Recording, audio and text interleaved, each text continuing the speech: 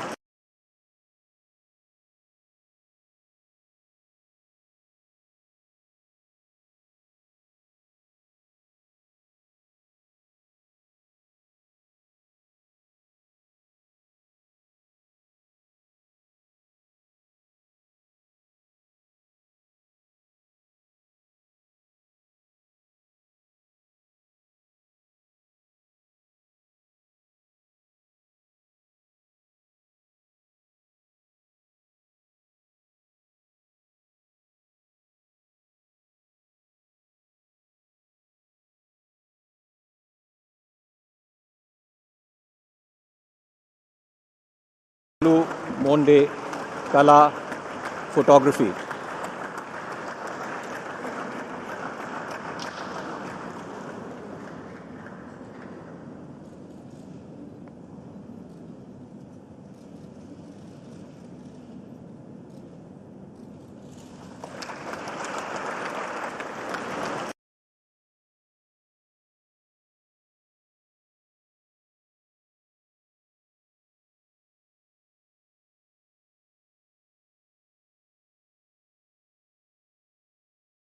An auspicious good afternoon to one and all present here. Please just raise your hand if you think that I'm audible to you. Yes? Okay, great. So, good afternoon. Yes, now I think it's indeed a good afternoon.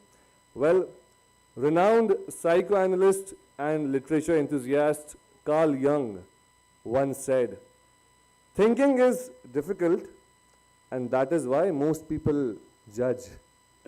And today, dear ladies and gentlemen, to ignite this power of thought, to enjoy the richness of literature, I wholeheartedly welcome all of you to the Knowledge Kumbh.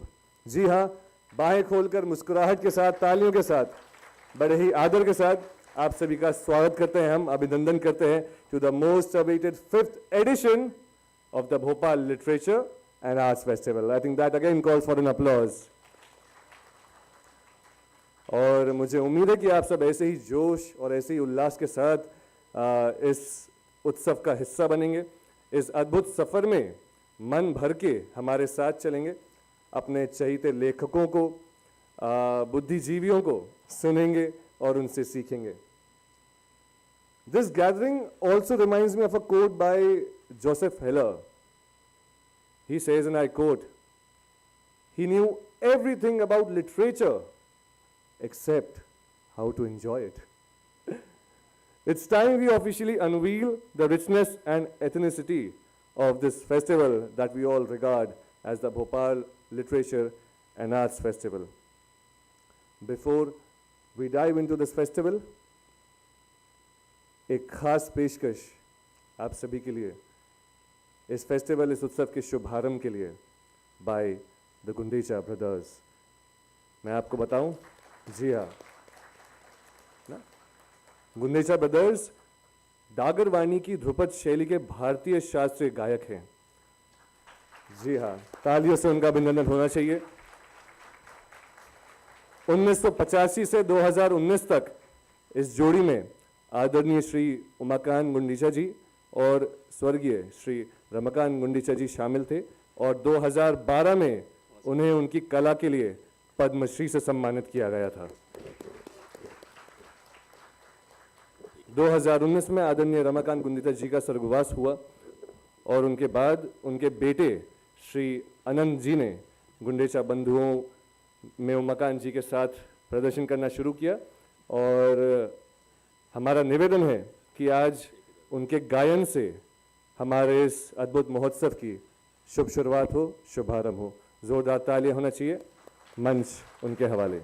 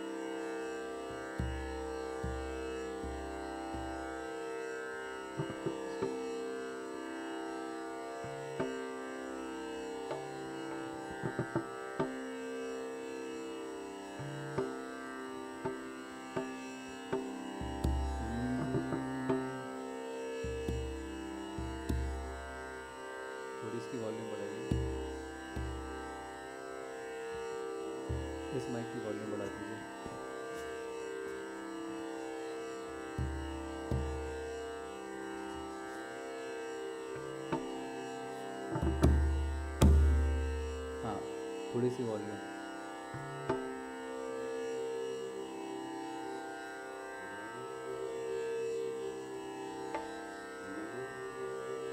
थोड़ी और, इसकी कम कर दीजिए, इसकी बढ़ रही है। रा ना।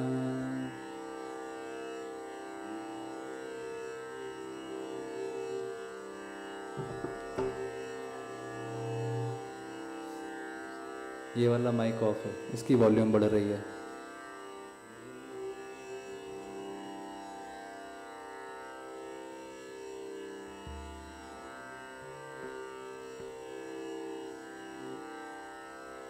इसकी वॉल्यूम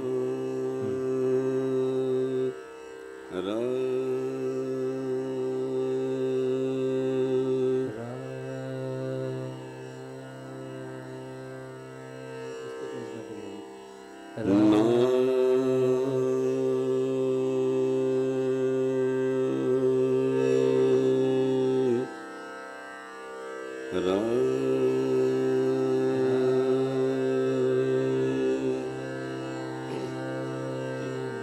थोड़े से लोज काट दीजिए और हाईज को बढ़ा दीजिए।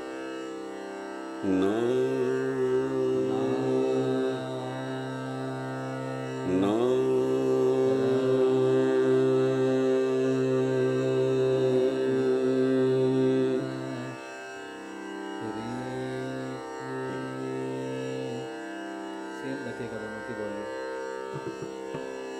बखावज वॉल्यूम और वॉल्यूम।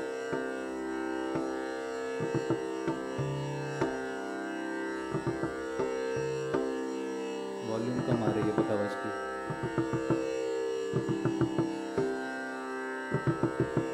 थोड़ी शार्पनेस।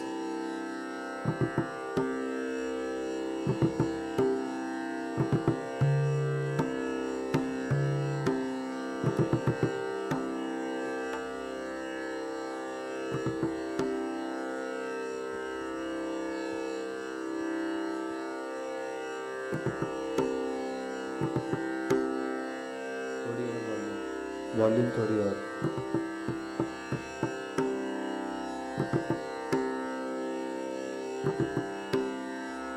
और अब खुला, बस।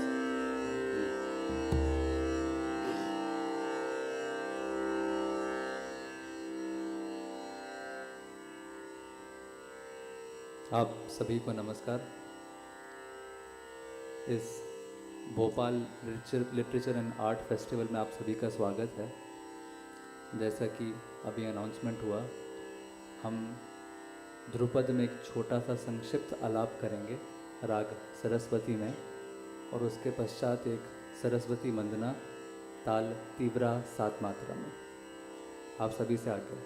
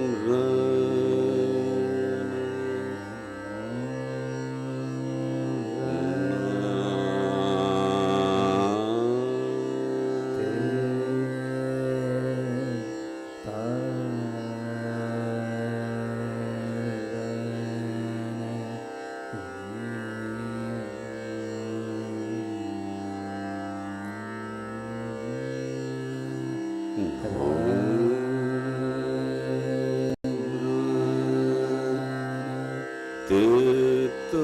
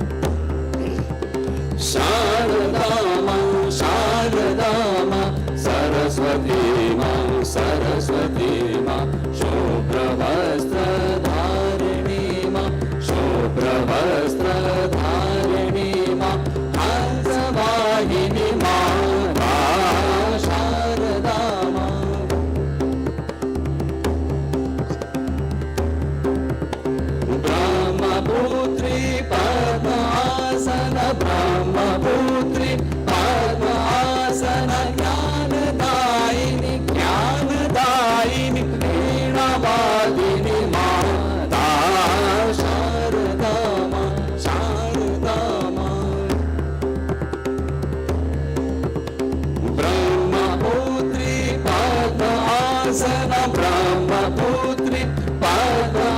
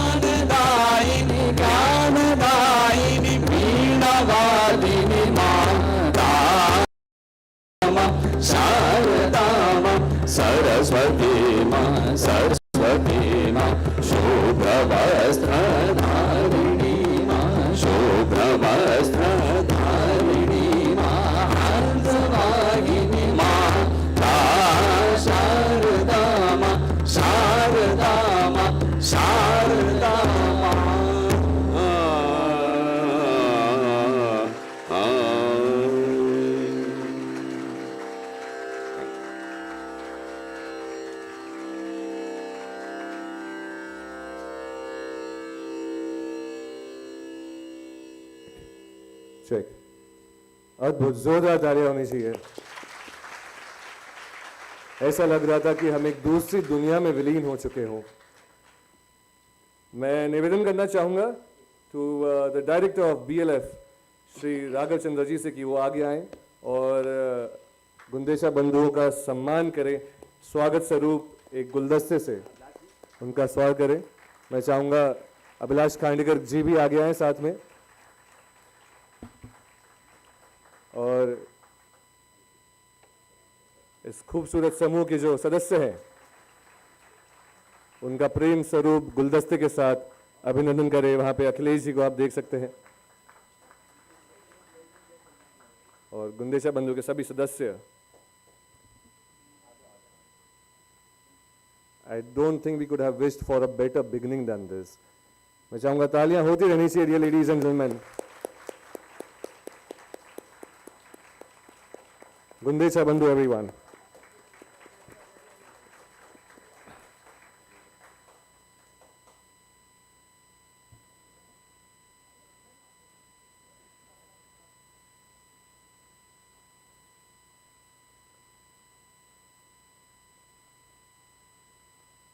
जी हाँ, तस्वीर तो सबसे ज़्यादा ज़रूरी है। बिल्कुल, बहुत बहुत धन्यवाद। Friends, we are delighted to have esteemed personalities of the nation with us today. I'll humbly request the director of the Bhopal Literature and Arts Festival, Mr. Raghav Chandra ji, to please lead our guests to the dais. I'll be requesting, firstly, Mr. Harur Habib, an author from Bangladesh. मैं चाहूँगा जोरदार ताली से हम सभी guests का स्वागत करें. I would request him to be on the dais. Of course, Mr. Raghav Chandra ji. Next, Mr. Abhilash Khandikar ji, followed by Mr. D.K. Mehta ji, the Secretary for Society for Culture and Environment. तालियां होती रहनी चाहिए. Noted industrialist Govind Dholakia ji, मैं चाहूँगा वो भी मंच पे आएं. And noted architect Mr. Christopher Benninger. I would like to request you to please be on the dais. Zordar tali honi chahiye. Please give a huge round of applause, everyone, for the esteemed personalities of the nation. I would request all the esteemed personalities to please have the seat on the stage.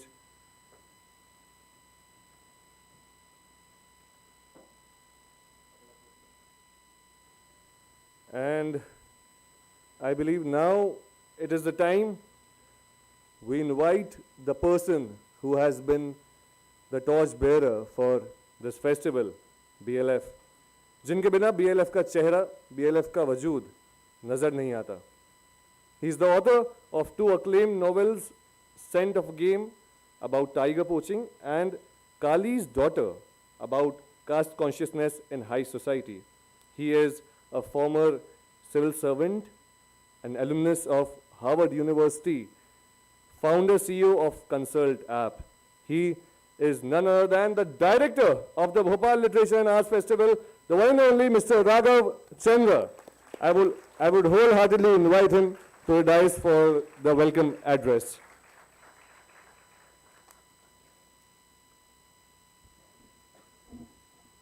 Dignitaries on the dais, Dholakia Saab, who is one of India's topmost industrialists and has made a name for himself not only as the top diamond merchant but also as a top philanthropist. Mr. Christopher Benninger, who is one of India's topmost architects, and only today, India Today has carried a story of how the Suzlon building, which he has designed, and various other foundations and buildings that he has designed have won prizes. We have with us from Bangladesh, as part of the Ministry of External Affairs BIMSTEC initiative for Bay of Bengal Multi-Regional Economic Cooperation grouping, we have Mr. Harun Habib from Bangladesh. We welcome Mr. Harun Habib.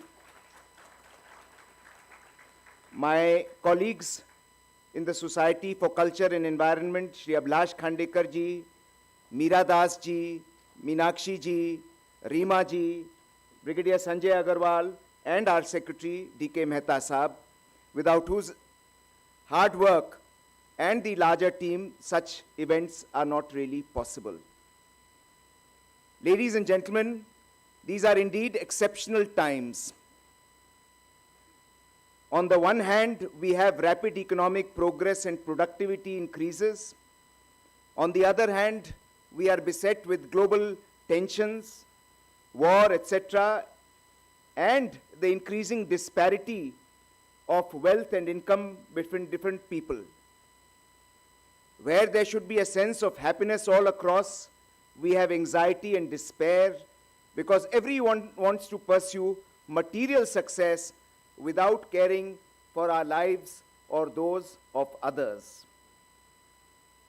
In these times, therefore, literature has a very prominent role to play. साहित्य का बहुत महत्वपूर्ण योगदान है ऐसे मौके पर. It is the guiding light that helps us to shape our future.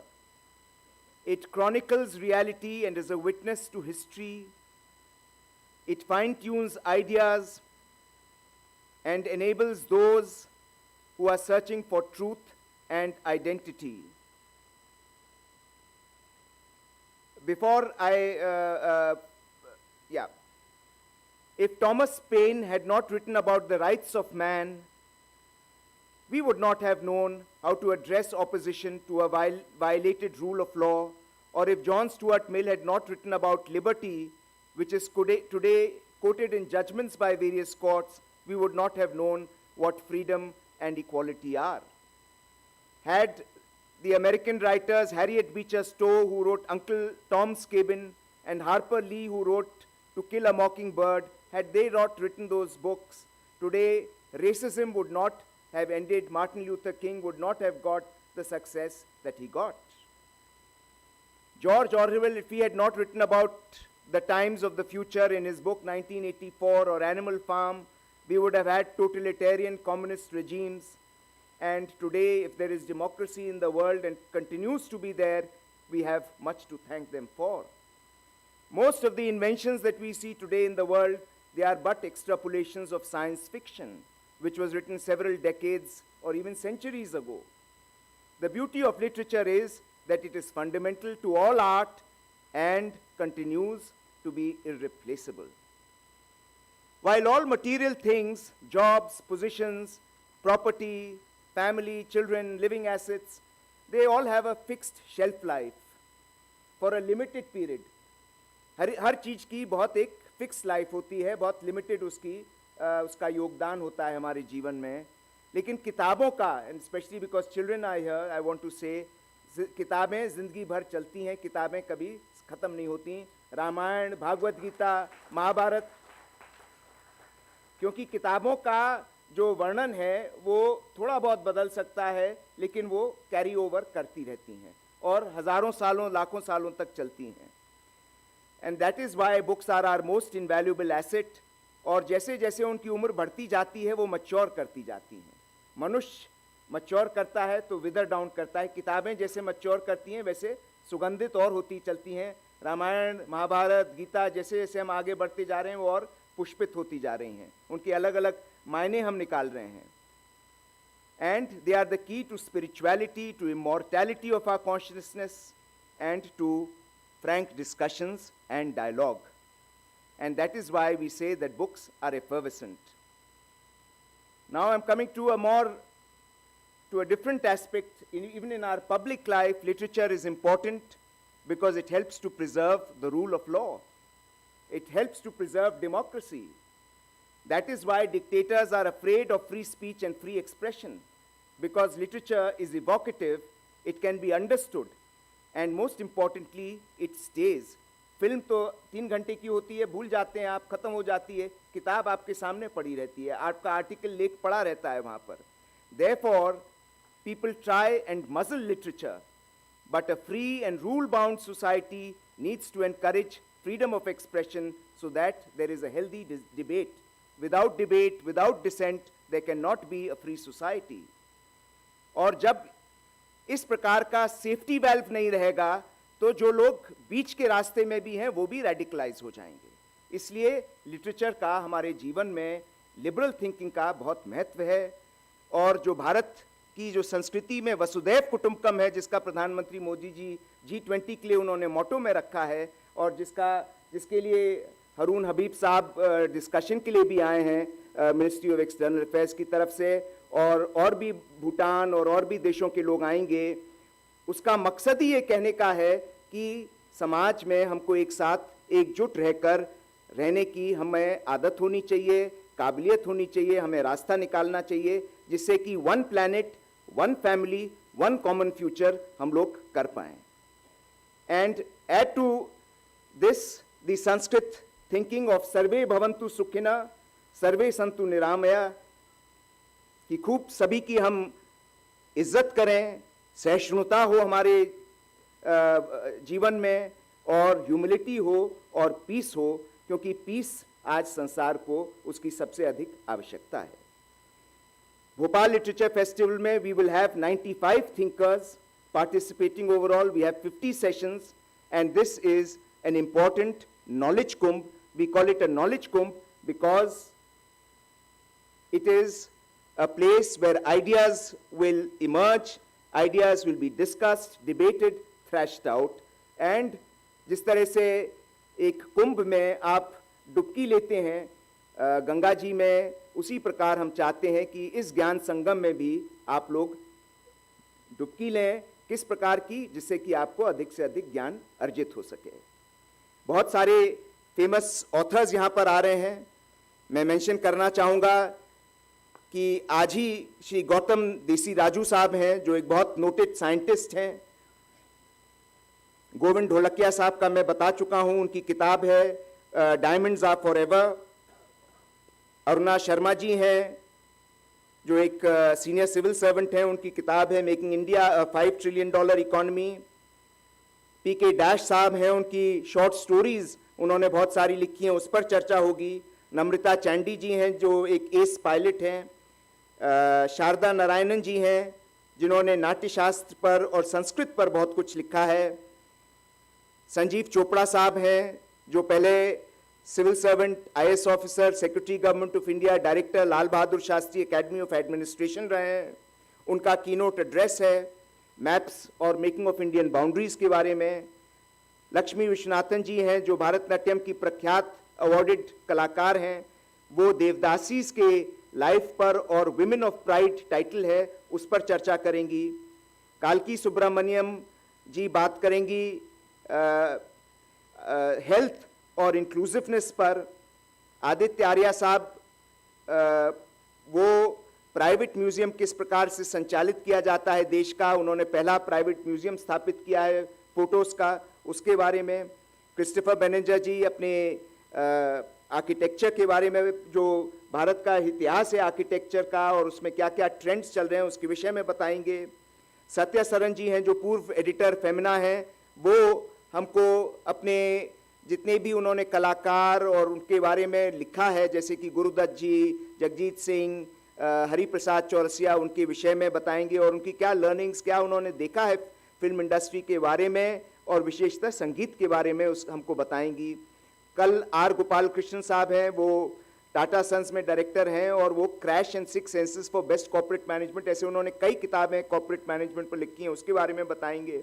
Lieutenant general राज शुक्ला हैं, वो रशिया यूक्रेन वॉर, उससे भारत को क्या सीख मिलती है, क्योंकि हमारे पास हमेशा चाइना पाकिस्तान का संक्रमण बना रहता है, उसको किस प्रकार से डील किया जाए। कबीर बेदी जी, जो प्रख्यात कलाकार हैं, वो आएंगे, वो अपने जीवन के बारे में बताएंगे, डिस्कस करेंगे, उन्होंने क्या क्या देखा है अपने जीवन में, उससे क्या हमको सीखने को मिलता है और भी विभिन्न प्रकार की बातें होंगी। टीसी राघवन साहब ने भारत के 3 प्रख्यात हिस्टोरियंस, जिसमें एक मध्य प्रदेश के इतिहासकार हैं, उनके विषय में लिखा है और हिस्ट्री के बारे में उनको एक बहुत अधिक नॉलेज है। वो भारत के पूर्व एम्बेसडर रहे हैं सिंगापुर और पाकिस्तान में, वो बताएंगे। शरद सब्रवाल साहब डिस्कशन में हैं विद यशोवर्धन कुमार सिन्हा, जो आज हमारे चीफ इंफॉर्मेशन कमिश्नर हैं, शरद सब्रवाल साहब, और वो दोनों पाकिस्तान में अपने हमारे पूर्व हाई कमिश्नर रह चुके हैं। वो पाकिस्तान से हमारी क्या क्या समस्याएं हैं, क्या इश्यूज हैं, उसके बारे में चर्चा करेंगे। रुजुता दिवेकर जी, जो आज एक देश की प्रख्यात न्यूट्रिशनिस्ट हैं, वो बताएंगी eating in the age of dieting. Arundhati Subramaniam ji बताएंगी सदगुरु के जीवन के विषय में और उसका शिव जी से किस प्रकार से उसका मेल खाता है, उसके बारे में बताएंगे। स्वपन दास गुप्ता साहब, जो बहुत जर्नलिस्ट पॉलिटिशियन हैं, वो भी बताएंगे हमको थियोलॉजी और पॉलिटिक्स के बारे में। विनोद राय साहब, जो पूर्व सीएजी हैं, जिनके विषय में आप बहुत कुछ सुन चुके हैं, वो गवर्नेंस के बारे में हमको बताएंगे। मिमी निकलिन हैं, वो हमको एम्पैथी किस प्रकार से होनी चाहिए, सहिष्णुता किस तरह से होनी चाहिए, किस तरह से हमको समाज में मैनेजमेंट में लोगों से डील करना चाहिए, उसके बारे में बताएंगे। सज्जन यादव साहब वैक्सीन डिप्लोमेसी के बारे में बताएंगे। जीएस दानी साहब मैथमेटिक्स के बारे में बताएंगे। अमित पॉल साहब सियाचिन के बारे में बताएंगे। रमेश इंदर सिंह, जो ऑपरेशन ब्लू स्टार में के टाइम जो अमृतसर के कलेक्टर और डिस्ट्रिक्ट मैजिस्ट्रेट थे और बाद में पंजाब के चीफ सेक्रेटरी, वो हमको ऑपरेशन ब्लू स्टार और उसके पहले और उसके बाद की स्थितियों के विषय में बताएंगे। सीमा मंडोली जी, जो एनवायरमेंटलिस्ट हैं, वो सिटीज़ एनवायरनमेंट और सस्टेनेबल डेवलपमेंट के बात में बताएंगी। श्रनिक बंदी साहब हमको development of geometry in ancient cultures बताएंगे। राजीव कुमार साहब, जो नीति आयोग के पूर्व अध्यक्ष रहे हैं, वो हमको प्रधानमंत्री मोदी के समक्ष किस प्रकार के चैलेंजेस हैं उसके विषय में बताएंगे।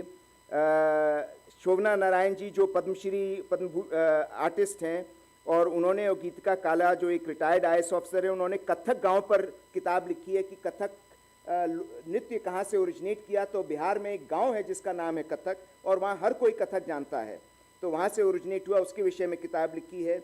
अपर्णा पीरामल जो पीरामल परिवार से हैं, उन्होंने केमिकल खिचड़ी किताब लिखी है मेंटल हेल्थ प्रॉब्लम्स पर। भूपेंद्र यादव साहब जो देश के एनवायरनमेंट और लेबर मिनिस्टर हैं, उनका कल सेशन है दोपहर में 2 बजे।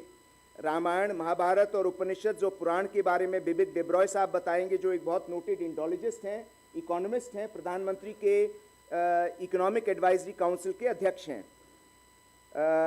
मोन्टेक सिंह आलूवालिया जो पूर्व अध्यक्ष नीति आयोग रहे हैं, वो हमको अपनी किताब के बारे में, अपने अनुभव के बारे में बताएंगे।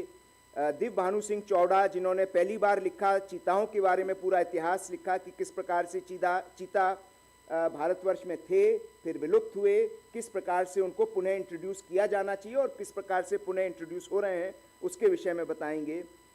मनोज जोशी साहब जो एक डिफेंस स्ट्रैटेजिस्ट हैं, वो चाइना के साथ हमारे क्या इश्यूज़ हैं उनको बताएंगे।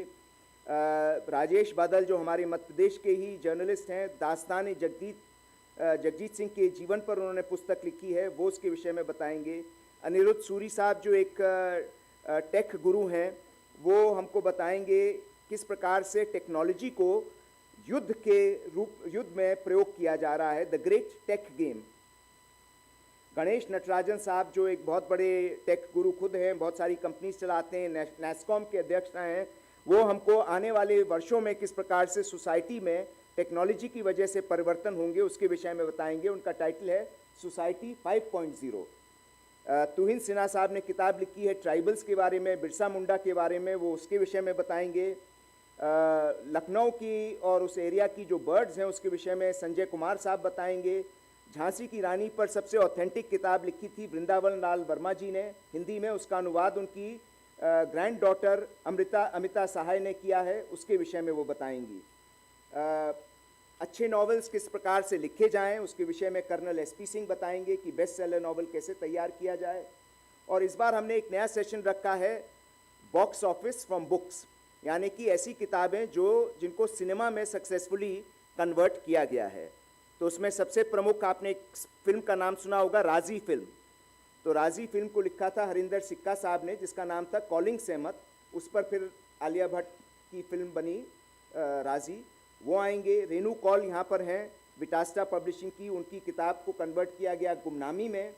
और प्रवीण मोच्छले हमारे मध्य प्रदेश के ही एक cinema producer, award winning director हैं, वॉकिंग विद द विंड, वो इसमें भाग लेंगे। और नेहा श्रीवास्तव मंजुल की, उन्होंने किस प्रकार से अपने पब्लिशिंग हाउस से किताबों को इस दिशा में दिशा दिलवाई है, वो बताएंगे। अमिता सहाय जी और किरण चड्डा जी ने वेडिंग्स के विषय पर, द फैट इंडियन वेडिंग से संबंधित बहुत सारी किताबें लिखी हैं, उस पर चर्चा होगी। अनीता भोगले जी जो एक मैनेजमेंट गुरु हैं, और आपने सुना होगा हर्षा भोगले जी से उनकी पत्नी हैं, जो क्रिकेट के बहुत बड़े कमेंटेटर हैं। अनीता भोगले जी ने किताब लिखी है विमेन डिफरेंट बट इक्वल। और गौतम अडानी जी पर एक नई किताब लिखी है, RN भास्कर फ्री प्रेस के एडिटर रहे हैं उन्होंने।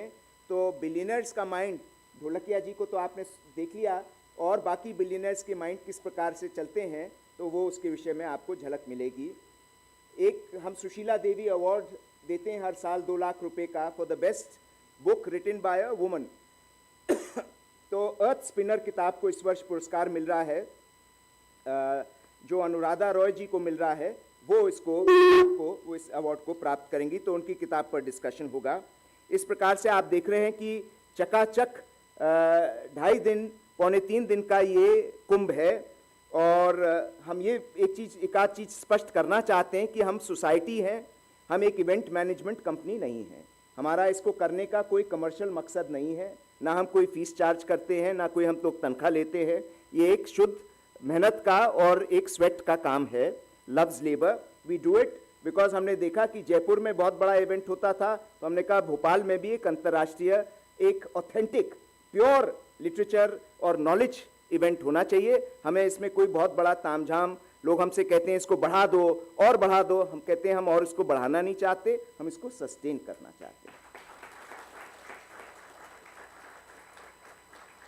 और हमारा मकसद है कि भोपाल को आने वाले दिनों में लिटरेचर सिटी का तगमा मिले। यूनेस्को का एक होता है UNESCO city of literature, Bhopal UNESCO city of literature का दर्जा हासिल करे। जिस प्रकार से डबलिन और मेलबर्न यूनेस्को लिटरेचर सिटी हैं, वैसे ही हम चाहते हैं। और मुझे संतोष उस तारीख को मिलेगा जब यहाँ के हर घर में कम से कम एक आध किताब रहनी चाहिए, हर होटल के कमरे में एक आध किताब रहनी चाहिए। स्टेट गवर्नमेंट का सहयोग हमको मिलता है। अगर कल्चर डिपार्टमेंट, टूरिज्म डिपार्टमेंट का सहयोग ना मिले, हम इसको संभव नहीं बना सकते। वो हमको भारत भवन देते हैं और देते आए हैं इतने वर्ष से। उनकी कला पंचांग में ये मेंशन रहता है। हम उनके लिए बहुत बहुत आभारी हैं। मिनिस्ट्री ऑफ एक्सटर्नल अफेयर्स के आभारी हैं कि उन्होंने हमारे प्लेटफॉर्म को यूज़ किया है बिम्स्टेक को प्रमोट करने के लिए। और हम आने वाले दिनों में, राकेश तिवारी साहब यहाँ पर हैं, मैं उनको, राकेश तिवारी साहब कृपया खड़े हो जाएं एक सेकंड को, मिनिस्ट्री ऑफ एक्सटर्नल अफेयर्स से आए हैं। इनका जोरदार आप लोग ताली बजाएं, जिससे कि थैंक यू। हर साल हम चाहते हैं कि इंटरनेशनल ऑथर्स हमारे पास आएँ and ministry of external affairs दें, जिससे कि इस रीजन में जो आज बहुत कष्टदायी रीजन है साउथ एशिया का, इसमें मैत्री की भावना और जागृत हो। वसैब कुटुंबकम, क्लाइमेट चेंज और इस प्रकार के अच्छे विषयों पर चर्चा होती चले। हमारे भालू मोंडे साहब की एग्जीबिशन, पद्मश्री आर्टिस्ट हैं भालू मोंडे साहब, जो एक बहुत सम्मानित आर्टिस्ट हैं, उनकी हमने एग्जीबिशन लगाई है, जैसे हम हर साल लगाते हैं, और उसको आप लोग अवश्य देखिएगा। आखिरी में मैं यही कहना चाहता हूँ कि समाज में आर्थिक तरक्की तो हो जाती है, विभिन्न प्रकार की तरक्की हो जाती है, लेकिन before I come to that, एक हमने इस बार और प्राइज हमने इंस्टीट्यूट किया है।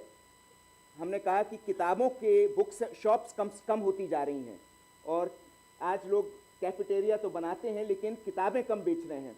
तो हमने कहा कि हर साल हम एक प्राइज़ देंगे एक बुक स्टॉल ओनर को जिसने अपने को एक प्योर तरीके से बुक स्टॉल ओनर रखा है, उसको हम सम्मानित करेंगे।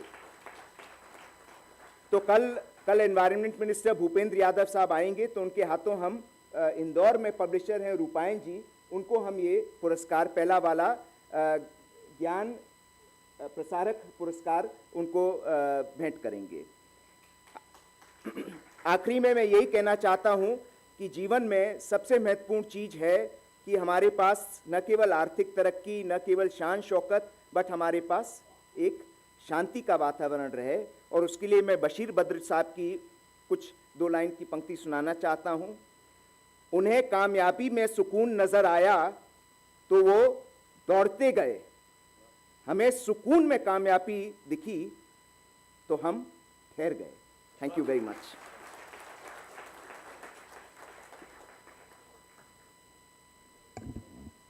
यकीनन ऐसा लग रहा था कि चंद्रा जी को बस सुनते ही जाए।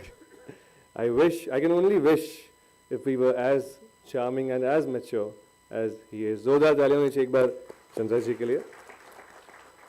Now I would like to request and ask our dignitaries to please come forward and unveil the mascot of the Bhopal Literature and Art Festival 2023. The mascot is a photograph taken by Padma Shri Bhalu Mondhe जी। जोरदार तालियां होनी चाहिए, मैं उनका भी स्वागत करना चाहूंगा। The mascot is a picture of a highly endangered bird called lesser florican, and मैं चाहूंगा, मैं जरूर आपको बताऊं about Padma Shri Bhalu Mondhe ji. He happens to be an Indian artist, a photographer, sculptor and painter from Madhya Pradesh.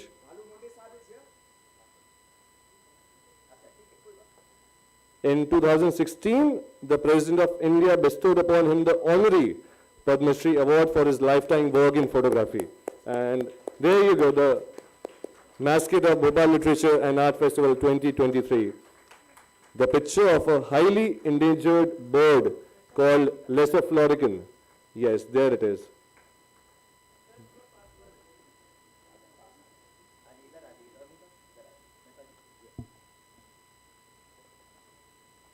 तो तालियां होती रहनी चाहिए। जी हाँ,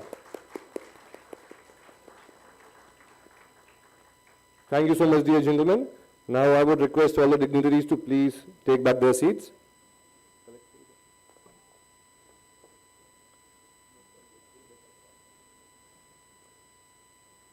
Thank you so much to all the dignitaries for being a part of the opening ceremony of the Bhopal Literature and Arts Festival 2023. Yes, ऐसे लोग मुझे बहुत पसंद है जो अपने आप तालियां बजाते हैं, बिल्कुल. Great. Yes, we would like to have भालू जी हमारे बीच में जोरदार तालियां होनी चाहिए. पद्मश्री भालू मोहंती जी, जैसा मैंने आपको पहले बताया, he happens to be an Indian artist, a photographer, sculptor and a painter from Madhya Pradesh.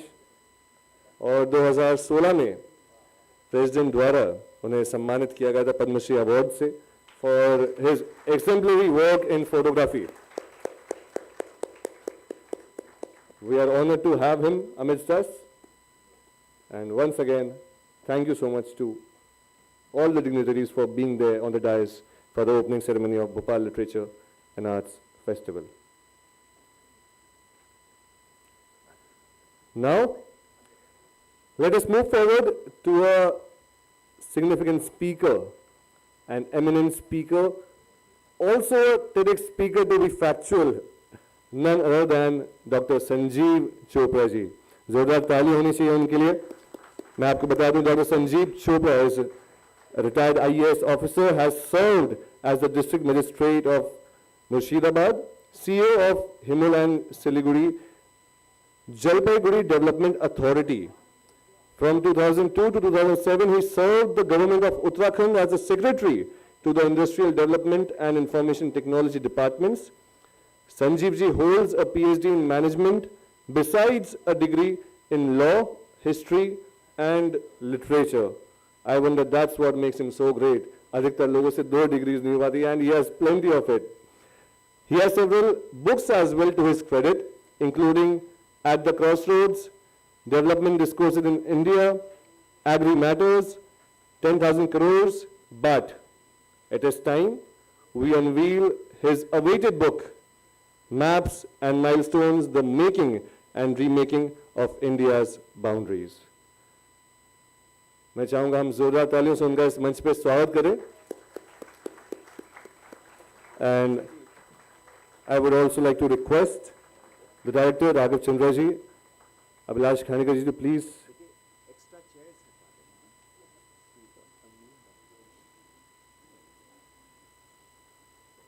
Yes.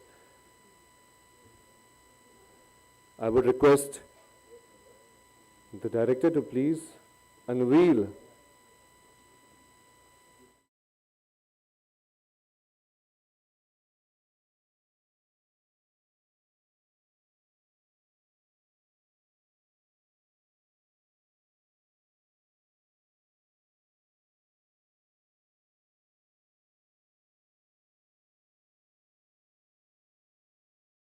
how they have changed from the first map of independent India published in 1947 to the present day scenario.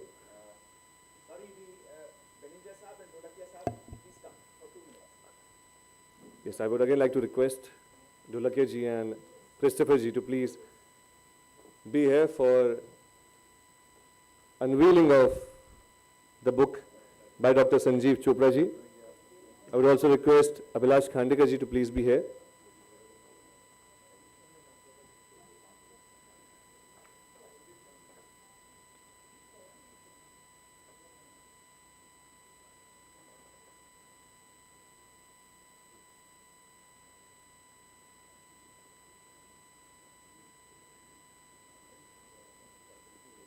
And there you go, ladies and gentlemen.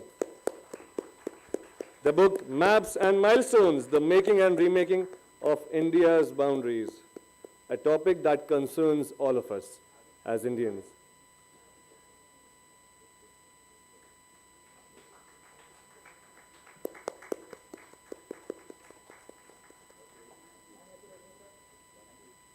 Thank you so much to all the dignitaries. And I believe I'll now hand over the stage and the mic, the dais to Dr. Sanjeev ji for a very significant keynote address.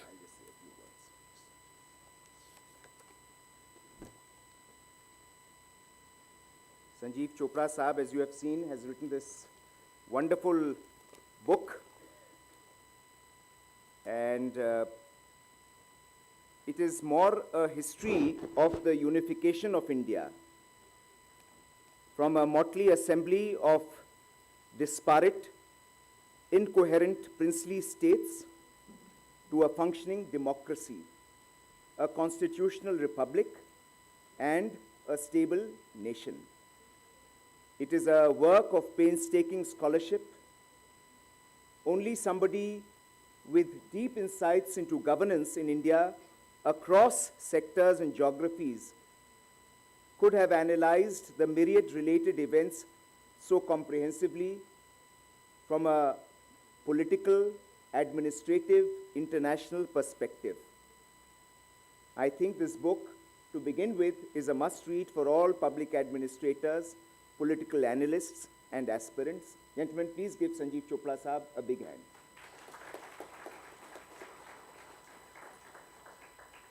The last important book that has been written on this subject is at least 30 years old. That is written by Mr. V.P. Menon, who used to be the private secretary to Sardar Patel. Since then, nobody has researched this area, nobody has analyzed it, nobody has spent time on it like Sanjeev Chopra Saab. And this book covers various interesting facets. For instance, how did Bhopal get created? It was earlier a chief commissioner's territory, then called a Part C state, and Shankar Dayal Sharma, after whom a Chauraha is named in Bhopal, was the youngest chief minister, and it was an integral part of the state of Madhya Pradesh. And this, then in 1956, after the state's reorganizing commission, there was a tussle between Indore and Gwalior, as a result of which the compromise solution was that we should have the capital city in what is today Bhopal. I must draw your attention to the term States of Bharat. According to him, while British India had its provinces for reasons of administrative convenience, the Republic of Bharat had states carved out on linguistic lines because the language of politics as well as of protest and assertion is one that is spoken, whereas the administration of the state can be carried out in the language of the elite. And even before the EIC carried out its administration in English, which was hardly known outside the charmed circle of company mandarins, the Mughals too had issued all their farmans in Persian, which was confined only to courtiers and courtesans. But whether the states should only be divided along linguistic lines, that became a matter of politics. And Sanjeev Chopra Saab is going to tell us more about that as he makes his presentation. As he mentions in the book, a nation is always in the making. It's an unending process. Successful nations are those in which dialogues and conversations play a seminal role in public discourse. In a small way, as he says, literature festivals too play this role, and I'm glad that we are contributing to this learning. And so, without much ado, let me now invite the author of Maps and Milestones in the Remaking of Internal Boundaries of the States of Bharat to make his presentation, Sanjeev Chopra Saab. Come, Sanjeev.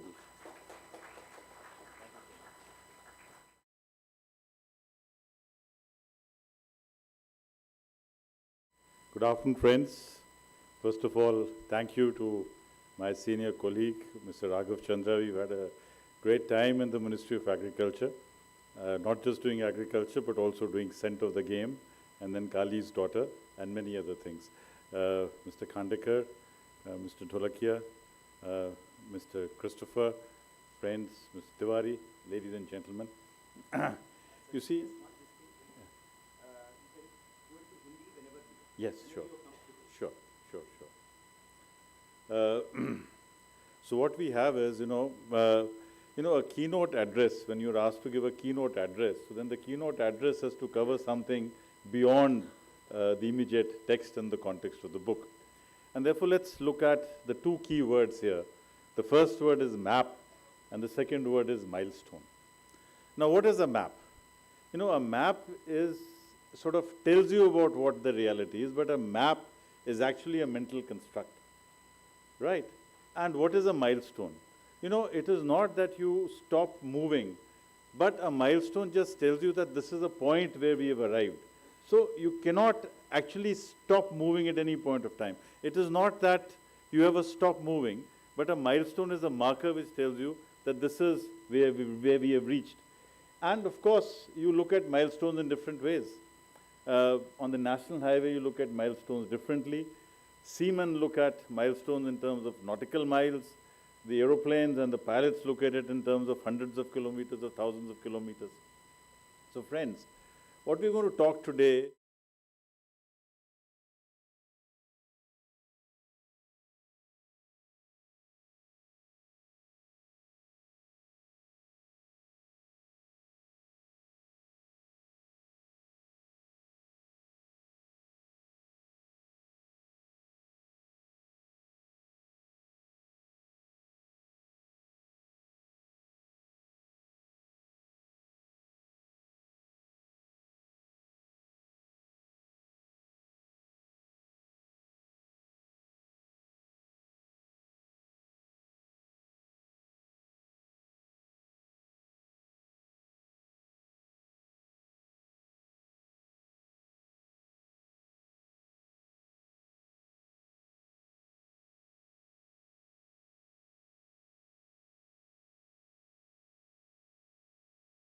is now Gujarat and Maharashtra. Punjab is now 9 different formations. So what has happened is that over a period of time, the map of the country has changed so often, so many times, and each time the map is changed, it is not just a drawing of lines. It is not just that the Survey of India brings out a new map. It's very easy to draw a new map. But what goes behind a map is an entire discourse. Is the discourse of politics, is the discourse of assertion, is the discourse of wanting to know why things change. और अगर आप masthead देखेंगे तो पहले masthead पे लिखा रहता है India provinces, states and districts. Because when India became independent, at that time we had 9 provinces. 2 went to Pakistan, the Sindh and the Northwest Frontier Province, they had gone to Pakistan, and Bengal and Punjab had been divided. I mean, had become East Bengal, West Bengal, and East Punjab and West Punjab, respectively. But the point to note is that while in India, and India is the only country in the world where we've changed our map about 80 times from 1947 to 2019. When I say change in map, it also means change in the name. For instance, when Mysore called itself Karnataka, when Madras called itself Tamil Nadu, when Lakshadweep Islands called themselves Lakshadweep, when the islands of Andaman and Nicobar, they changed their names to Mount Harriet becomes Mount Manipur.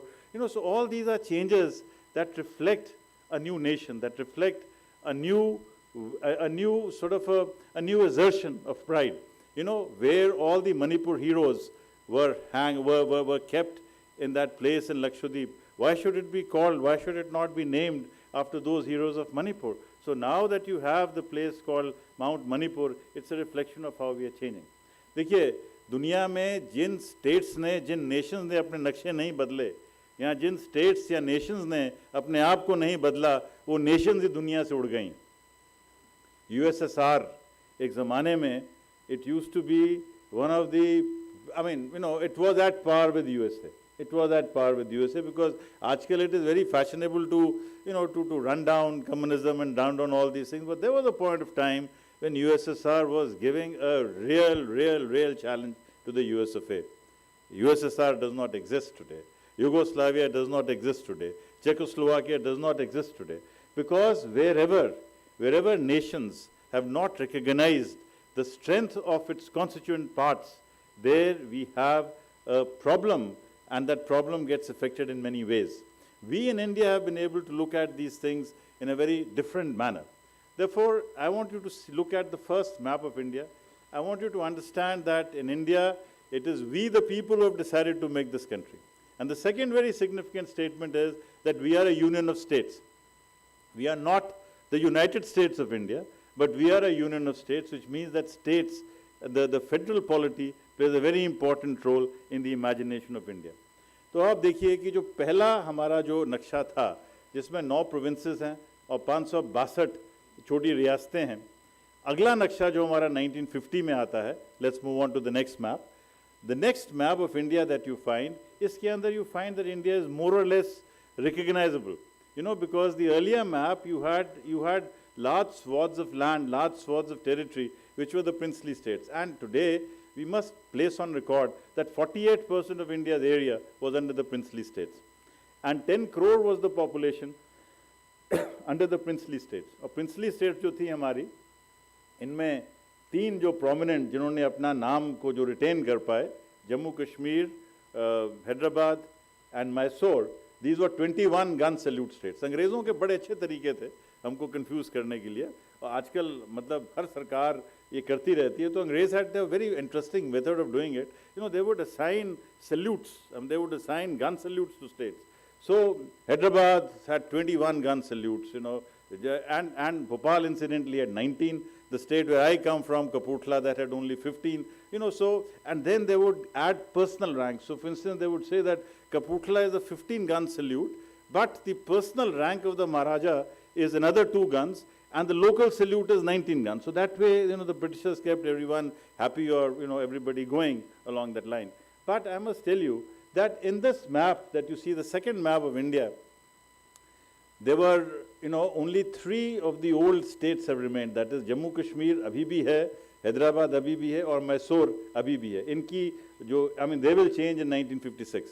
I must tell you here that Hyderabad was the prima donna state in India because the Nizam of Hyderabad was called His Exalted Highness.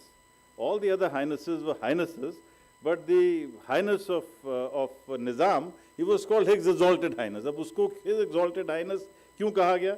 There were 2 reasons. First was that he made a very big donation. You know, he was a very rich man. I mean, Time had, at that point of time, classified him as one of the richest persons in the world. Though, of course, I'm sure Dholakia ji will beat him today. But at that point of time, he had more Jews than what Mr. Dholakia had. So we hope that. But second was that the British Empire needed a firman to mobilize the Muslim troops against the Khalifa. And there was nobody willing to issue that firman. So the Nizam was told that if you issue this firman, we will create you as above all the highnesses in this country. And that is how the Nizam of Hyderabad became His Exalted Highness, whereas all the other highnesses, including the Nawab of Bhopal or the Begum of Nepal, were just highnesses. He became His Exalted Highness. Incidentally, I must mention here that for all the talk about partition and things, there were 2 people whom Muhammad Ali Jinnah hated the most. One was the Nizam of Hyderabad, and the second was Sheikh Muhammad Abdullah. He hated the Nizam of Hyderabad because the Nizam of Hyderabad could have challenged his position as the sole spokesman of Muslims in this country.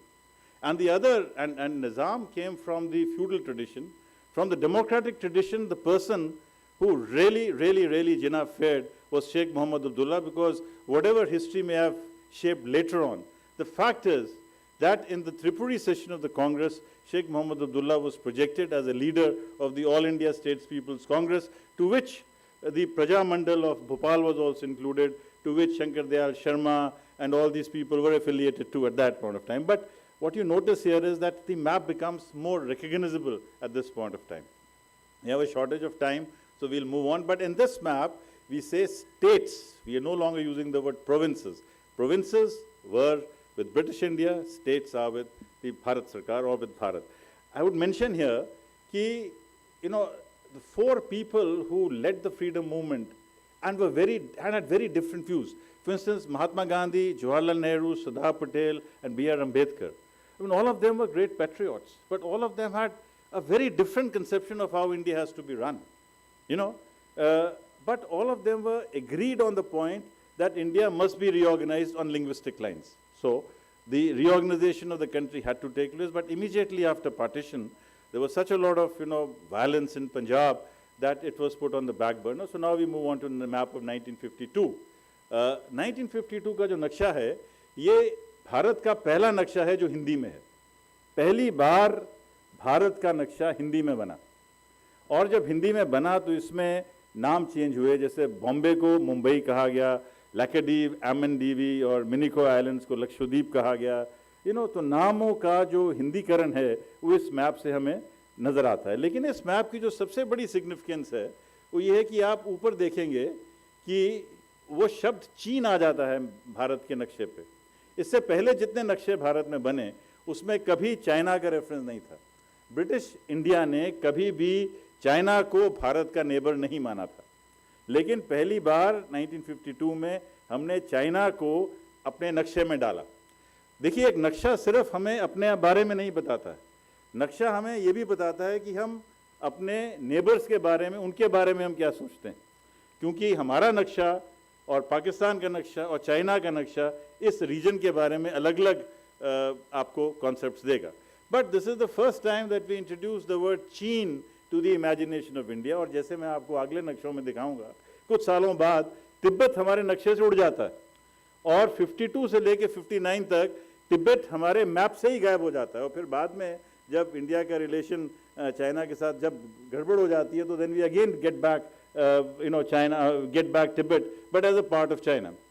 I must tell you here that, the government of Tibet refused to recognize India because उन्होंने कहा कि हम McMahon line को तो मानते हैं, लेकिन उसके नीचे जो सिक्किम है, दार्जिलिंग है, कालिम्पोंग है और तवांग है, ये तिब्बत का हिस्सा है। इसलिए जब तक आप इसको तिब्बत में रिफ्लेक्ट नहीं करेंगे, हम आपको रिकग्नाइज नहीं करेंगे। तो इंडिया ने कहा ठीक है, आप हमको नहीं करते तो हम भी आपको रिकग्नाइज नहीं करते। So in the first few years, the relationship of the Indian government with Chou En-lai and Mao Zedong was better than our relationship with the Dalai Lama's regime. So these are all historical facts which must be known, because it is very important to know what history is. Whatever we might interpret it, facts have to be accepted as they are. चलिए अब अगले map पे चलते हैं. Let's move on to the next map. Now this is the map of India, in which you see it's not very clear, but क्या हुआ कि 53 में the linguistic agitation in Andhra Pradesh started and Potti Sriramalu died. When Potti Sriramalu died in Andhra, then at that point of time, I mean, hell broke loose, and it was decided that yes, we will not only recognize Andhra state, but we will set up a states reorganization committee to look into the entire gamut of how these states have been organized. And usme Justice Fazil Ali, H.N. Kunzru, or Mr. K.M. Panikkar, these three people were made the members of this SRC. Or SRC traveled throughout the country. They would receive memoranda, 1.5 lakh memoranda इस states reorganisation commission को मिला कि देश का नक्शा ऐसा होना चाहिए, पंजाब ऐसा होना चाहिए, हरियाणा ऐसा होना चाहिए, हिमाचल ऐसा होना चाहिए, तमिलनाडु कैसा होना चाहिए। तो इस कमेटी ने 1.5 साल देश को घूमा, 1.5 लाख मेमोरेंडा इनके पास आया, and then they brought out a 267 page report which more or less accepted the fact कि जो हमारी ये जो नक्शा, let's move on to the next map actually, but this is the map which was showing you the organisation of these things. I think मैं इसको maps को छोड़ देता हूँ because they're not as clear as I thought they would be. तो हम कहानी पे चलते हैं। तो क्या हुआ कि 56 में जो ये southern states थी, 4 southern states, they were created. Dr. Ambedkar in fact said that this has led to, in a way it's a mini balkanization because south has been created into 4 states, but ऊपर वाला जो हिस्सा है, Hindi speaking states, they have been left very, very big. Now the reason why the SRC did not agree on the reorganization of Bombay or the reorganization of Punjab or the reorganization of Assam and Bengal was that in those days the defense of the first line of defense was the state armed police. BSF had not been created till 1965, and the SRC felt that unless you have a very compact state which has the administrative ability and the financial competence to manage the boundaries, to manage the international borders, it will be very difficult, and that is why it did not happen. But what happened was that by 1960, such was the agitation in Gujarat and Maharashtra, the Gujarati-speaking and the Marathi-speaking people, that they wanted that it should be done. I mean, it should be. Now, the point that one of the conclusions of my, not conclusions, no, there are no conclusions in history. There are only suggestions in history because conclusions change every few years. So one of the things that comes is that whatever the national political party might say, on the ground, people will go by the sentiment. On the ground, people will go by what the people want. Because उस समय Congress, CPI और जनसंघ जो 3 prominent parties थी उस समय देश की, none of them wanted the division of Bombay. They wanted a composite Bombay. But such was the sentiment on ground that people broke ranks with their party, and they created, these states. अब क्योंकि सिर्फ 10 minute बचे हैं तो we'll have to pick up speed. तो इसके बाद में 60 के बाद में जो दूसरा इम्पॉर्टेंट मैप जो आता है वो 61 का है, जब गोवा इंडिया का पार्ट बना। क्योंकि उससे पहले तक क्या था कि पुर्तगाल और फ्रांस के साथ कुछ हमारी टेरिटरीज उनके पास थी, और जो सबसे पहला भारत का समझौता हुआ था वो फ्रांस के साथ हुआ था। 15 अगस्त को देश आज़ाद हुआ और 28 अगस्त को हमारा फ्रांस के साथ ये असेसमेंट हुई, ये एग्रीमेंट हुआ that all the French territories will be handed over to India very smoothly. But that was not the case with Portugal. With Portugal, we had a tough time getting those areas back, and we actually had to do military intervention. And that military intervention took place because बहुत लोग कहते थे, why couldn't the army have moved in earlier? The army couldn't have moved in earlier because still the Berlin Wall was created in 1961. NATO had given the impression that NATO countries will come to assist each other for anywhere in the world. So this, once this clarification was given, this matter was sorted out. 63, Nagaland was made. Now, I've said Nagaland is a very important point, that when Nagaland was made, we set aside the recommendations of the SRC that a state must be viable. So Nagaland was the first instance where it was agreed that in order to resolve ethnic and linguistic conflicts in the country, we can have a small state. So, but when Nagaland is made, then the making of Mizoram, the making of Meghalaya, the making of Manipur, the making of Tripura, the making of Arunachal, it is inbuilt into this, because once you have accepted principle A, then that same principle will have to be followed. Now, on 1st December 1965, BSF was created. And when BSF was created, the argument that had been given that Punjab cannot be reorganized into Punjab, Haryana and Himachal, that argument fell across because the defense of the borders was to be done by the BSF. So a lot of people think that Punjab happened because Sant Fateh Singh and Master Tara Singh went on hunger strike. I mean, the real reason is elsewhere. So sometimes what happens is that in history, a lot of times, a lot of people get credit for things which would have happened automatically. You know, sometimes you get credit for things that you have not done. Sometimes you do not get credit for things which have been done. It all depends on who the historian was who wrote history. Anyway, so now I think, so I'll cut out a lot of other maps because Himachal ban gaya, but Himachal had to be made. You know, all these things had to be done. Now I come to 1975, when Sikkim became a part of India. Remember that Article 3 of our संविधान कहता है कि हम 1 inch territory ना छोड़ सकते हैं, ना 1 इंच टेरिटरी हम ले सकते हैं। तो सिक्किम को भारत का हिस्सा बनाने के लिए 35th और 36th कॉन्स्टिट्यूशनल अमेंडमेंट करना पड़ा। अब बड़ा सवाल आता है कि सिक्किम भारत का पार्ट क्यों बना, क्या हमने उसको एनेक्स किया? फैक्ट है कि 1947 में the majority population of Sikkim was not Lepcha or Bhutia but were Nepalese, because in the 1870s the Nepalese had been invited to cultivate the lands around the monasteries, and over a period of time the Nepalese population grew, and when that population grew, it was but natural that they would ask for democratic rights. Chogyal was not giving them the democratic rights, and that's how it became a part of India. So that is how this happened. I must tell you here, you must have heard about the Teen Bigha corridor. I'll narrate the story because I was ADM in Kuch Bihar when this happened. We could not link the two corridors of Dahagram and Ongarpota because somebody went to court and said that India cannot even give 3 bighas of land to Bangladesh. Still there is a constitutional amendment, and that till there's an agreement, and that happened in LBS. So what had happened from 1992 to 2014, India had technically leased 3 bighas of land to Bangladesh at rupee 1 per year for 999 years. And this amount had been, the President of India had said, all right, I'll waive it off. So that is how if you want, again the point is that if you want to solve a thing, there's always a solution.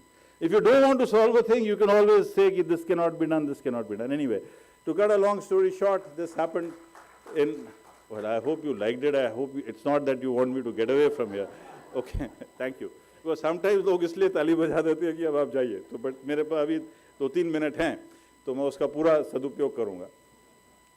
उसके बाद जो अगला great change आता है हमारे नक्शों पे, that happens in 2000 when 3 states are made, Chhattisgarh, Uttarakhand and Jharkhand. Now by this time what has happened is that the opposition to a small state, that has disappeared. So both the Congress and the BJP are taking credit कि हमने बनाया, हमने बनाया, हमने बनाया. अब उत्तराखंड में Congress claim करती कि हमने उत्तराखंड बनवाया, बीजेपी क्लेम करती कि हमने बनवाया, likewise in Madhya Pradesh and Bihar. So the whole notion of, that whole thing that if you are breaking a state that is going against the country, that went.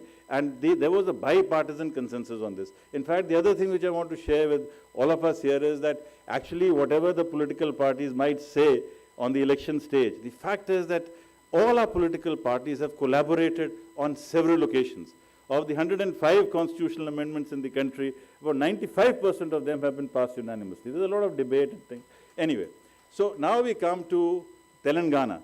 Because Telangana, when it was created in 2014, that is Telangana or Andhra Pradesh version 4.0, because that is the fourth reorganization of the Andhra state, which also now brings us to the principle that even a non-Hindi speaking state, a language which is not Hindi, can also have two states. And the last reorganization, of course, as you know, is 2019, when, Jammu Kashmir का पहला नाम जो था, जो नाम जो उन्होंने अपने आप को दिया था, वो था जम्मू व कश्मीर व लद्दाख व तिब्बत हा. So Jammu Kashmir's imagination was that Jammu Kashmir is actually 4 constituent units. Now, and this has now become the Ladakh and Jammu Kashmir. Incidentally, it must be mentioned that in 1948, the Ladakh Buddhist Association had said, कि आप हमको Lahore, Spiti, Punjab, Teri Garhwal, Pauri Garhwal, iska part bana do, and why don't you make a large ethnic Buddhist sort of a community on the borders of Tibet. So that didn't happen because by that time it had gone into various things. One more thing I want to share with you, a little known story is that in 1954, Bihar and Bengal wanted to merge. The Chief Minister of Bihar, Shri Krishna Sinha, and Dr. B.C. Roy, both the assemblies passed a resolution that it should be one united state. Because there was a major problem of rehabilitation of Bengali refugees, because unlike the refugees of Punjab and Sindh, who were settled very comfortably, I mean, I wouldn't say comfortably, but the settlement was okay because they could come and settle in one area. Whereas the Bengali refugees, unfortunately, some were sent to Andaman, some were sent to Dandakaranya, some were sent to Pilibhit in UP, some were sent to Odisha. So unki bahut mushkil thi. So Dr. B.C. Roy felt that they can all be rehabilitated in this now very large area which is Jharkhand. But the opposition did not come. Opposition, one would have thought, would come from the Communist Party, various other things. The opposition came from the congressmen of UP. Because they felt कि अगर ये state बन गई तो ये UP से भी बड़ी होगी. और अगर ये UP से बड़ी हो गई तो फिर जो UP का permanent hegemony है, permanent वर्चस्व है भारत की राजनीति पे, वो शायद खत्म हो जाए. But that's another story, and if I tell you everything, then maybe you will not read my book. So अब ऐसा है, अगर आप किताब खरीद भी लेंगे तो उसके बाद पॉसिबिलिटी कि आप उसको पूरा पढ़ेंगे वो संभावना कम है, बिकॉज मुझे पता है कि लोगों के पास कितना कम समय है. इसलिए मैं आपको अब मैं क्लोज कर रहा हूँ. I will just read to you my assessment और what I wouldn't say conclusion, because you can't conclude anything in history, because new facts come up and new facts surface, and when new facts come, just half a minute, my friend. Very scared. Are there any lessons from this study? Yes. The first is that the notion of identity is fluid, and I say it with all seriousness. Fluid means that the identity is not cast in stone, and the identity is not all gas. Till Uttarakhand was made, people were Kumaunis and Khadwalis and Udham Singh Nagarwalas. Now they become Uttarakhandis. I was a Punjabi till I settled in Uttarakhand. My children may not identify themselves as Punjabis, but at no stretch of imagination can they identify themselves as Tamilians or Telugus or somebody else. So identity is fluid. And the more we recognize the fluidity of identities and accept many or multiple identities, the better it is for us. Because we are very fortunate that our national anthem also says, Punjab, Sindh, Gujarat, Maratha, Dravid, Udkal, Banga. Very few national anthems in the world have a situation where many nationalities, many languages are celebrated. And let me also take you back.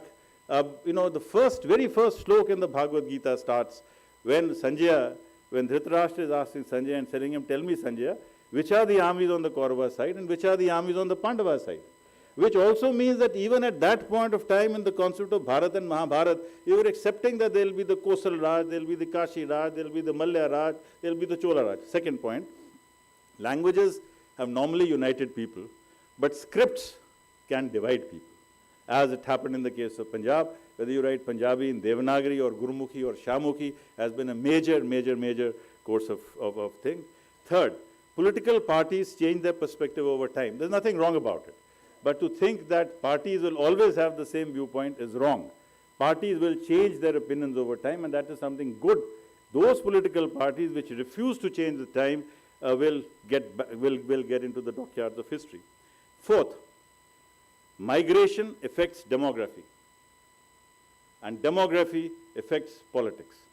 And therefore, politics will always be concerned about demographic changes, whether it is the movement from the rural to the urban, whether it is the movement from Bihar to Punjab, because the fact is that in the next 2 censuses, Sikhs will not be in a majority in Punjab.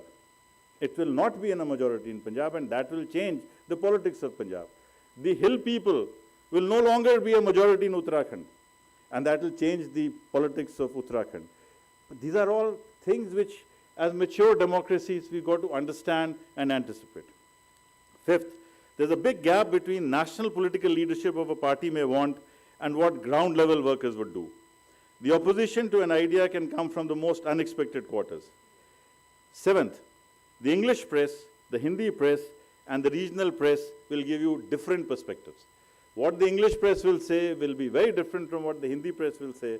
And let me tell you that the combined circulation of Times of India, which is the largest paper, is much less than the circulation of Dainik Jagran and Bhaskar and Amar Ujala. So for all that we might think of how great Times of India is, the fact is that Dainik Bhaskar sells more copies, and I'm glad that Dainik Bhaskar is also supporting us here. Okay. Ninth, 7 decades is a long time in the story of an individual. I've completed 6 decades. But for a nation, 6 decades is nothing. Nations would count their history in terms of centuries, but civilizations will count their tenure in millennia. Thank you, ladies and gentlemen.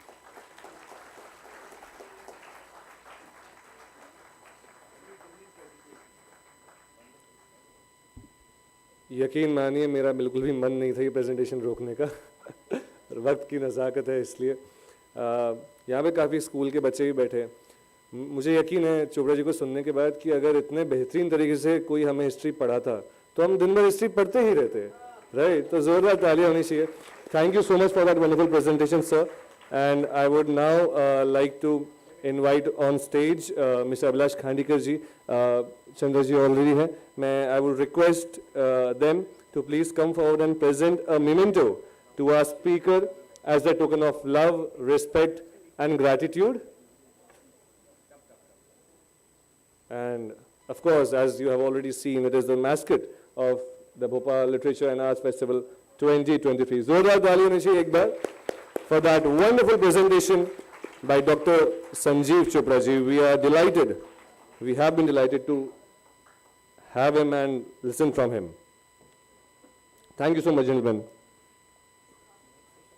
Yes, the next session is titled as Devdasis, the Women of Pride, and it is going to be a presentation by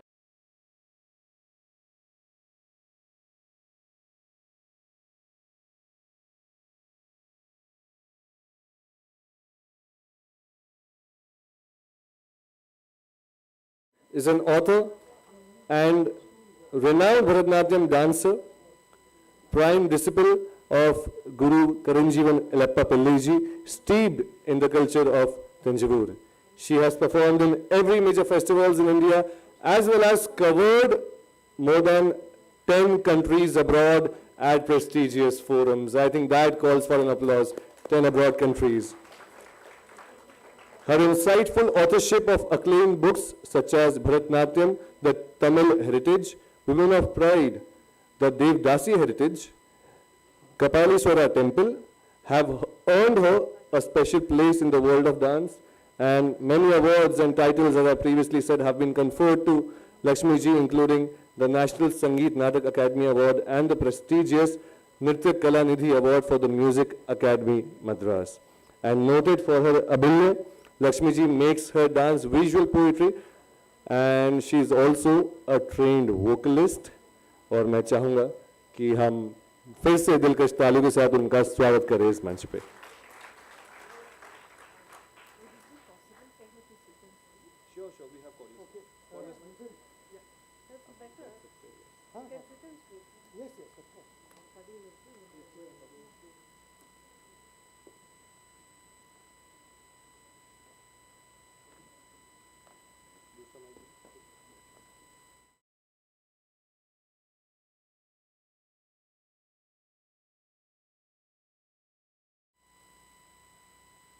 Right.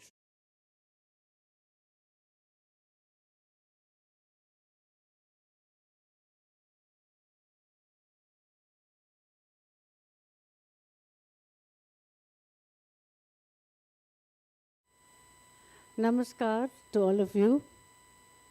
I would first like to thank Bhopal Literature Festival, the director, Raghav Chandra, and his whole team for inviting me to speak about a very interesting topic, the Devadasi heritage.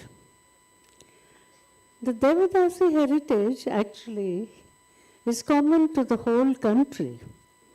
There have been Devadasis all over India serving the temples, serving the kings, and also being entertainers. How I got to be interested in this topic is something that you would like to know.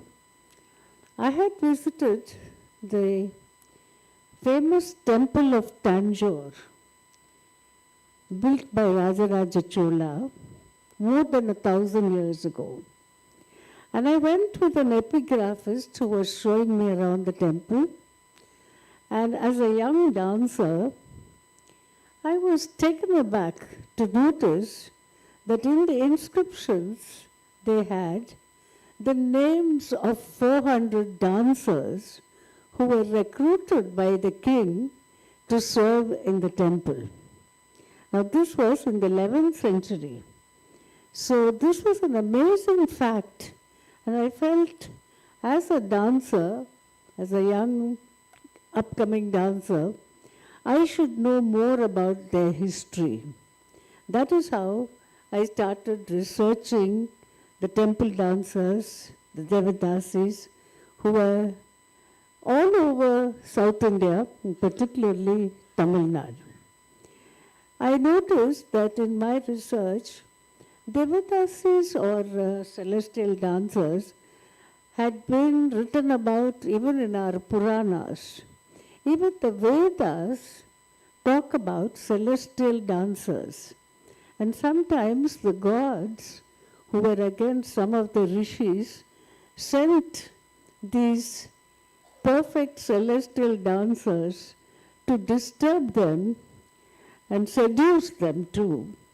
So these are all Purana stories which we have heard about sages and celestial dancers, and they were always described as ideal women. They were beautiful, according to the Puranas, in every way.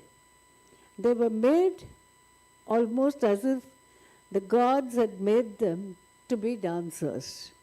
And the proof of this you find in all our ancient temples, where dance is depicted in beautiful sculpture.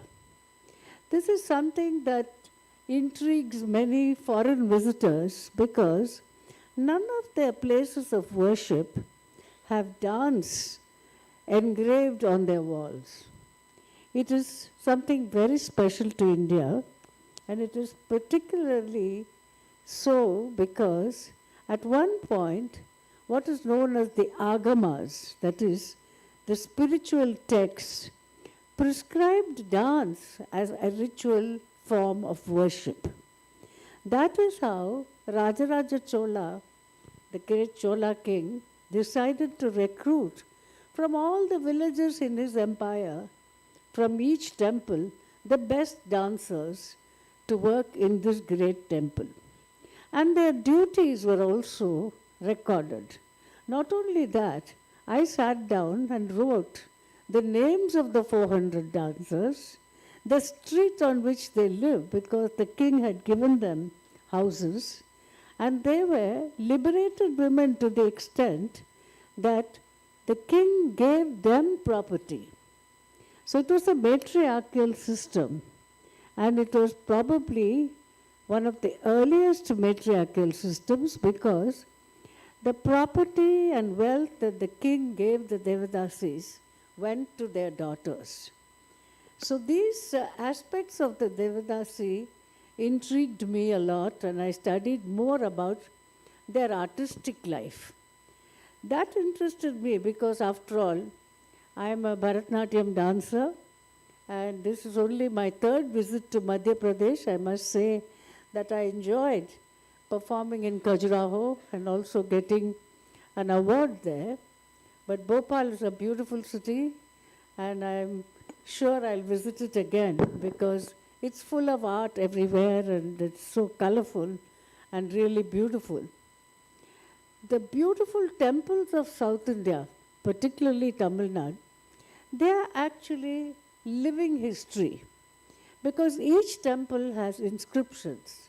And from these inscriptions, you learn that the Devadasis who were employed in these particular temples were also philanthropists. Each century gave the Devadasis different names. They were called Ganika, Rudra Ganika, and so on. But when they became wealthy, they decided that they should not only serve the god doing ritual dances, but also donate. You find inscriptions where the Devadasis have plated the roof of the temple with gold. They have presented gold lamps, and they have also given land where it says they have given a farm and even animals like cows and goats so that these lamps are lit forever. So these Devadasis were unusual women in the sense that on the one side, they had to become experts in dance and music, and on the other, they had a status in society. Kings had their favorite Devadasis, of course, and in Tanjavur you see in the inscriptions and also in the palace records how the very talented ones were given special duties and also paid more and made to dance on special occasions. One of the most fascinating reports about the Devadasis, which is not very completely complimentary but still descriptive, is about foreign writers who came to the kingdom of Vijayanagara. Because after 100 years, when the Tamil dynasties came down, it was the Vijayanagara Empire, which had its capital in Hampi, which revived all the arts. There came about a renaissance of dance, ritual dance in temples, and rebuilding of temples. During this time, there were Portuguese visitors who described the elaborate celebrations for Dasara, where there were processions and where the dancers came and danced and how they were decked out in beautiful jewelry. But some of the missionaries, of course, had their own say. They felt that this was very primitive. They said they were dancing like devils because they didn't understand anything that the Devadasis did. Whereas some of the other writers have described their beauty, their houses, their jewelry, and so on. It so happened that the Devadasis had to go through a ritual to become a temple dancer. It was called being married to the god. When I first started learning Bharatanatyam, in the early days, one of my gurus taught me a dance which at that time I didn't understand fully. Later on, when I was writing this book, I realized that that padam, it's a poetic song, really describes what a Devadasi was, because she says, my husband, who married me when I was a very young girl, is beckoning me, O Krishna. So I have to go, but I will never forget you. You will always be in my heart, just as the lotus blooms when the sun rises. My heart will be filled with love for you, Krishna. So this song is part of the dance repertoire of Devadasis. They were also trained in ritual dances which are to purify the temple. For example, every day, even today, there are the 8 corners of the temple. And every day the priest goes around doing small ritual pujas. But when the Devadasis were still there, working in the temples, it was their duty to follow the musical party, the instruments, the mridangam and so on, and also the guru who recited the syllables of dance, and do a small ritual dance. These were called the kavutvams. Now, this was a very important aspect of their life because they not only re-sanctified the space around the temples, but they were also expected to do this every day, at least 4 times a day. And when they became part of the palace, like in Tanjavur or any other big kingdom, their rituals included a royal maryada. That is, every time the king left the palace and returned, the Devadasi used to light a lamp and remove the effect of the evil eye as the king entered the palace. So they had a multiple kind of roster of duties to follow as ritual dancers and also as entertainers in temples. The beauty of the Devadasis' repertoire of dance is that they followed the poetry which was all written by men. All the poets were men. They were the Nayika or the heroine, and the only Nayaka or hero was the god himself. So from the 7th century onwards, there were songs which are still sung in temples where the song is addressed to the Lord, the divine Lord, and the poet is the heroine who is longing to be one with him. Just as in Jayadeva's Gita Govindam, which you will hear about later, there is this attempt of the Jivatma becoming one with the Paramatma. This was a part of the poetic content of the Devadasis dance, particularly in front of the kings and inside temples. They also had a very big following because, see, they belonged what was known as the Chinna Melam. It's a small community, they married within their own community. And the Periya Melam was the Nagaswaram or musicians. So these two groups always worked together in temples, and they had a great status in society.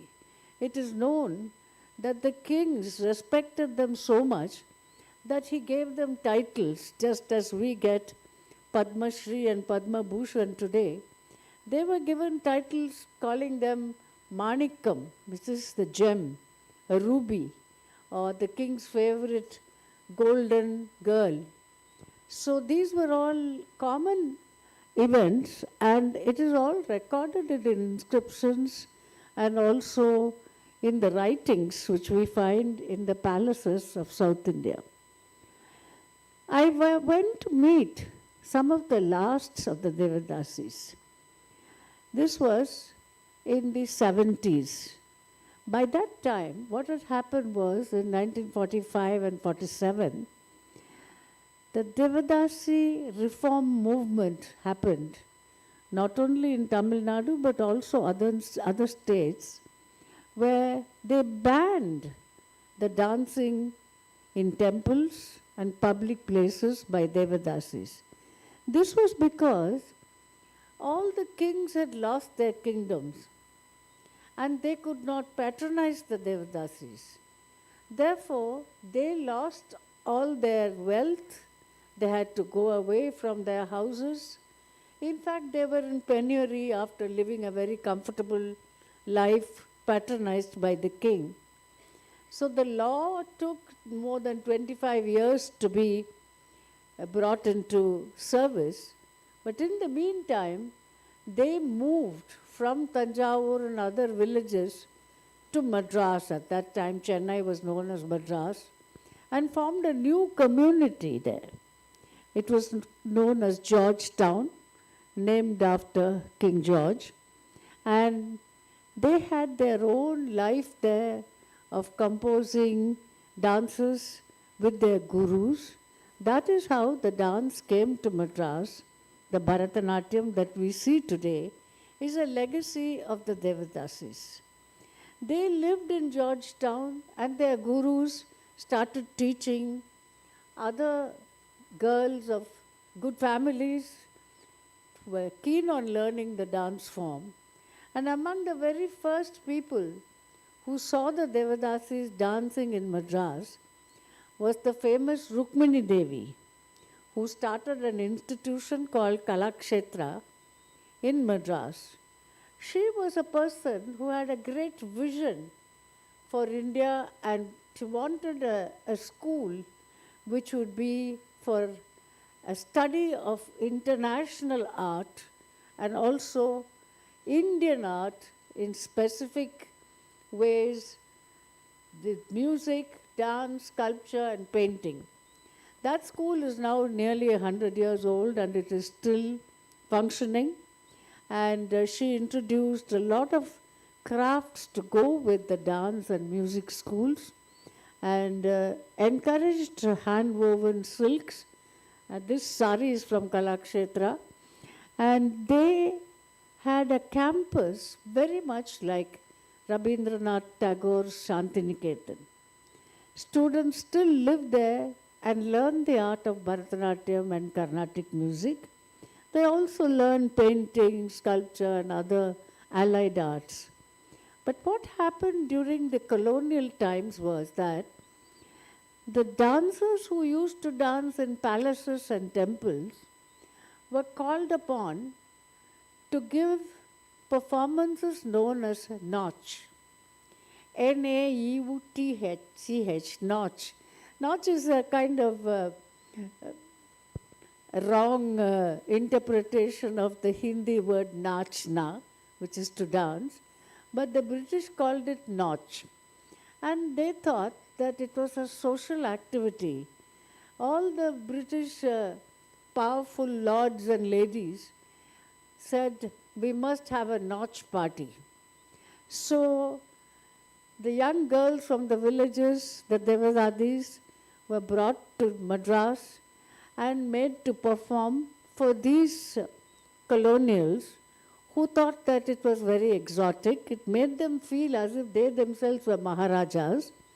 And of course, they couldn't understand much of the dance, but they felt that they were part of the culture. They even tried to dress like the Maharajas with jewelry and turbans and so on.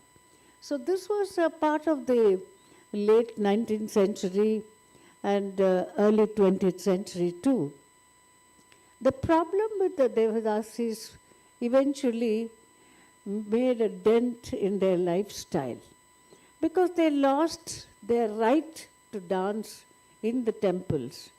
And this was a big loss to them because they felt that the sacred duty of dancing in the temple gave them the reason to be special and also to get special honors because the temple treated them with great respect.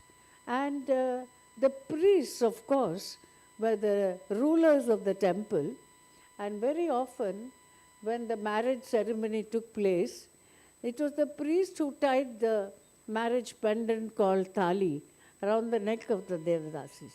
That is why one of the chapters which I have written is that they were wives of the gods but slaves of men.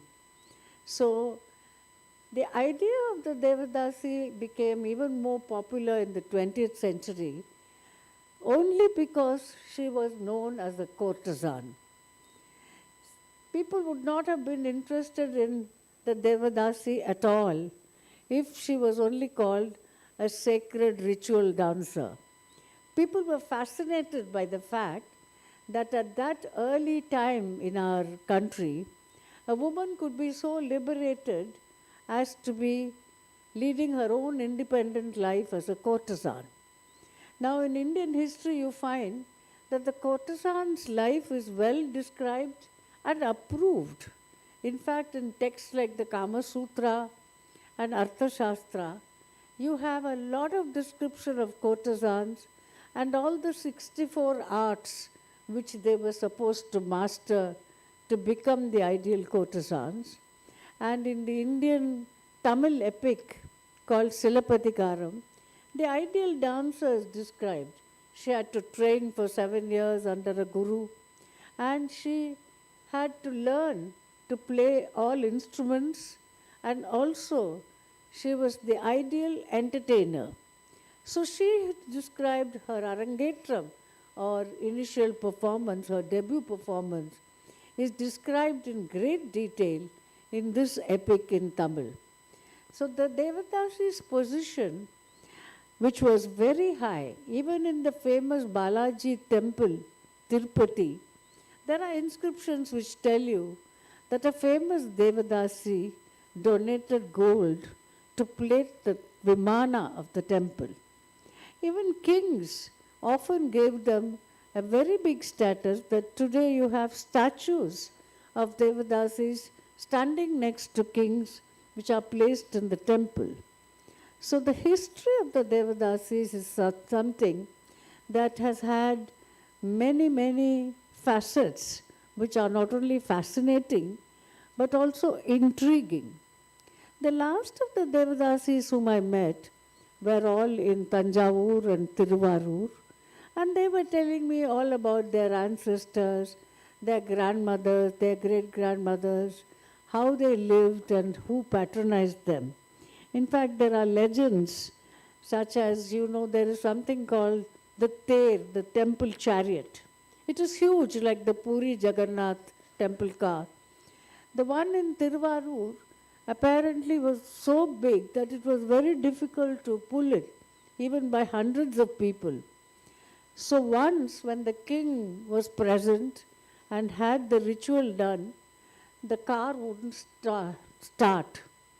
A young boy got into a trance and he told the king that this particular Devadasi who lives here, if she comes and touches the rope, this temple car will move.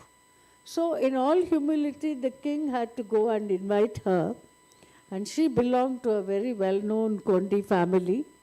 She came and told the king, if I make the temple car run, then you must promise to give special mention in the temple and special honors for our entire family for the next several generations.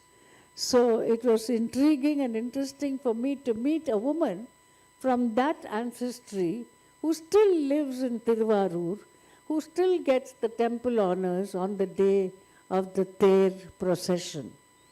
So the importance of the Devadasi in temple ritual was so big that people respected her. But there were also others, like Zamindars, who exploited them in their own way. But this was a time when such things were very common and was not looked down upon. The talent of the Devadasis was so well admired that many of them, when they moved to Madras, not only performed on the stage, but also felt that their life earning by dancing was fading out. And at that time was when the Tamil cinema came into being. So many of them were quite willing to act in movies because they had good talents, good-looking women who could sing and dance.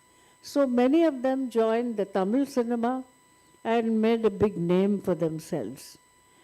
I had a recent experience of reading about a Devadasi whose life I had sort of vaguely read about some years ago. She was known as Tiruvarur Jnana, a very young teenage dancer, very beautiful girl.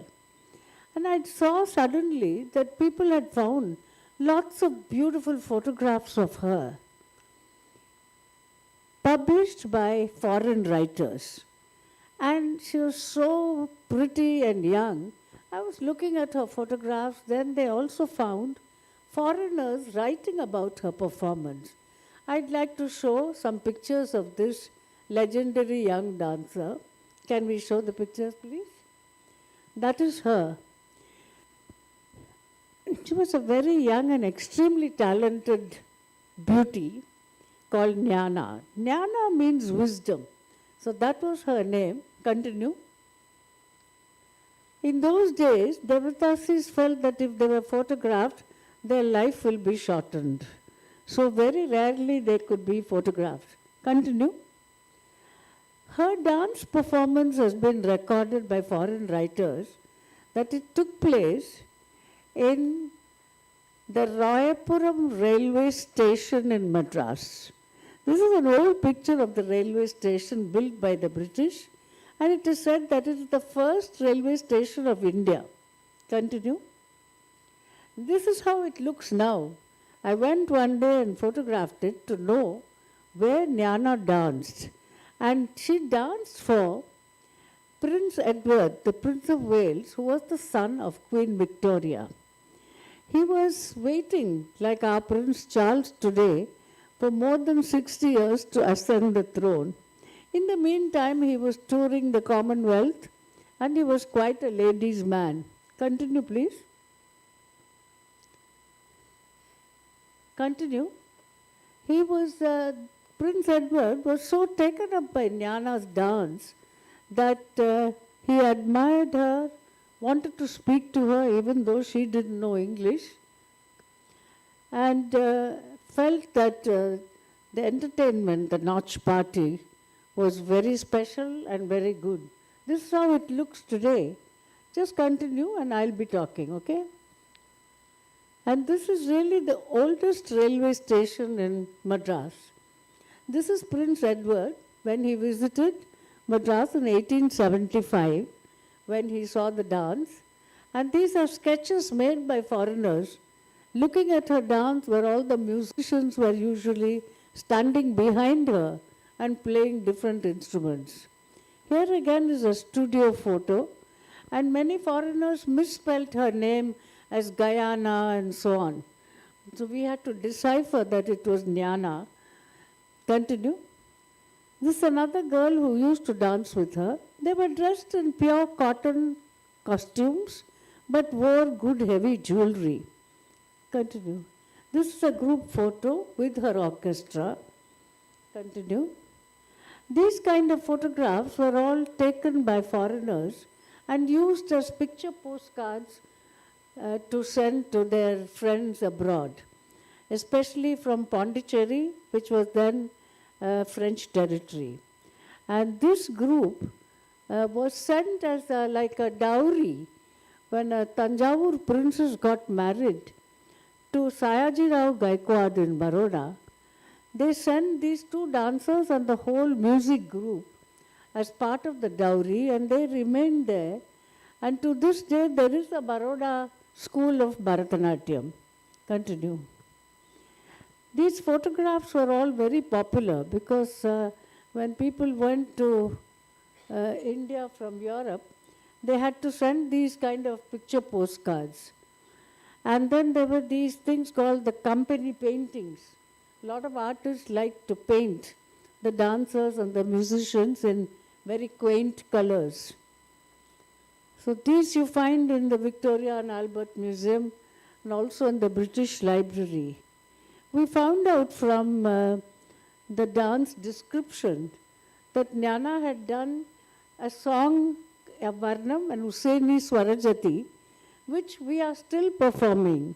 And I am very happy to say that I was the first one, I think in 1971, to perform that dance in Europe in the Opera Nationale in Brussels.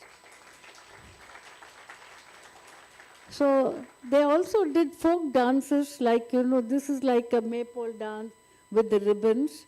So in those days, Devadasis were asked to do classical as well as folk dances, and they were painted by Europeans to look like ballerinas. See, these were all done by Europeans. It's their idea of the Indian nautch. And this is a very famous pair. These are the two girls who went to Baroda. They're called the Baroda Nautch girls. I think this is a statue of Amélie Amma. This was also carved by a Frenchman who saw the Devadasis dance in Paris. Stop. Lakshmi ji, I'm so sorry to interrupt, but we have just 5 minutes to spare with us, so I believe we can open the round for the audience to ask any questions. Yes. If you have a question, any thought, you can raise your hand. We have time for one question. So mic आप तक पहुंच जाएगा. Any questions? Yes. Yes, mic दे दीजिए please. नमस्कार ma'am, मेरे पास कई question हैं. तो जस्ट स्टार्टिंग में फर्स्ट क्वेश्चन कि आपने बात की जैसे राजा उन्हें बुलाते थे स्पेशल ओकेजन्स पे, तो ये जो देवदासी वो जो नृत्य हुआ करते थे स्पेशल ओकेजन्स पे, वो धार्मिक अवसरों पे होते थे, उनके त्यौहार होते थे उस पे होते थे, या राज Sorry, you have to tell me what she said. What Yes, did she? What please did pass she on the mic to Kaniz ma'am. Good afternoon. First, I must say pranam, because I cannot touch your feet from here. I'll tell you, her question was, the dances that were performed by the Devdasis, were they religion related, or were they festival related, or did they have another kind of folk or popular meaning? Correct? Whenever a prince or a king would invite them, were they to dance a religious dance, a festival dance? Yes, they did both. They did both. You see, they had ritual dances specifically meant to be danced in temples. They also did secular dances which were composed for the dance by poets and musicians. But most of the time, even the very, what you call certain dances known as javalis, it's a very light love song, playful, mischievous, sometimes even very naughty. But in the end, the last line will always have a reference to some deity of the local place where the composer composed it, because they wanted the approval of the nobles.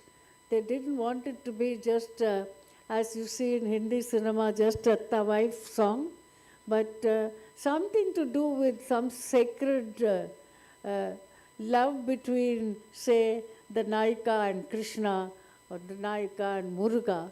It was a way of legitimizing their activity and also bringing some dignity to the performance. If you're in a big stage in front of an audience like this, you have to have that kind of level of communicating Shringara, at the same time making it something above the ordinary. It's not like a filmy love song, which are also sometimes very nice, but this had a kind of an elevating experience for the viewer.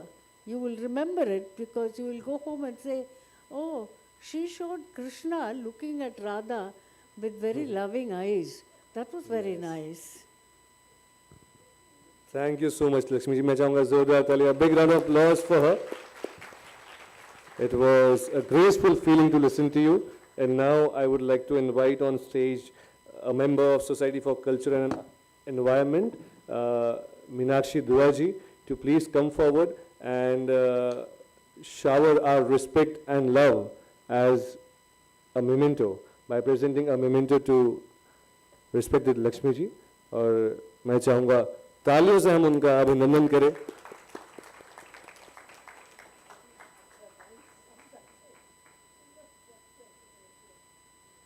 Shared gems of information about this beautiful art called Bharatanatyam dance and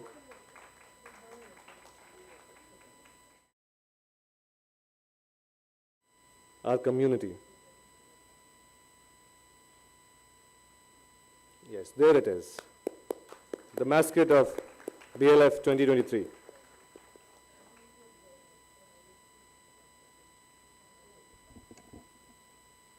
Thank you so much, Lakshmi ji and Meenakshi ji, for being with us. It was an honor for us to have you. Okay, so the audience here. Now, of course, हम चाहते हैं कि एक two-way communication रहे. हम आपकी भी सुने और हमारे authors की भी सुने. So, एक quiz question हर एक session के बाद इस screen पे visible रहेगा, right? इस screen. अच्छा लग रहा है, nice. Okay, so वो quiz question कि ऑफ कोर्स अगर आपको आंसर पता है तो आप हाथ खड़ा कीजिएगा, हर एक शख्स को एक चांस मिलेगा. We also have a gift for you and it won't be a cheque but yes, एक अच्छा खासा गिफ्ट रहेगा. So I would request the audio and video team to please present the first quiz question of the first day.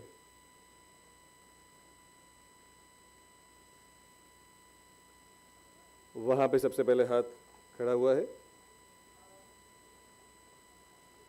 Yes, उन तक mic पहुंचा दिया जाए. अपना नाम बताइएगा एंड प्लीज मोबाइल्स अंदर रहें कृपया करके. गूगल बाबा की हेल्प नहीं ले सकते हैं आप. Yes. Sorry in advance if I am not sure. I think Vikas Divvikirti sir. Actually not. Well tried, but yes, well tried. Yes, यहाँ पे one of our authors. Yeah. It is? No, ma'am. So sorry. वहाँ पे? No, so sorry. One try each. Anyone else? Which IAS officer has written the book A to Z of the Civil Services? Do we have someone from the Civil Services background or someone, any UPSC aspirants है? कौन UPSC aspirants है यहाँ पे? अब हाथ नहीं खड़ा करेंगे because जवाब नहीं पता है ना. हाँ.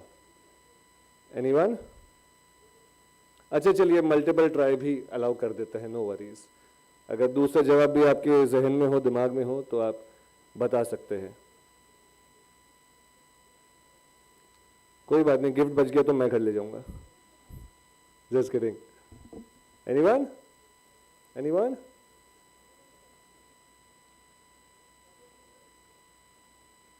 नहीं नहीं नहीं. No no. Okay, so the answer is Kush Verma. Kush Verma, right? Okay, great. कोई बात नहीं, सेकंड हम सेकंड क्विज क्वेश्चन का इंतजार करेंगे. ऑफ कोर्स आई होप थोड़ा इजी रहा. मुझे भी नहीं पता था, मुझे भी आंसर देखने के बाद पता चला. So no worries with that. Okay, great everyone. So let us move towards our next session. Shall we? Yes or no? I can not hear all of you. Yes or no?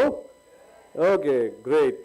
So this session is titled as Better Health and Inclusiveness, and as author for this session we are delighted to have Kalki Subramaniam ji with us, and as the discussant we are thrilled to have Harikirtan Raghuram ji with us. मैं चाहूँगा तालियों से हम उनका स्वागत करें इस मंच पे.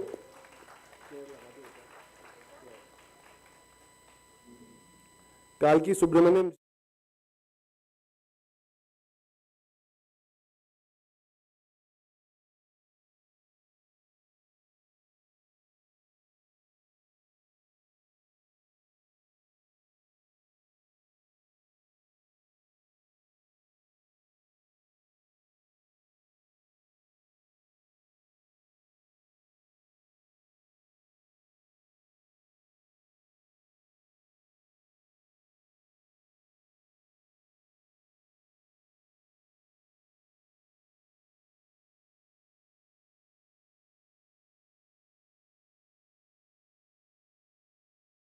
inspiring women of the world who use Facebook as a community development platform for empowerment.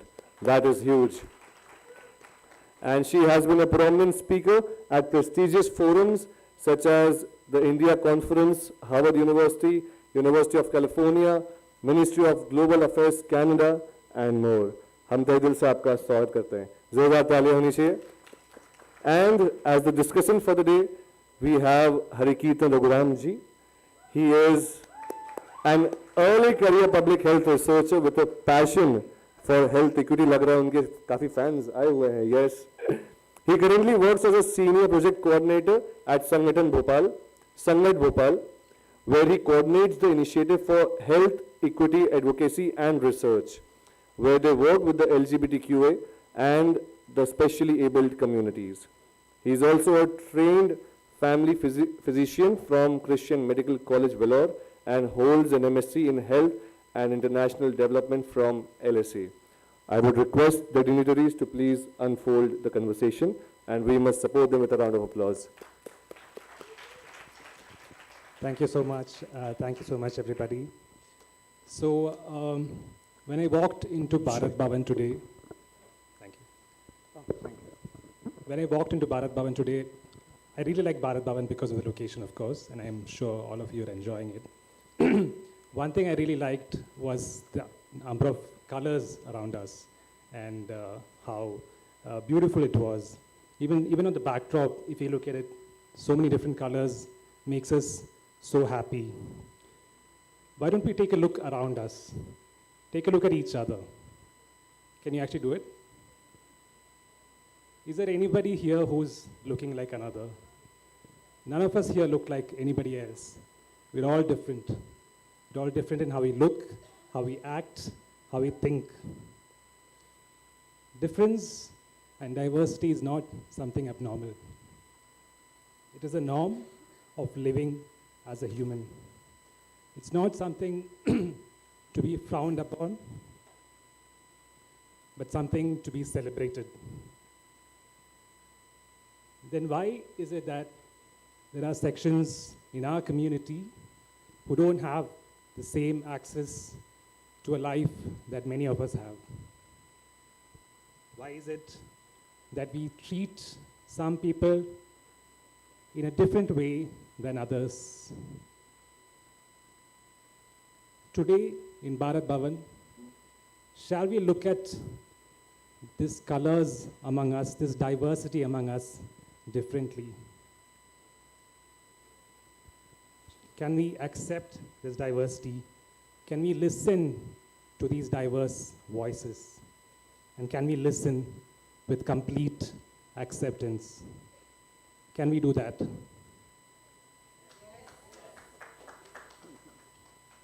That's it?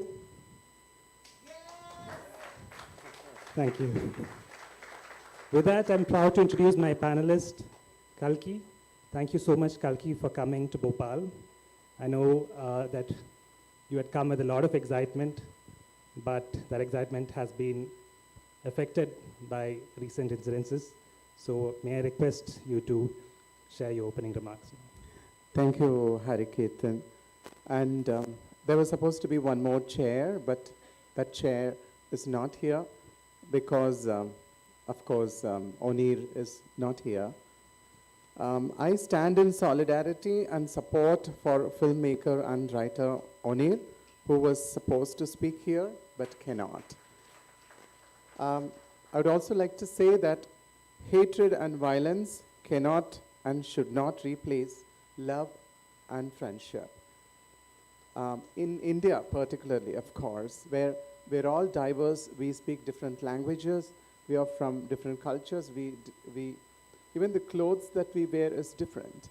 And Onir cannot come here because of the hate that he faced. But I, as a trans woman and as a member of the queer community, I stand in support of him, and through me, I bring his voice. So hatred, exclusion, and violence have no place in India, and it's all about love, inclusion, and friendship. Thank you. And I also wanted to, for those who don't know who's LGBT or who don't understand the queer community or who cannot digest that we are here and we belong here and it's our space too. I just wanted to tell them that a few days ago, RSS chief Mohan Bhagat ji actually said he came in support of the LGBTQI community. And I'm going to read a small quote from, oh, it was yesterday. Okay, thank you. He in his interview, he has said that, I mean, it's a quote. He has said a lot of things in support. We want them to have their own space and feel that they are a part of society. People with such proclivities have always been there for as long as humans have existed. And I would definitely like to thank Mohan Bhagwat ji. Thank you for being understanding us at last and recognizing our community's human rights and of course our place in Indian society, which has existed forever and will also be here. We are here forever. We cannot be excluded. It's our space. We belong here. And thank you.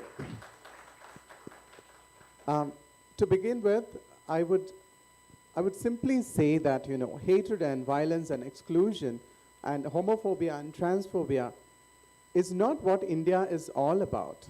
It actually came here after the arrival of the British and the Victorian morality, and especially if you look at how, in 1871 or in the 18th and 19th centuries, transgender people have existed for many thousands of years in India. Take Mahabharata and Ramayana.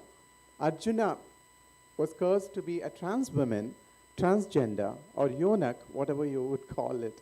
And then Arjuna is Brihanala. As Brihanala, the transgender, Arjuna wasn't begging. Brihanala was not begging or doing even sex work or not hated or thrown out of her house. Brihanala was, in fact, teaching martial arts and dance to Princess Uttara. And Shikandi, who has the soul of a woman and the body of a man, Shikandi was one of the greatest warriors and one of the reasons for the Mahabharata war. This was not 200, 300, 1,000 years ago. It was thousands of years ago. So India, and in another version of Ramayana, Rama blesses the transgender people. So across India, if you take Kama Sutra or the sculptures across many, many sculptures of Ardhanarishwara, this all talks about the oneness, the inclusivity, and the presence of LGBTQIQ queer community space in our community. So the hatred actually happened, the misunderstanding actually happened after the arrival of the British, especially when they introduced the Criminal Tribes Act of 1871, which later modified and then spread across the country. They criminalized more than 33 communities of people. And one of the community, of course, including gypsies and, you know, street dancers and all that, and one of the community was the transgender Hijra community, the eunuch community. And since then, what does that mean? The Criminal Tribes Act mean is that they can arrest a transgender, a eunuch person anytime, because they thought we are all nuisance, eunuch people are all nuisance. So they can be arrested anytime, put into the jail or into custody, and can be interrogated without any warrant. So that was the decline, how the Britishers felt, how their Victorian morality was introduced as a law, and how the community which was living in palaces and which also had a place in the history and epics of our community, our place declined and we became the subjects of violence and hatred, and that comes from the Victorian morality. And that's not even India. That comes from Europe, of course. So the hatred, the violence, the exclusion that we are talking about for gay people and LGBTQI people, including transgender people, is not ours. It doesn't come from our country. It comes from colonialism. It comes from, its origin is not in here. It's coming from the West. So hatred or hatred or violence or exclusion is not about India. It's from not from India, it's from elsewhere. And I just wanted to say that if you're not allowing a gay person to speak, you're actually following the Western culture, not our Indian culture. Yeah. And, I would also read one of my poetry from my book, We Are Not the Others.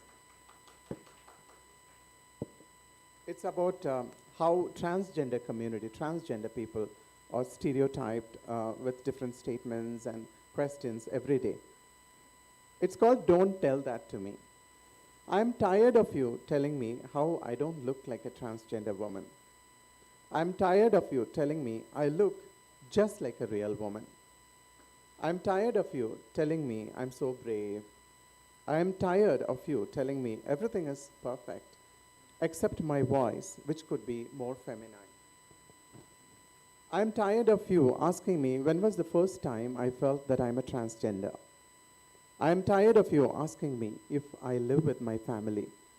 I am tired of your curiosity. I am tired of your sympathy. I am tired of your stare. I am tired of your whispers. I am tired of you asking me to bless you. To you and to the million others, I want to shout, I am made of flesh and blood, of fear and hope, of joy and pain. I am like you. I am human too. Thank you. Thank you. Thank you so much, Kalki, for sharing that beautiful poem. And I want to go back to something you said earlier about how a lot of this is a colonial overhang. And I think I've also been a victim of that in terms of, I trained as a doctor. I trained as a doctor in one of the best colleges in the country. But I never had any training, anything in the subject, anything in the textbooks that taught us about what is the difference between sex and gender. As doctors, we are trained to assume that whatever sex we decide at birth, the sex assigned at birth, this is a boy, or a ladka hai, ladki hai, and that is the gender for life. There's no space for anyone to have a gender identity that is different from the sex assigned at birth. And in fact, wrong things are taught, like homosexuality is criminal, homosexuality is a psychiatric disorder, being a transgender is a psychiatric disorder. Yeah, a lot of wrong things are continued to being taught in medical education, and I've been a victim of that. And when I started learning about the LGBT community, it was a steep learning curve. And it's only in the last 3 years that I've been able to learn. And as a doctor, I used to wonder why people from the LGBT community I never saw them in the clinic, never saw them in the hospital. Nobody taught them. They were not there in the case discussions. And I used to always wonder why. And now at Sangat, as part of the I Hear initiative, and we are doing research and speaking to people from the community, I realize that the problem is me. Doctors like me who have been treating people from the LGBT community and the trans community in very badly, stigmatizing them, discriminating them. People have been telling horrific stories to us of abuse and sexual abuse from doctors, from the healthcare community, and because of which they are hesitant to go to healthcare settings, and that is why I did not see them. And now I'm starting to learn and unlearn a lot of things, and we need to change this. As doctors, as police professionals, as lawyers, we need to start learning about what it means to not be a heterosexual man or a cisgendered person, but what it is to be a trans woman, what it is to be a gay man. We need to learn that, and we need to let go of these biases that have been inbuilt into our upbringing. And that brings us to your book. So I think the medical community, generally in society, we've always been thinking of the LGBT community as the others. Yes. And I think your book also reflects that. And I've been reading this book, and it's a really beautiful book, and it brings together a lot of stories from Kalki's own life, Kalki's activism, Kalki's own poetry, as well as artwork. It's a beautiful book. Please read it. And I want to ask you, what made you write this book? I know it must have been really difficult. It's a result of tears and blood that has come, lived experience that has come out as this book. Can you tell us in your own words? Thank you for asking me this question. I think I was one of the very few persons in the country who, from the transgender community, who was accepted by the families. If you look at the transgender hijra community out there, many of them are into begging, sex work, dancing, and all that. And they have been excluded because they've been excluded by their families. Otherwise, they would have had the opportunity to continue their education, would have that protection and safety from their family, and above all, would have the respect and dignity from their own families and from the society as well. If I speak English today, and if I'm a double postgraduate, and if I speak at Harvard and Yale and Cornell and all those universities, it's because my backbone is the family support. I had it. Otherwise, if I hadn't had it, probably I'll be begging on the streets as well. So please understand that whoever is begging or doing sex work is a victim of exclusion by their own biological families. Can you imagine when your mother and father don't want you? Because you drank your mom's breast milk and you grew up with dreams like other kids. Just because you're different in a slighter way, you're excluded, and then one day your life changes and you're disowned, and then you are left on the streets without food, without clothes, without an identity, and then you have to rename yourself into the name that you want. You have to wear clothes that you want. That's in one way freedom. At the same time, it's very, very painful. As a transgender kid, as a gender non-conforming kid, I had to go through a lot of abuse in school, physical and bullying and all that at school, not just by students but also by teachers. And then in college, I went through physical abuse and sexual abuse too. Every transgender person in this country at one point of time has gone through sexual abuse, but they don't even have the time and the opportunity to speak about it because they're always running for their livelihood, money and all that, because it's about transition. Transition from the one gender to the other. Medically costs, as you know, Hariketan, it costs lakhs of rupees, and not everybody can afford it. Not everybody can afford it. This book is through my voice, through my presence, I'm actually mimicking our community's concerns, and this is about my pain, and through my pain, it's more about my anger actually. It's not just pain and tears and all that. I think as a child, I've gone through a lot of bullying, and at 12, I wanted to commit suicide because nobody wanted to accept me. In my entire life, I've lost so many transgender people who are close to me, in suicide, in murder, in HIV, AIDS, and all that. Think about what kind of loss that is personally for me. People I grew up with, even though I had a family acceptance, I still was close to the transgender community. I lost them in suicide. I lost them in murder. I lost them in AIDS and all that. And this is their voice, and it's about, I think, I would have broken down and I would have destroyed myself, but I stood up, not for me, but for them, and I put my anger not into a negative energy, I would say, I put it into a positive energy. I converted it into poetry and art. Since I'm an artist as well, when I paint my joy. I paint the beauty, the things that I love, the people that I love. Like Frida Kahlo is one of my iconic subjects. Frida Kahlo is one of my iconic subjects. I paint her very often. And when I write poetry, it's about anger. So these are two medium of art. When I talk about literature and art, I think for me as a trans woman, art and literature have played a greater role in healing me personally, in making me the person I am. Because without them, I don't think I would have shaped my life.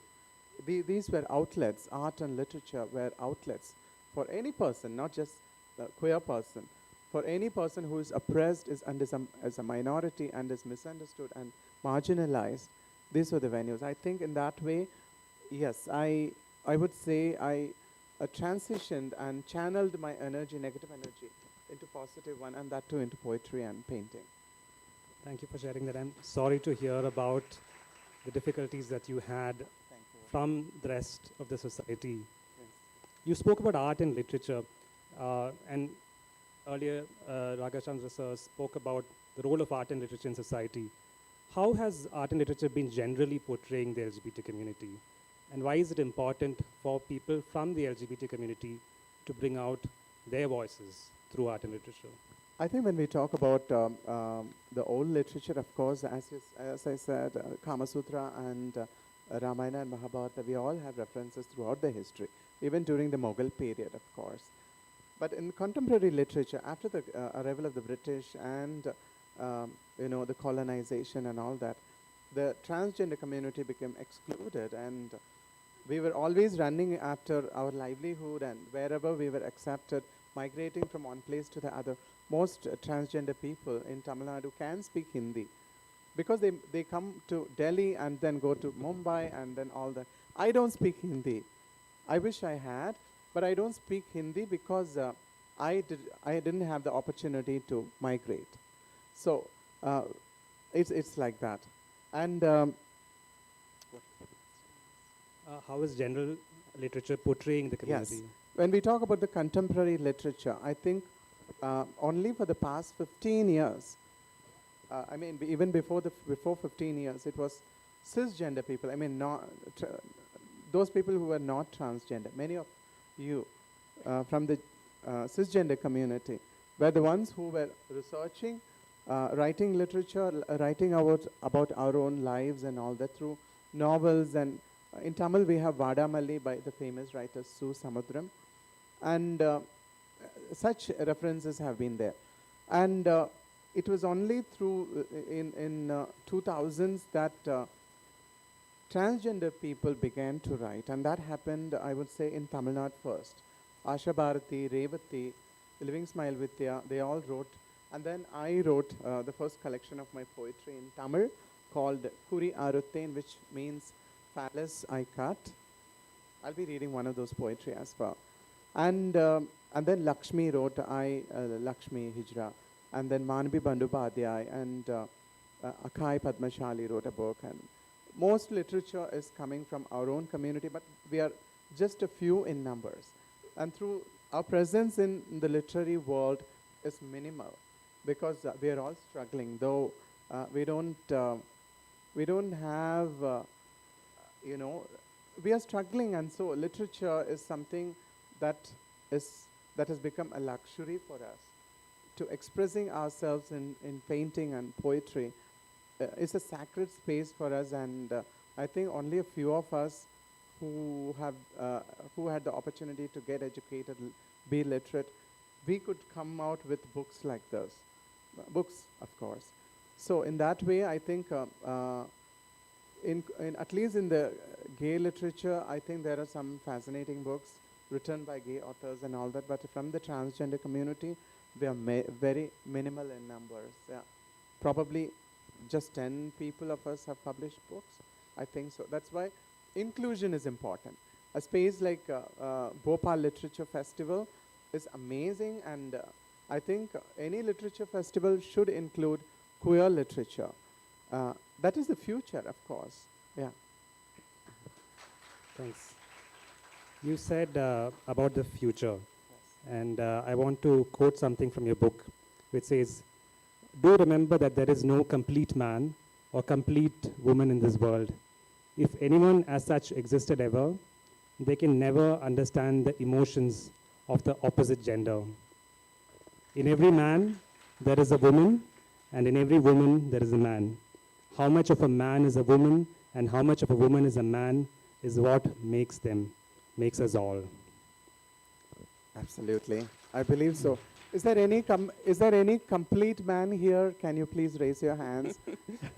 If there is any complete man, 100% man, or if there are any 100% women, can you raise your hands, please? Okay, nobody.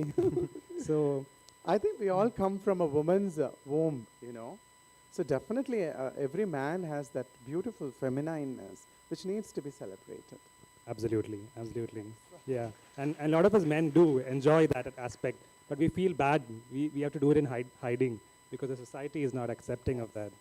And most of all, most of us grow up of the world in the binary of male, female, man, woman, masculine, feminine. And you break down that idea of the binary in your book. And you speak about how the future is non-binary. Can you tell us about that?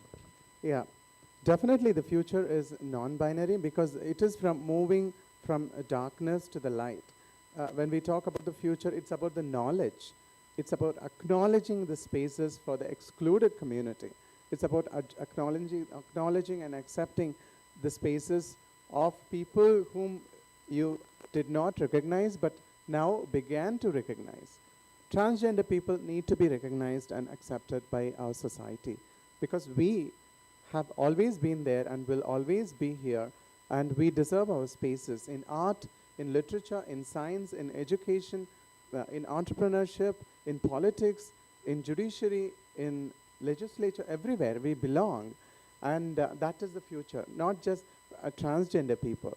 People from the lesbian, gay, bisexual, transgender, intersex, queer, asexual, people, pansexual, people with every gender identity deserve equal and justified space.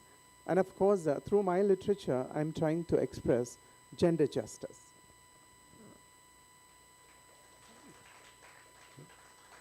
Gender justice. Yes. What does that mean? What does that mean to you? When you understand gender injustice, I think you would understand gender justice. Because so far the transgender hijra, or whatever you call it as a third gender community, we have been excluded, in a way crucified for not being, for being who we are, for the way we are and all that. And of course, that is what to say, that is injustice. And we stand up today for our rights. We stand up, we resist violence, we resist exclusion, and that we seek, through that we seek equal rights, gender justice. Thank you. Thank you. You said you wanted to read a poem. Yes, I wanted to read my book. Of course, some of them, some of the toxic, yeah, thank you. Some of the toxic masculinity here might be offended, but please accept my poetry, not my apology. Thank you. It goes like this. Phallus, I cut. Do you all know what is phallus? Of course, it's penis. Phallus, I cut. No transcendental yoga I performed to transform myself into a woman. I cut my phallus, soiled in blood and transcending death, I became a woman. Oh, you do not have ovary, woman you are not, said you. Well, wait, as you have severed your manhood, you are now a desolate tree with decayed barks. You have dug the grave of your own lineage. Live you may till your roots last. The earth that bears you shall give up one day as you have not planted your branches below, said you. Well, here goes me. I do not want an ovary to carry your excretions of caste and religious fanaticism. And I do not want in my ovary the gestation of those seeds to grow into a tyrannous tree. Many a woman, as she carried the seeds of your discriminations, made her ovary your laboratory. Luckily, I'm not a woman by birth. Luckily, I'm not a woman by birth. And that you refuse me to accept me as one is in fact my real freedom. I do not recite the gynogrammar you have crafted. Call me an error of nature. Call me an error of nature. Or call me whatever you will. I know it myself for sure, who I am at any given hour. Renouncing religion, casting away caste, we are united as the rejected. Can you live this life we live? Can you become a mother without carrying a womb? Can you become a daughter without sucking at your mother's breast? I can. Cut the phallus of your chauvinism. Cut the phallus of your chauvinism, and then you will know who you are. And then you will know who you are. And then, and only then, you tell me that I'm not a woman. So that's about phallus I cut. It's about, a lot of people I've seen that, oh, you look like a real woman. Like my previous poetry. Your voice is so deep. You could have worked on your voice. I support people like you. It's like people like you. So it's all, in a way, it's a creamy exclusion, So that's how it is. Thank you so much for sharing that. I think we all have to read that again and again and keep reminding ourselves, because from the world we keep getting the other message of othering. And so I also wanted to say that this was originally written in Tamil. The first poetry I read was written by me in English, but the poetry that I read was written in Tamil by me, called Kuri Arutten, and then it was translated in English by a man. by Professor Ilango Natesan from the Madurai Kamaraj University. So I need to acknowledge that. So I'd like to open up to the audience for questions, but before that, just one last question to you. This is the first time you're in Bhopal? This is the second time. I was, I think a few years ago, I was invited to the LGBT Pride Parade. I danced on the streets around the lake. I was so excited. So this time, it's the second. I would have loved if there was a rainbow flag and a transgender flag here, but still, I think it's a great space. And I must thank the organizers and the society for culture and environment for this space. I know how much difficult they faced, but still, through my voice, I am representing the entire queer community. What would you advise to the residents of Bhopal to make our city more LGBTQIA plus inclusive? Just accept everyone as they are, in spite of our color, in spite of our caste, in spite of our dress, in spite of our status, whether it's political or economical or social. I mean, it's all about love. Underneath our blood, underneath our genital organs and everything, we are just blood and flesh and bones. I mean, if we die today, in under 1 week, everybody is rotting. Everybody, in spite of caste, gender, we are all rotting. So when we live, I think we need to live with love and friendship, and that is what is future, and that is what India has always been. As a proud Indian, I would like to extend my love and affection for Bhopal. It's an amazing place, very beautiful, and I just want to tell another statement also. Keep Bhopal clean and healthy, and climate is one of the things that we need to be concerned. So support climate activists, gender activists. I think Bhopal has been extremely lucky to have you, Kalki, here with us. Thank you, Hariketan. Over to you for audience questions.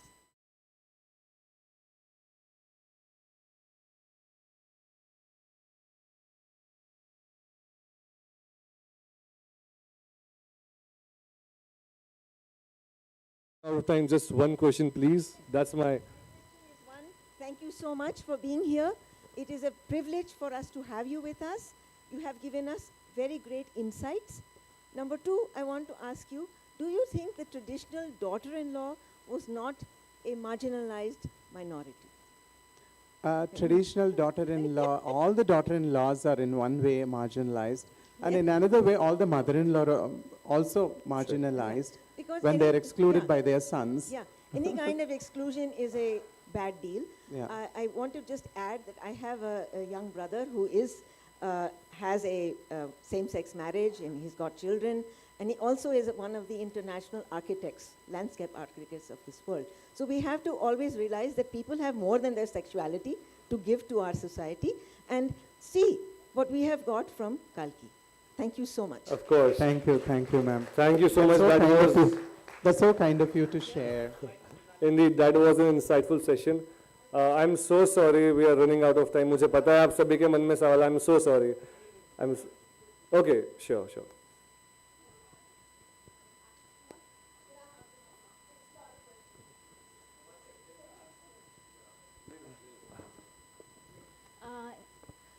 Thanks, Kalki ji. It was a great session. I really loved your poem, and it's just a personal question. Writing such a bold poem, I mean, it would have been very challenging in the sense the way a lot of people in today's society are also very exclusive, and the way Kanish ji said, you you get marginalized. Yes. So, what kind of challenges did you face when you put out such a bold form of poetry out to the people, whether it's in the Tamil literature or the English one? Because it's really bold, and I also we flipped the pages of your book, and I saw the paintings. They were equally amazing.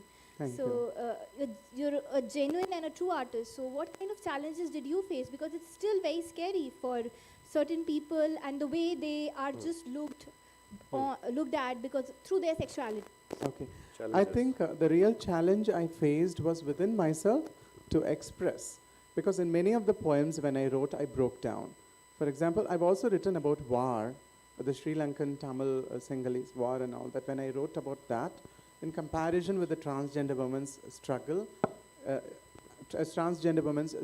with the Tamil women's struggle there, I think I broke down because of the kind of, war destroys everyone, everything, So in that way, I would say that for my poetry, I have not faced any kind of challenges or opposition or anything I wish I had faced, because I could even more write, even more orate, recite and all that.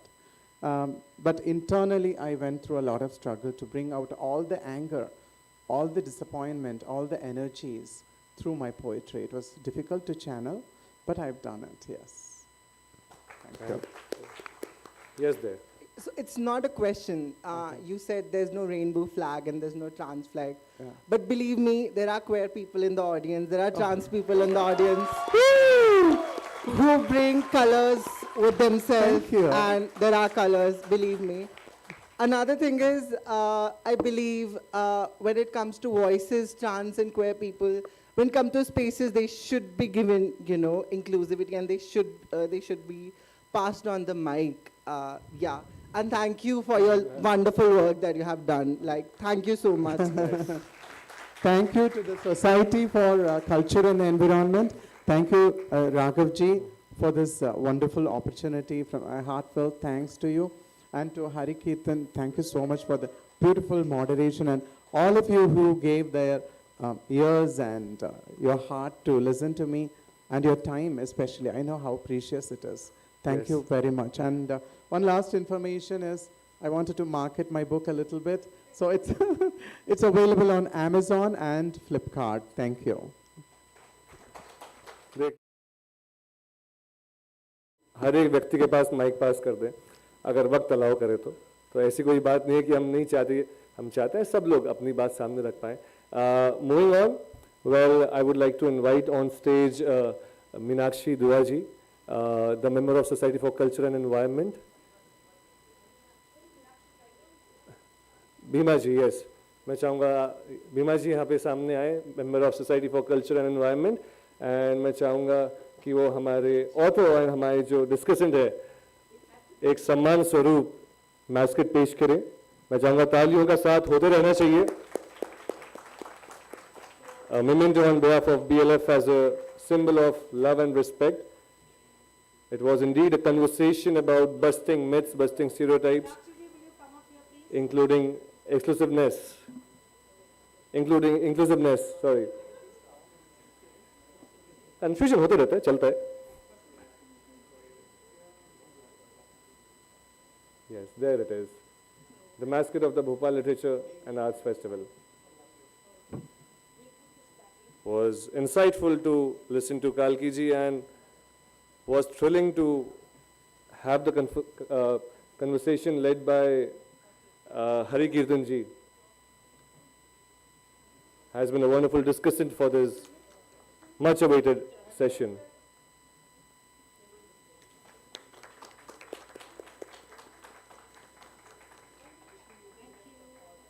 Thank you so much to everyone.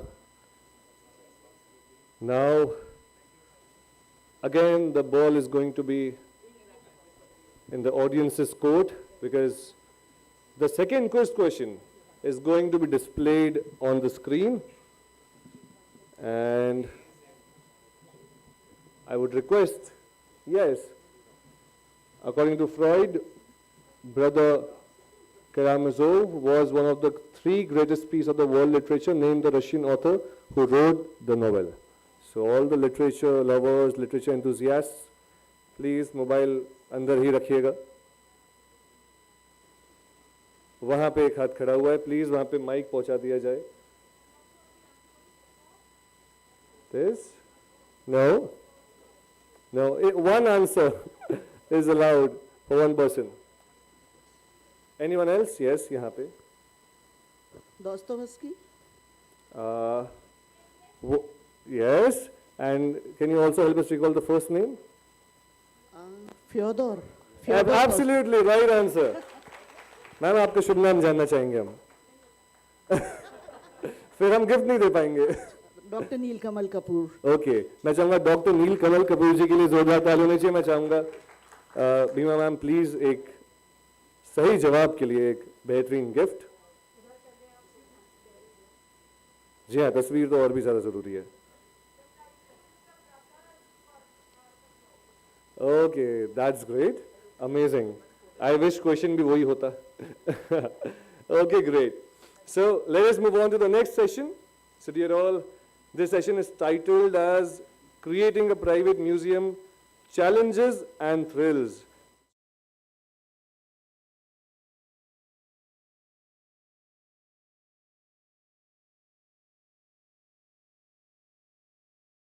With us, जोरदार तालियों से हम उनका मंच पे स्वागत करेंगे. Aditya Arya is an eminent commercial and travel photographer. He began professional photography in 1980 after graduating in history from St. Stephen's College, Delhi University, and he wears many hats. He is known for his expertise in the field of advertising and corporate photography, specializing in products, interiors, and food.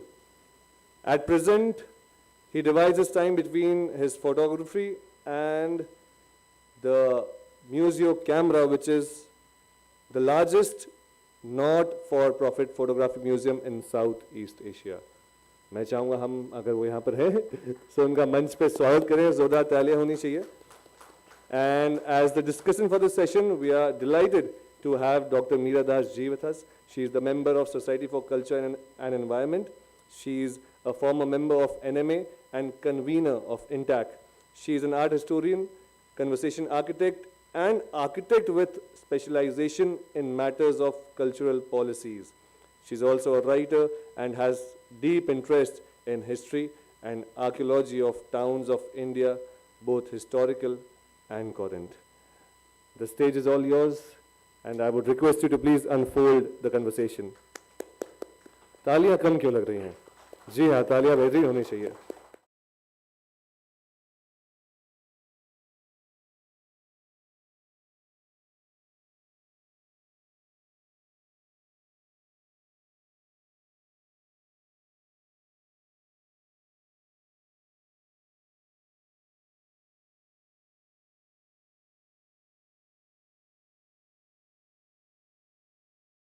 I mean, we are fortunate that he's here today because he was hugely in demand in Delhi at the moment.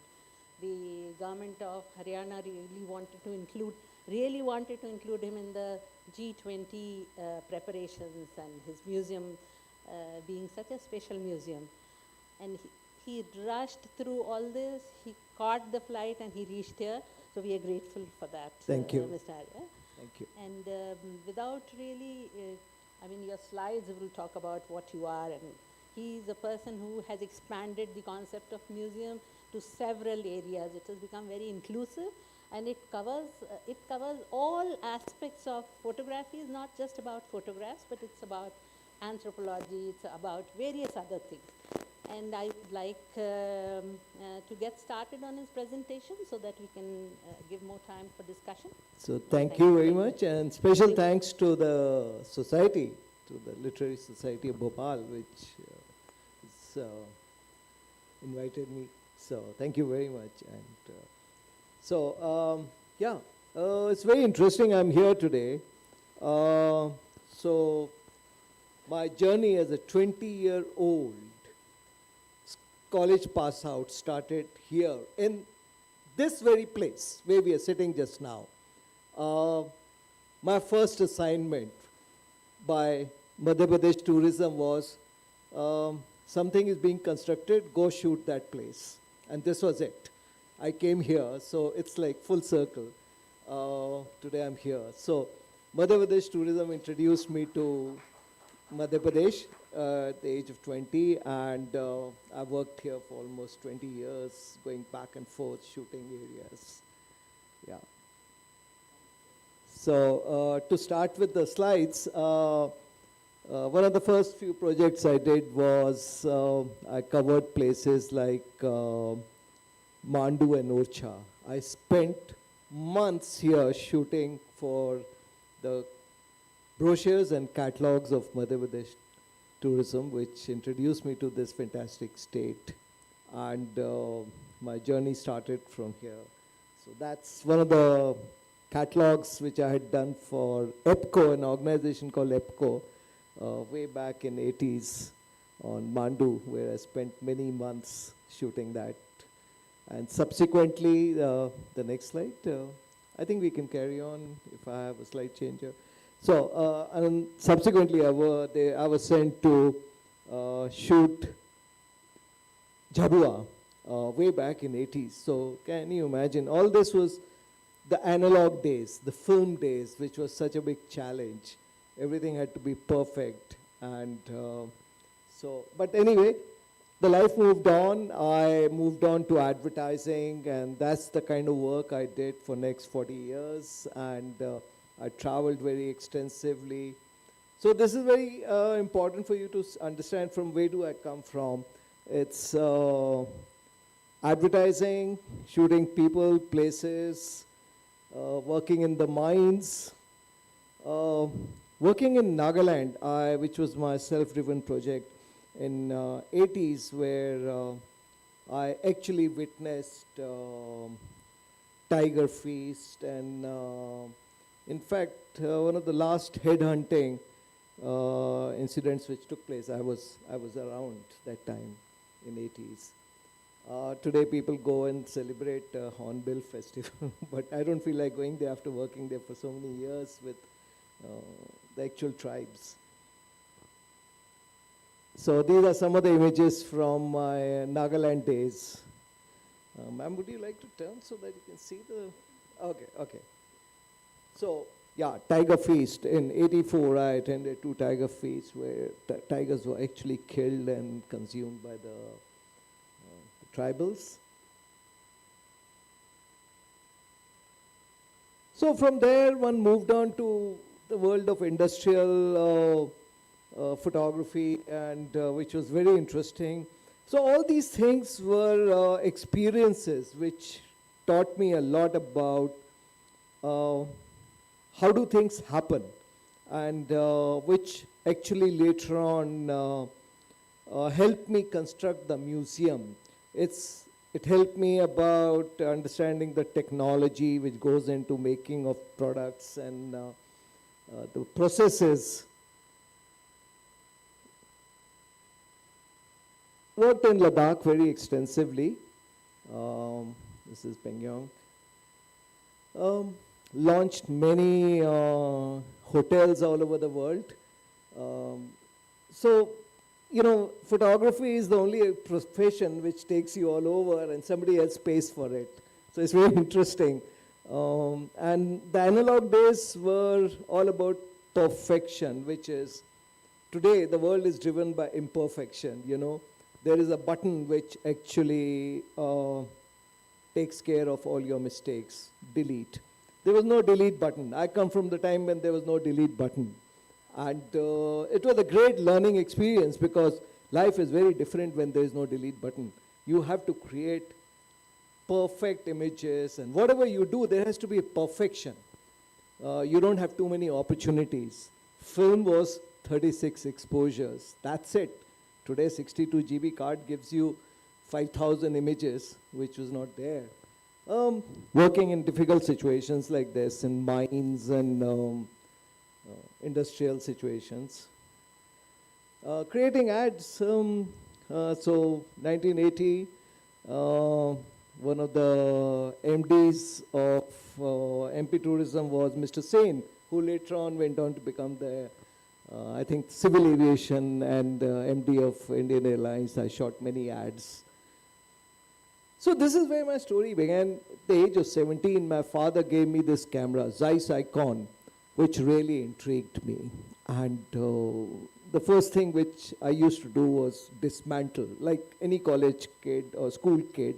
You know, there was something called mechano set. And it had a screwdriver, it had a plier, it had just 4 or 5 things in it. So I opened it, but I was able to put it back also. And I figured out how that camera worked. And that led to my curiosity about the whole story of photography. I did history in college. And I said, look, where does this device come from? How did this photography start? And I started picking up cameras, and my collection kept growing, and all this was housed in the basement of my house. And slowly people started visiting, and people started writing about it. And 2016 or 17, I ended up collecting some 7,000 cameras from 1860 onwards. And I was amazed. But I kept inviting people on the weekends to come and see. But one of my the life-changing episodes was this gentleman, Kulwant Roy, which I did explain to you about. Kulwant Roy was one of the few photojournalists who documented the freedom movement from 1930s. He followed Gandhiji, he followed Muslim League, he followed all the leaders, and he kept shooting. He was based in Lahore, then migrated to India in 47. Somehow was in touch with my family, with my mother's family. And he left in 84 he passed away and left his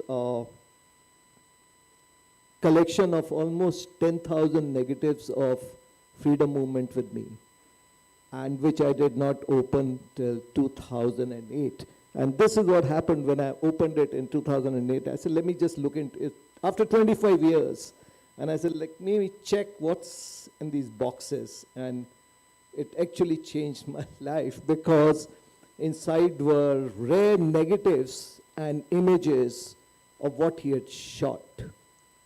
Krebs mission, cabinet mission, he was there. So the original negatives of Gandhiji's first visit to Uthmanzai in 1938 to meet Khan Abdul Ghaffar Khan and his followers. And this is how the negatives were kept. But he had annotated his stuff. Yeah, 1938, Northwest Frontier Province trip, Gandhiji with Khan Abdul Ghaffar Khan. Amazing images. And I started working on this, which ended in this book, finally, History in the Making. So this was a 3-year-long sabbatical, you can say, from my professional life. But while all this was happening, I was getting drawn into technology. And this is when some enlightened officers said, let's make a museum in Gurgaon. And I started working on the museum.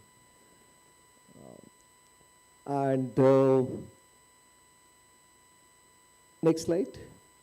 We selected an abandoned badminton court and transformed this into a museum. This is what the museum looks like today. It's spread over 0.75 acre of land, and this is what it was when I started construction. Now the problem was we did not have any money to hire any specialist or museologist or even architects. So this is very important because the power of crowdfunding and crowdsourcing and the knowledge which one had accumulated over 30, 40 years as a photographer, seeing how places run, how the hotels are run, how hotels are constructed, how the factories are, I actually, and whenever I visited museums abroad, I took notes and created a diary for myself, how the lighting happens, and yeah, some more images. One was partly influenced by Pompidou. I don't know how many of you have seen Pompidou. Pompidou is one of the world's most beautiful museum in France, Paris. It's inside out. So this was very inspiring, and my museum, actually, I replicated this inside out. This is what Pompidou looks like. Everything is exposed. So the point is, there is no need to hide. There is no need to create false ceilings and spend money, and this is what we have done at the museum.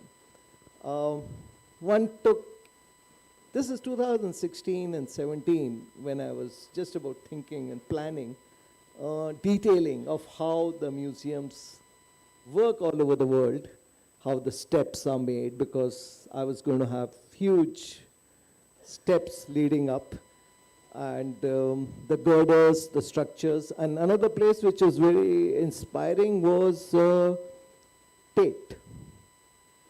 Tate Modern. Tate Modern has evolved from a power plant.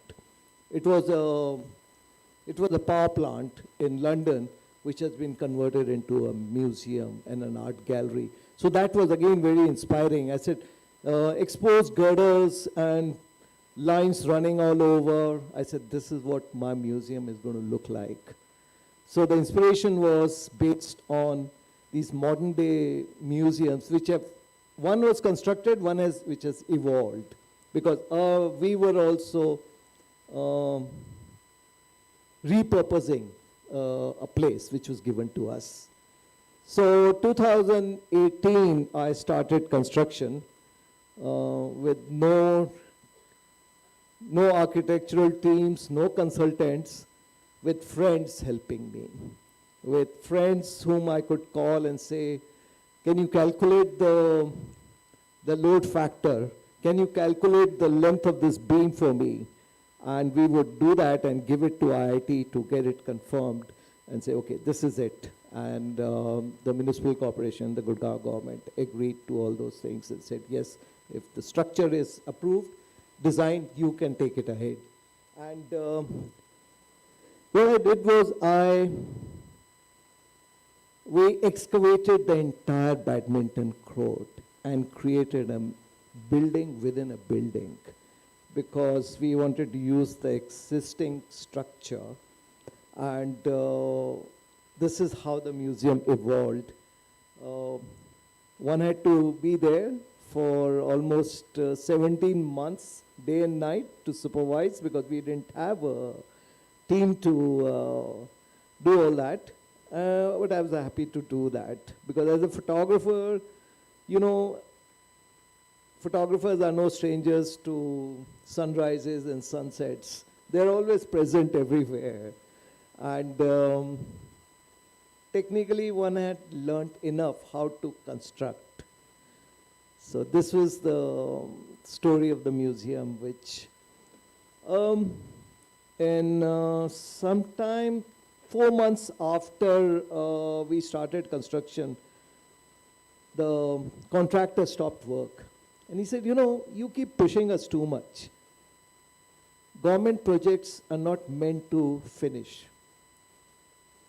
They're supposed to evolve, and we live on escalations. So I said, that's the most ridiculous thing I've ever heard, escalations. He said, yeah, the government projects don't finish for years. You want to make a museum in 10 months, it can take 10 years. So this was the story. Next day, I surrendered the project back to the government. I said, your contractor doesn't want to finish. And within 24 hours, he was penalized for 45 lakhs, and he actually finished it in 17 months.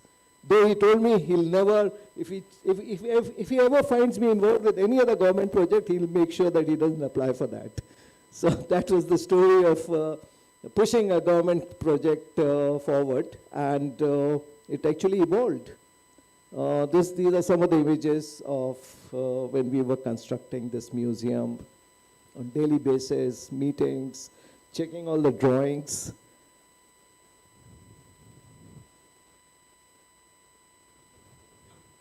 So this was a very fascinating process for me because I was also very interested in interacting with the workers, and I had in mind an idea that I'll dedicate this museum to the workers. And I captured almost close to 10,000 images of the making of the museum, and especially the faces, the people who made it. And they also felt very connected with me later on. And if they had any issues with the contractor, they would tell me, sir, this guy is not paying us. Will you please speak to him? And how do you design a museum? This was a big challenge because we didn't have any teams as such. So what I did was I started making mock-ups. I said, okay, very simple. Let's make mock-ups of each and every shelf, what the size is going to be, what is the font size is going to be. I come from advertising background, so I said, this is very simple, and we'll do it ourselves. So we made these mock-ups of each and every shelf, hired local carpenters from a nearby village who we trained. We did a lot of dummy, rough planning sessions, and we said, okay, this is how it'll look. But everything was being done in-house and constantly being monitored by me. What is the font size? What is the display size? How the lighting is going to be of the museum. And this is what that timeline which you saw we were planning, this is how it looks today.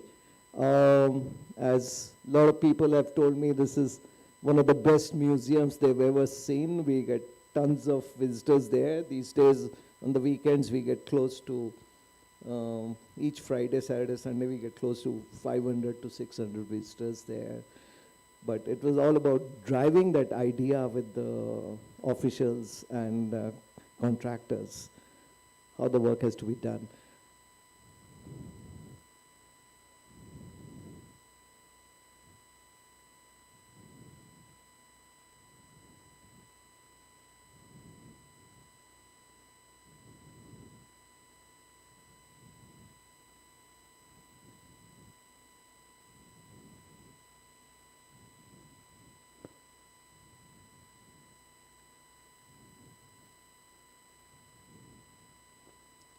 So this is the most interesting chandelier in the world. It's made out of 72 twin lens reflex cameras. It's the only chandelier of its kind in the world which we actually fabricated in the museum.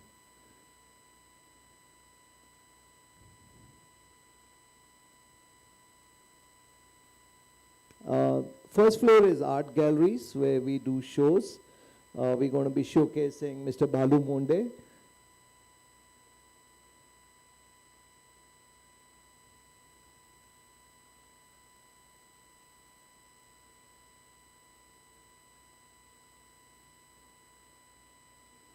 So there's so much of detailing which has gone into this making of the museum. And one has been constantly planning this, how the visitor experience is going to be, how they go up the stairs and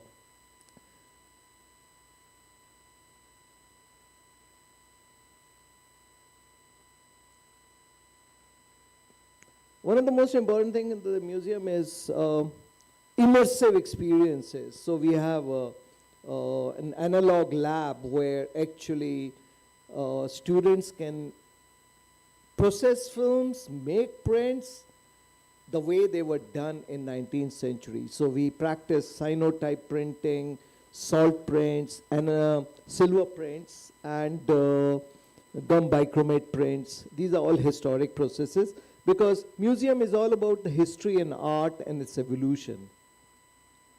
So this is the wall at the entrance, which is dedicated to the workers who created the museum. We are taking lots of parts. This is our last year's show at the India Art Fair, which was hugely popular. A pop-up at Select City Walk Mall, Saket. We get lots of ambassadors and foreign dignitaries now who would like to. Lenin is the French ambassador, is a photographer himself. He's just published a book with Raghurai, in fact. And he loves museum. He's been there 6 times. So he loves dark room. And this is our dark room where we make prints and Raghurai. So we do lots of workshops, classes.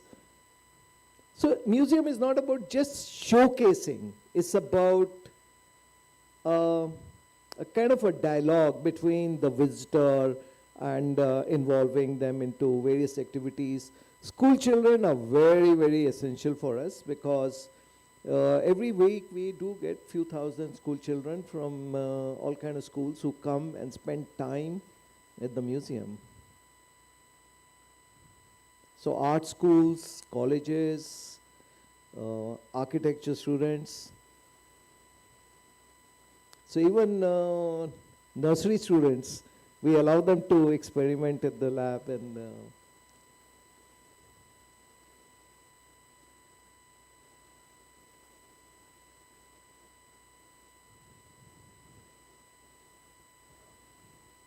so now slowly the recognition is happening of the museums. So there was a time when museums were known as Ajaib Ghars, and they were very dull, dilapidated places showcasing the old and the funny things basically, or somebody's collection. But nowadays the museums are interactive spaces. They actually connect with the audience. So the whole idea of making this museum was an interactive space, and we are slowly getting recognized for doing that. We did run out of money during the lockdown, which was a very terrible period, because lockdown happened 6 months after the inauguration of the museum. But various companies came forward with CSR funds. So we have a solar power plant, which is almost 60 kilowatt on our rooftop now, which generates enough power. We have a museum shop which runs which pays for lots of things which happen at the museum. We have a wall of donors, people who have donated. We recognize them at the entrance because I believe museums are collective spaces and all-inclusive spaces. And museums are not really made by only rich people, like some industrialists in our case, or by the government. It can be anybody who can make a museum. So thank you. This is the story of making of the museum.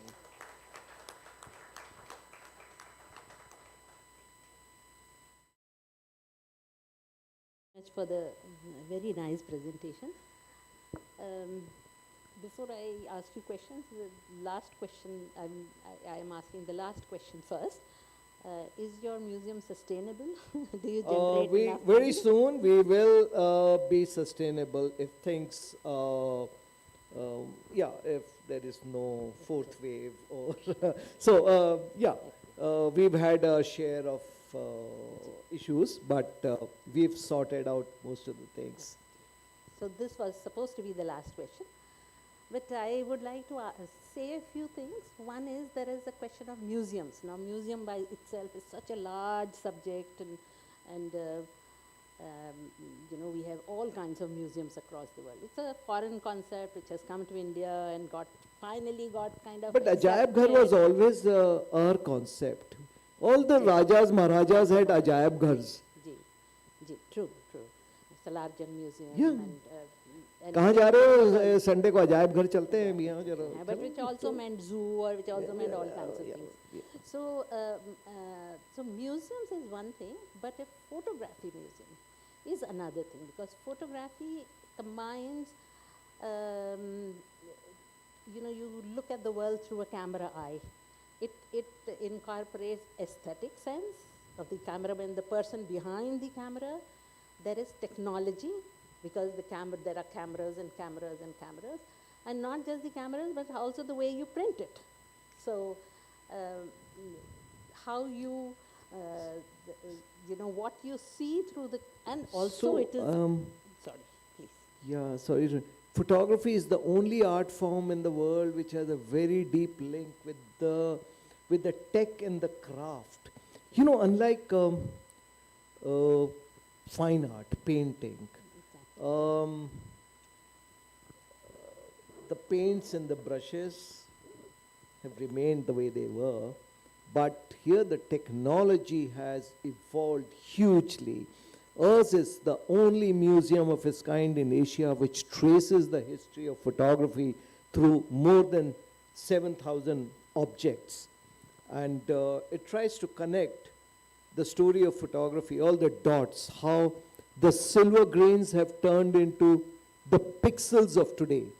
You know, today's generation has no idea, or very little idea, I shouldn't say no idea, very little idea about the silver grains, the analog days, how we created perfect images, how we worked in the darkroom to create these images.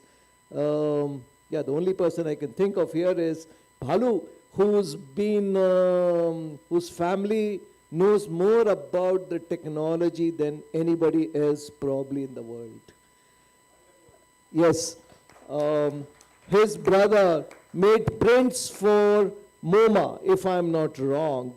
The only person, dye transfer prints, which is, technology is dead today. Nobody knows about dye transfer technology, but see, so our museum is all about teaching, learning.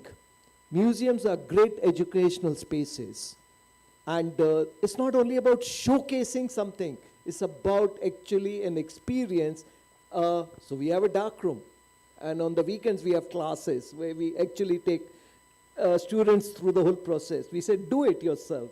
Shoot a roll of film, process it, make a print. And then, you know, their eyes open and they say, wow, this is, you know, because there's so much of touch and feel to analog world, which is missing in the digital world. And unlike painting, photography is capturing the moment. You know, I mean, if you missed the light, if you have missed the event, the moment, things are gone. So also kind of reading the situation and to be there at that time to take the photograph. So, yeah, this is life before the delete button, and also photography was all about pre-visualization, creating an image here and then capturing it immediately. And unlike today, where things are done in post, we actually created images here first. And it worked very fast. And that process has been lost. But we talk about that process. And see, painters start with a blank canvas. Now, Bhalu is a great guy to comment on this. You start with the blank canvas and you say, everything is a figment of your imagination. You say, okay, I want a mountain here, I want a tree here, I want a photographer actually starts recomposing. He sees a frame and he says, hey, I'm going to, so it's a process of elimination. I recompose an image while painter adds to it. it's an additive process. So it's very interesting how photography has been perceived and carries on. I mean, today, there is a problem with photography. It's also become an additive process. Why? अरे यार ये Photoshop में उठा के इधर लगा देते हैं. So photography is changing. It's becoming an additive process from a subtractive process. So there are many talks which we organize at the museum. So every 15 days we do a talk with some well-known photographer, and we are open to people to. Just one last comment before I open the house for questioning. One is that there's a question of even the photographs kind of go beyond realism. You know, there is, as we know, Dali has done this photographs, which is surreal photography. So it has no limit. I mean, it can extend to plain realism, to post-realism, to whatever. But there is also a question of what subject you choose. So there is a lot of anthropology. I was particularly interested in your Nagaland photographs. So one is supposed to follow it, go to places, know the subject, till you finally come out with the results that we can see. So one was that I would like you to talk a little bit about the Nagaland experience. And the second is that Mr. Kulwant Rai's collection that you gathered. And it was a complete insight into history which people did not know through photographs, you also capturing the moment. So if you could talk a little bit about it, and then we would open the house for questions. Thank you. Photographers are visual archivists. What they leave behind and what they create, the archives, are very important for the future generations. How people lived, how they worked. So for me as a photographer, all my personal projects have been towards documentary, which are personal projects. So you do commercial projects which pay for your personal projects. I'm not a practicing photographer anymore, but all my life I've kept a balance between my personal projects and for Kulwant Roy, it was something which was very different. He was one of the first few photojournalists in the country, way back in 30s, when the word photojournalism wasn't really, there were just 5, 6 of them. They were based in Lahore and a couple other places. They used to sell pictures to the local publications like Tribune and make a living. So it was more about making a living and being with these leaders of those days. He was a very strong nationalist. So he used to tell me that whenever we used to go and cover anything, he said, first thing is we would go and give 1 anna to Gandhiji's charity box because it was for a cause. So, you know, photographers have different reasons for being in this various professions. But as a, to be a documentary photographer is very important, to do your personal documentation. Right now at the museum, we are showing the most important collection in the world. It has come to us from Hungary. There was a photographer called Robert Capa. So we are showcasing his collection at the museum, which has been lent to us by the Hungarian government. This is the first time. Robert Capa covered Spanish Civil War, World War, Vietnam War, and finally, while covering the Vietnam War, he stepped on the landmine and he was blown in pieces. So it's a fantastic collection of original prints. So it's kind of a very important, what you see in the pictures is why they were done.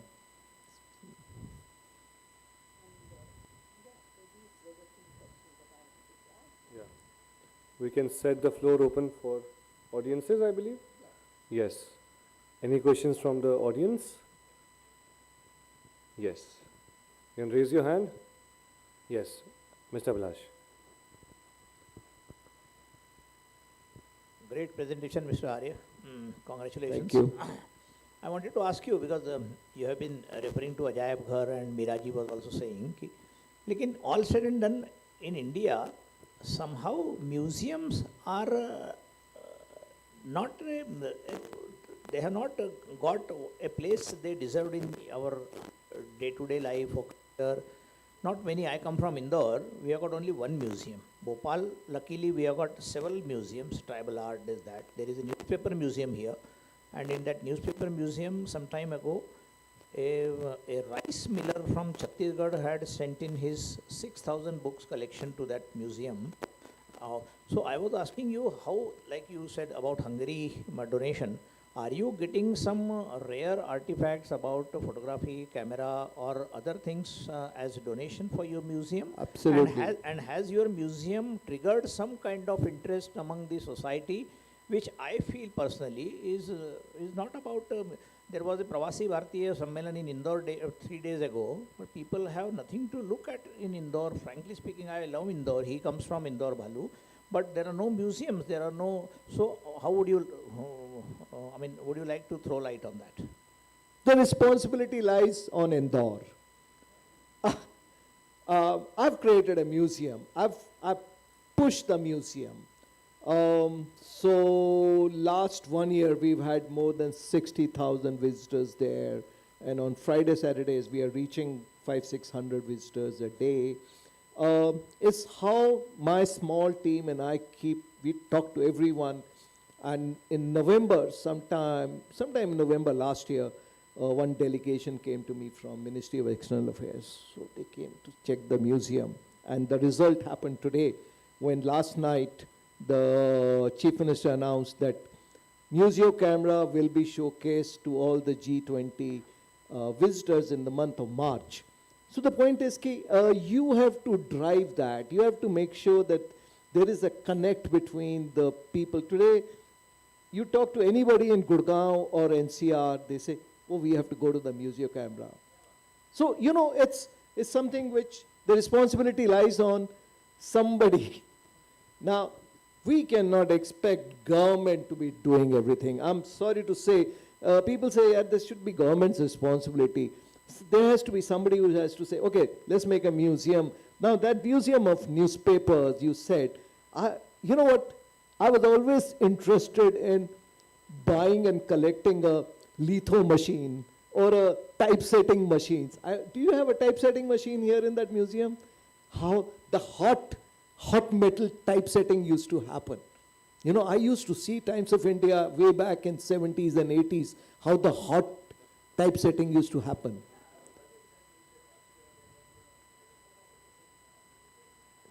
Hot metal. It was amazing. Where is that machine lying? Where is that technology? Why can't we show it to the today's generation? So it's also the responsibility of, I think, 60 plus generation, 50 plus generation, to make sure that they pass on the knowledge to the next generation. That's my, as far as photography is concerned, that's what I'm trying to do by creating that museum. Okay. There are ample opportunities to create. Thank you, sir. Let's move on to Yeah, a second question. Thank you, Mr. Arya. Great talk. Thank you very much. Thank you. And you talked about several things. Sustainable use of space from the outside as well as inside. Mentioned about Centre Pompidou. Just the opposite of Centre Pompidou. We were amazed to see a museum last month in Nuremberg, in one of the areas in Germany, which is very heavily bombed, as you know. So a residential area. It's a fantastic residential area, but that was actually an industrial area before that, completely bombed out. But they kept one factory still there to show that there was an industrial area here. And that was a museum. And that was called as the Museum for Industrial Kultur, which translates into Museum for Industrial Culture. It also has a great collection of cameras also, just for your information. It's in okay. Nuremberg. I would love to talk to you and hear about Please, it. we'll talk about that. Yeah. As well as state and other galleries that we saw. You'll be amazed, few years back, Kodak, which was the world's largest photography equipment film manufacturer, sometime they went bankrupt, by the way, because they didn't think of technology. They never expected digital to destroy them, wipe them out. they were demolishing the plant. I actually wrote to people in Rochester. I said, I want one brick of that plant. I would love to keep it in the museum and say, this is the plant where the photography was born in 1888. This is where the first film was made. So, you know, it's how you create stories out of things. But there has to be a story around everything. I'm sure there are millions of things around here which could create stories. Last point was just mentioned by the gentleman over there, which is, when we saw the museum, at the Baroda Museum, the art gallery. Yeah, I've been there to Baroda. So there we saw that, the Maharaja had commissioned, and there's a date, 1854, some date, in commissioned something called the lithotintography or something like that, printing, for mass production of the paintings of Raja Ravi Verma, which people would not be able to afford, so that it can be made available at a cheaper rate so that people can have it in their houses. That process, I don't know whether it still exists or not, but there's no need for it anyway. So that process is also taught to students in the art schools and colleges, printmaking process. I don't have a machine, but I do teach similar processes where you can create 19th century prints. But we need to do a lot more. Yes, third question, and the last one. Hello, sir. So I wanted to ask, like nowadays, all these different kind of expertise, like how you are a photographer, different other disciplines are coming up, like graphic design, exhibition design, photography design itself, curation. And when you are designing a museum, all these things come together and like create the entire space. So do you think like these expertise are needed, or a person can like go on themselves and they create an entire space for themselves? I've done it. So the point is, you can join an IIM and learn the art of marketing in 2 years, or you can work with a Lalaji and spend 10 years and learn how to create a brand. I mean, there were these big old families which created brands, but IIM teaches you that in 2 years. So it's needed if you really want to learn, and you want an all-inclusive knowledge from all over, because that one man will only give you his point of view. I think colleges but at the museum we run on interns. We teach, we give them a hands-on experience, how to do things. We experiment. I said, okay, try this typeset. Does it work? See this font. Is it readable? What will, check it out with the kids. Can they look up? It's all very practical knowledge.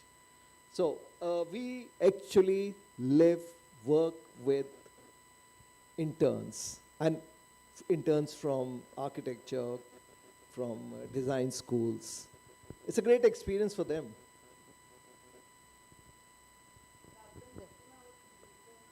Pardon? I am the chief chowkidar and the curator. Okay, thank you so much, Aditya ji and Meera ji. जोरदार तालियां होनी चाहिए उनके लिए. I will just sum up Sure, in a second. Sure. I just want to point out that Rima ji works in this museum, City Museum, Jaipur, and they took out a little booklet called The Story of the Objects. So this is a collective thing, but every object that you have has a story behind it. Yeah. So it can be that deep and it can be that connecting. So so I thank you for your presentation, and I am sure everybody is benefited by. Thank you. Indeed. I'm looking for funds to create a book like that, but I'm putting together a book on how I made this museum and the whole story of this museum, and people who inspired me to actually and continue to inspire me, because every day at the museum is a new day. Absolutely no. I made it very clear right in the beginning that you will sign on a stamp paper that you are giving this to us, and I promise you we will create something world class. And today when the Chief Secretary of Haryana came and he said, oh, I didn't expect it to be like this, but yes, it's fit for G20.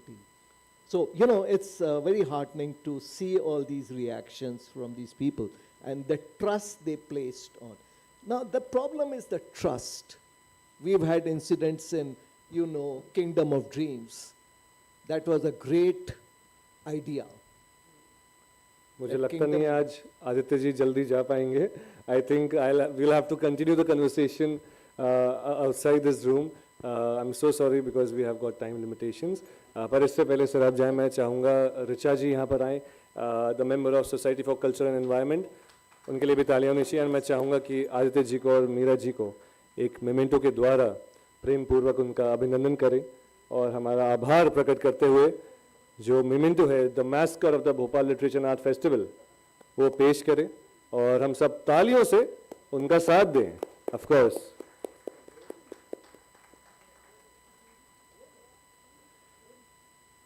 What an irony कि हम एक इतने बेहतरीन museum में बैठ के museum की बात कर रहे हैं, म्यूजियम की बातें सुनी, काफ़ी महत्वपूर्ण चर्चा रही और काफ़ी कुछ नया हमें पता चला. Thank you so much everyone. And now quickly it's the time for the third question. Thank you so much to our authors and discussants for being there with us. एक बार उनके लिए फिर से जोरदार तालियां हो जाएं. And now the third question on the screen, please. Name the VJ who was the part of BLF 2020, who is also a famous chef and is the wife of Arshad Warsi. Raise your hand. Okay, यहाँ पे please mic दे दिया जाए. Maria Goretti. अगर answer गलत हुआ तो हम कुछ पेनल्टीज लगा सकते हैं. Well, the answer is right. जोरदार तालियां हो जाए. Ma'am, what's your good name? Ravisha ji के लिए एक prize from the team of BLF. जोरदार तालियां रविशा जी के लिए. Nice. That's the correct answer. Maria Goretti. Yes. अब आगे बैठने का सबसे अच्छा फायदा आपने उठा लिया. Okay, great. So it's near to good evening. I'm so glad कि आप लोग अभी तक हमारे साथ बने हुए हैं. बेहतरीन सेशंस के बीच लेखकों का, कलाकारों का साथ निभाते हुए आ रहे हैं. And that is why I believe we must move forward to the next session, and rather a very interesting and much awaited session of this.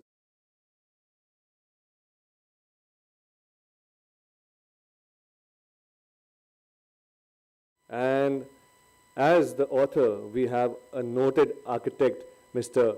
Christopher Benninger with us, and he'll be in conversation with Reema Hooja ji and Savita Raji ji. मैं चाहूँगा तालियों से उनका हम स्वागत करें इस मंच पे. Professor Christopher Charles Benninger is one of India's highly decorated architects, having won the Indian Institute of Architects Annual Award for Excellence 6 times, more than any other architect. That calls for an applause, I believe.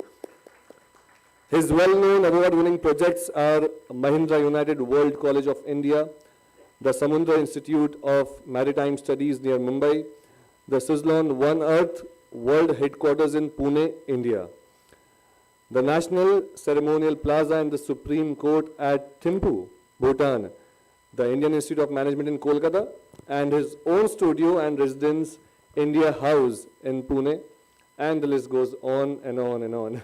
Please welcome him with a round of applause.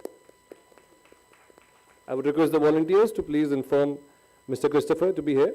Can I just use that Yes. for a minute? Sure, ma'am. So a lot of students from Bhopal have gone to take a picture with him. I think his fan club has caught up with him before he could get here. I think he'll be here in a minute. Go right ahead. Sure. And by that time, let me introduce you to the discussants for this much awaited session. As the first discussant, we are elated to invite Reema Hujaji. She is the member of Society for Culture and Environment. She is also an archaeologist and historian. जी हाँ, तालियों से उनका अभिनंदन होना चाहिए, बिल्कुल. She is also the director, MSMS, Museum City Palace, Jaipur, Director Jaigarh, Managing Trustee, Jaipur Virasat Foundation, and a Fellow Royal Asiatic Society and Vice President of ICOMOS India. Formerly member, National Monuments Authority. Her book include Maharana Pratap, Crusader for Self-Rule, Rajasthani Stories Retold, and History of Rajasthan. And her latest book is on Amer's Raja Man Singh. मैं चाहूँगा तालियों से हम उनका स्वागत करें इस मंच पे. And as the second discussion for the day, we are happy to invite to the dais Savita Rajeji. Savita Rajeji is an architect with specialization in landscape architecture. She has been teaching for the last 34 years at the Maulana Azad Institute, National Institute of Technology, Manat, Bhopal, including 4 years as professor at the School of Planning and Architecture. She was the UNESCO expert for heritage issues of Madhya Pradesh and was invited as a trainer cum resource person for the Indian Mayor Study Tour to France in 2008. And she was also the issue editor for the theme Historic Urban Landscapes, and the list goes on. We are so delighted to have you, and finally we have the man of the moment, Professor Christopher Charles Benninger with us.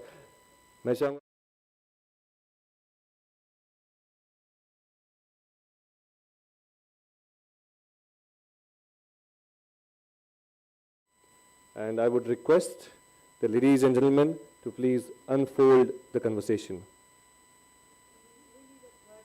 Yes.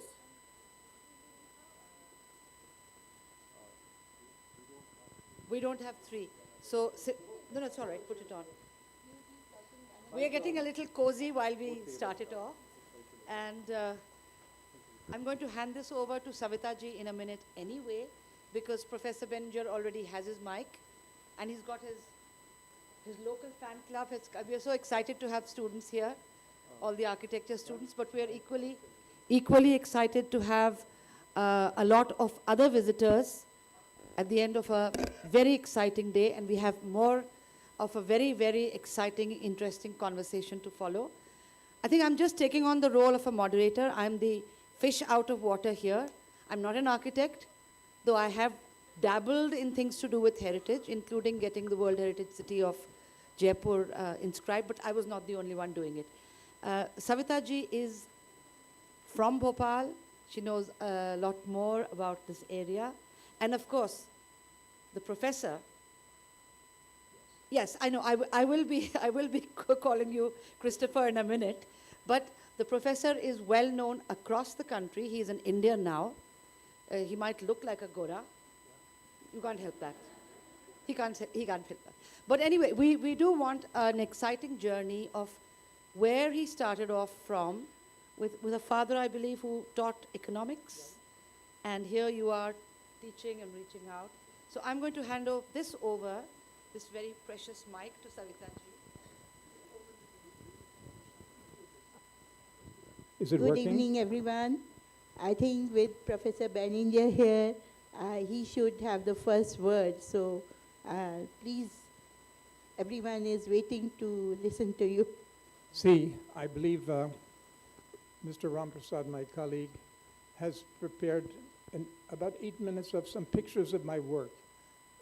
Many of you may not know my work at all. Can we put the pictures on? Something started. Technology usually does not work when I'm around. But anyway, this will give you some idea. I can't see whether it's... We're still looking at ourselves. Okay. See, let me talk something while I'm waiting for the technology. There are people here who are great scholars. They know Sanskrit. Who knows, some people might even know Persian because they're historians and they went to read old documents, no? But we architects have another language. It's called reading plans. We can visit a place like Bhimbetka and we read something there, even though the archaeologists say that there's no one who would know the language they spoke.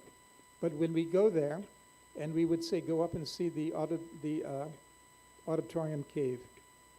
And we would go inside and see that there's a cross east, west, north, south axis now. we might even start making a hypothesis that the people of Bhimbetka knew something about cosmic figures, about the cosmological theories of the universe, which we see passed down now today even into modern buildings, where architects try to have mandala-like structures now. Or we might see in front of that auditorium cave, there's a big rock, sort of vertical stone. Well, I might say that's a primordial column like Ashoka used. And I might imagine that from in front of the main cave, there were communities of hundreds of shelters made of stone. And each hill, there were 7 hills there, might have its own vertical stone, which related to the main stone. And then maybe a house like we have in Maharashtra, we have these small trees in front of the house, and we worship Krishna and different gods in front. There might have been something in front of each stone house, but we know in each stone house, in many of them, there were murals on the ceiling. Now, those murals on the ceiling had to do with the story of civilization. The murals on the ceiling started off with animals, then women with children, then people dancing, then horses came in with bows and arrows, i.e. war, then elephants. It means some sort of feudal society. So in a place like Bhimbetka, we might start reading a history of civilization, and I think that's why architecture is so important, because it's the footprint of something which I'll call civilization. This morning, the maps, the discussion of maps, he was talking about democracy, about self-respect, about everybody participating. To me, civilization is the process of going from hunter-gatherers who used to kill each other, fighting to get who gets to have the animal to take home, to moving into communities. So if I look at Bhimbetka, I see the first community. It's a big community. It has the auditorium hall. It has some idea of an image of the universe. It has paintings which talk about first animals, nature. To me, Bhimbetka is a place to build with nature. We're going to talk about sustainability today, but it's a highly nature kind of place. But what it says to me more than anything is that early Indian civilization started in places like this. And civilization is where people come together and jointly make decisions instead of killing each other. Let me put it in short forms now. So you can read footprints of civilization done by people who build buildings. They may not have been architects. They may be, if you go to Sanchi, Ashoka had an idea of a civilization. He had an idea in his edicts of ethics, of governance, of people coming together and doing something as a whole. And so I think architecture is the artifacts. It's our history of civilization, and by civilization I mean caring for each other. And I mean working as a community instead of working materialistically as individuals. So to me, that was the theme at Bhimbetka, it was the theme at Sanchi, and it's the theme of our talks here today and what we're all interested in. Particularly in a society which is turning more materialistic, more money-oriented. We're interested in a society which is a continuation of the growth of civilization. So I think perhaps some pictures of my work. I think there's still a little hitch, and I think we would love to keep hearing from you till the slides should start. Okay. And while you are, I just want to add that you can go back beyond Bhimbetka also. I'm an archaeologist who doesn't practice anymore, so I call myself a lapsed archaeologist. But when you look at early stone shelters, even without the paint, when you look at open sites where what you will find are remains maybe of post holes, not even that sometimes. You know, a post hole means there was a post. It supported something. Communities were there. They were perhaps still killing themselves, because you can have nuclear bunkers where people do that. But I think it is the idea that the professor is talking about, that you want a society that is caring. You want a community. Maybe society is a different word. Maybe you didn't want to, go that way. And most of the architecture that we see around us, if you were to look at it with those eyes, it's much more than just a shelter. It's got so many ideas to it. So when you first discovered Indian architecture physically, like by being here, not by studying about it, or maybe we even go back to when you were studying about it. Was there a kind of universality to what you were looking at? See, I'll answer her question after one more point, because I'm confessing now.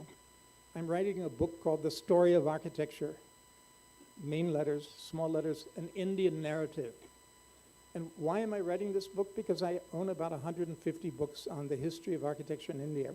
None of them cover the whole spread. Most of them are on the Cholas, are on Vijayanagara, or on the Deccan, but nobody writes about the entire history of architecture. It's in parts now.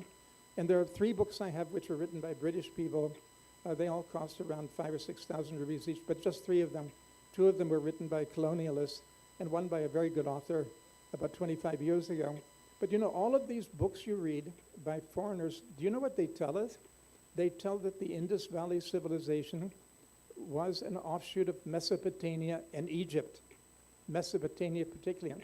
Now, in recent history, there is a site west of the Indus River, I'm trying to pronounce it correctly, called Mahargarh.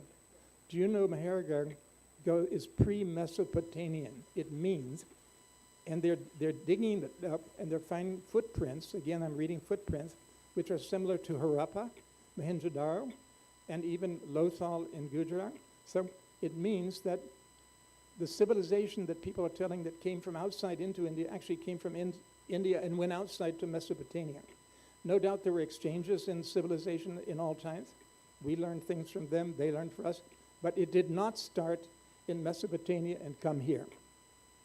I know the origin of Sanskrit is a huge debate, and I'm not an archaeologist or a linguist now, but I always say Latin is the language of the church in Italy.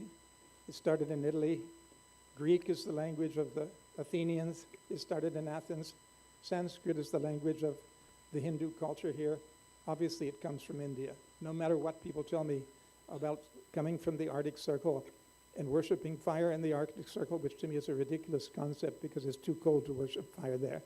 But anyway, I'm not the man to talk about that, but I am the man to say that people have been saying that things come from outside into India, when in fact it was the other way around. Yes. In fact, it was the other way around. I think I'll let my friends. Christopher G is like his language is of architecture, but he is a person who has been writing books and they are going bestsellers. So he is an author of letters plus an author of designs. I think before we proceed with the discussion, if you can run through some of his projects, so it will set the base for our discussions. Are you going to run through the projects? There's a little hitch, which is why... Okay. There's a little hitch with technology, there always is. Okay. It's always the best laid plans. I drop my phone all the time. So let us let start with the ask discussion. questions. So things will unfold with our discussions. So one of his bestseller books is Letters to a Young Architect. And in that, Christopher G, I will call you Christopher G, sounds good. You have raised concern about values. In an environment of effeteness and mercantile mindset, it would be great if you can cite your own design and planning process where you dealt with this issue and emerged, of course, a winner. See, the book, Letters to a Young Architect, no? Fortunately or unfortunately, I wrote it as an architect. If you read it, it's about architecture, yes. It's about philosophy, yes. It's a very general book. Unfortunately or fortunately, it came in the top 10 best-selling books in India. Now, what happens is, you're an architect, but then your book becomes in the top 10. Suddenly people say he's an author, which I'm really not an author.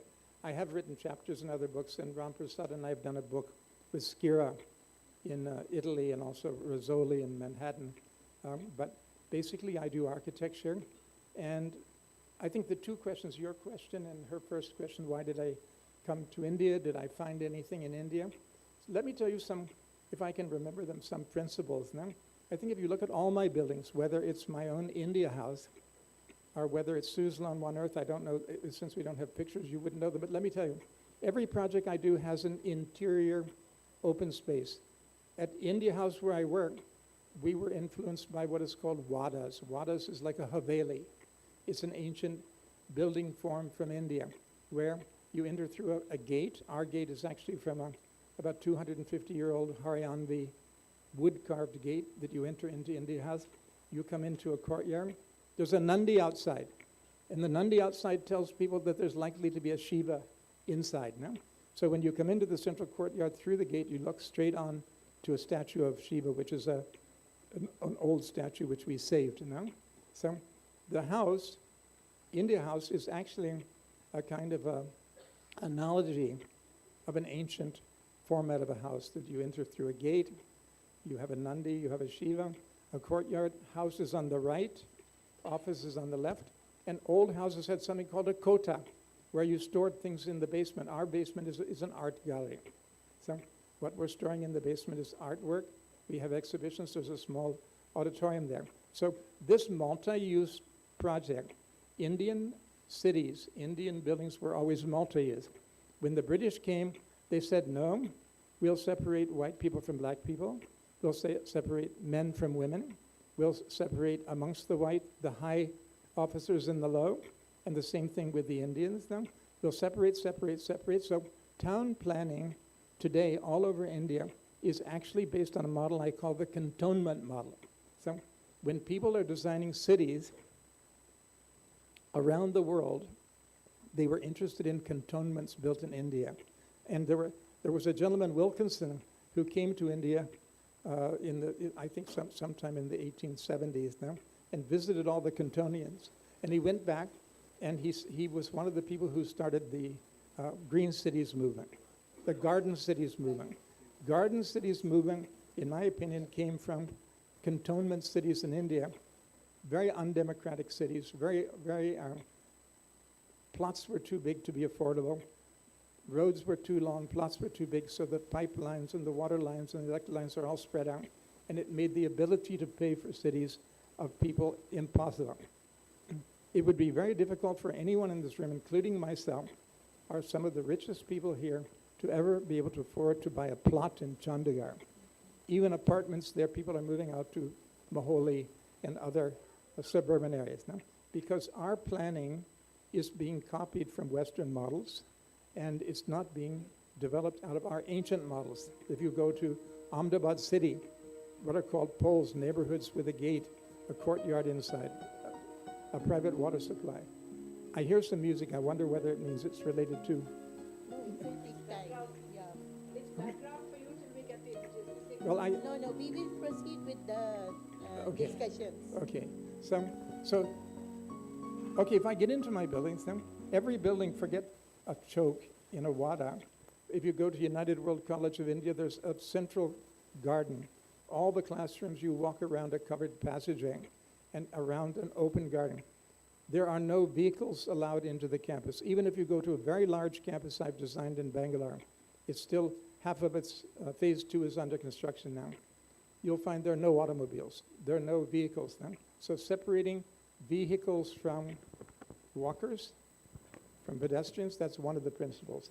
Having internal big green spaces, that's another principle. Making rooms, like at the Mahindra College, where you go into a classroom, and one whole wall is French windows that slide open, and you go into either a green courtyard through a veranda, or you have views out into the mountains. No? So connecting room by room with nature, having a nature open space in the middle, to me that's a principle. Another principle is to use natural materials as far as possible. Like, I don't know whether you would know my project for my own institute, Center for Development Studies, or the Mahindra College. It's made out of local basalt stone. It's made out of tile roofs, handmade tile roofs, or even small industries who make tile roofs in the Mangalorean area. It's all local materials that you'll find in all the villages around the college now. So using natural stone, having the rooms open into nature, having a central green space. Human scale is another very important thing. A lot of the buildings we see, they want to be monumental. They want to make people feel small. And they want the institution like Reserve Bank of India or some college, they want the college to look huge and the students to look small. I think this was something gifted to us by the British. I do love Luchan's Delhi, but it's very foreign. It's not very Indian. And we should be seeking an Indian architecture. Yeah, that's very right. So you have been an ardent advocate of context, historical and cultural context, and you just now talked about the context, how it goes missing in some projects. Your designs have been trying to increasingly dilute the division between the built and the unbuilt. Can you please tell us about your experience in the inclusion of the landscape context? See, Professor, I'll call her Professor. She No, wants to don't call call me me Professor. Professor. See, we discussed this just before the meeting. And to me, it's like a conflict of almost a war of cultures which is coming to India. The culture of money and materialism, owning things, owning the most expensive car, having the biggest house, having lots of jewelry, versus a culture of celebrating life, of loving people, of community, and basically being human. So I think this clash of culture comes first in big cities like Bangalore, Bombay, Pune, maybe Ahmedabad, Hyderabad, Delhi, where you have land prices shooting up so high that you need to do vertical buildings, and those buildings can't be built out of basalt stone, and they can't have Mangalore tiles now. So by necessity, you wind up having buildings which are steel and concrete, glass, aluminum. Now, somehow I don't think this is bad because times change. We're not living in the age of the Peshwas or of the Rajputs who built Havelis, no? So we were given a project by a person called Abhishek Lodha. I think Abhishek would be one of the, I think he's the biggest builder today in India. But what I found was, even though people would say, oh, he's a Marwadi, he's a builder, he just wants to make money, when we did a project called Lodha Belmondo, where there are about 3,500 apartments in 32 towers, 22 floors each now, we found we could work with Mr. Lodha and say, okay, we're going to do towers, but we're on a riverfront, and Pune is a city of 5 rivers. Can we make this project, A, celebrate rivers, B, can we have as much open space as possible? And he said, well, how much do you think we could have? I said, I think we can get 65% open space. He said, how would you do that?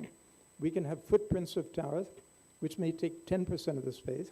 Because we have towers and not spread out row houses and cottages, we can reduce the area of roads to, say, 9%, and maybe parking will take another 15% or so. And that would leave us 65%, so we left 70 meters set.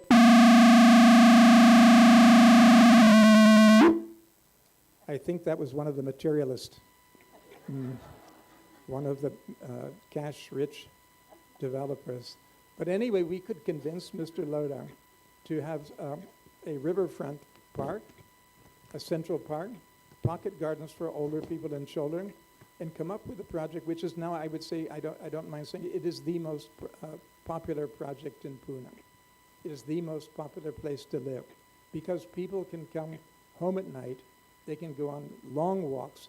The longest walk is 2.5 kilometers. They can do 2 rounds and do 5 kilometers. They can play tennis. They can go boating in the river because we've made it possible to go boating. And they can do all kinds of things which communities do. So rather than buying an apartment, they're actually buying a community. So it is possible to work with builders. If you've got a person who's sensitive, like Abhishek Lodha, you can do projects which are sensitive and not so materialistic, even though the objective of the project is clearly to make a profit. So as an architect, we have to sometimes walk on a tightrope, carrying, the balance on one side is profit. Is this working? One side is profit, and one side is what we want to accomplish, humanism. Now this may be working better. Yeah. So to me, yes, there's a problem of balancing materialism with nature, with community. To me, community is more important even. But I think it can be done, and I think that's what it means to be a professional.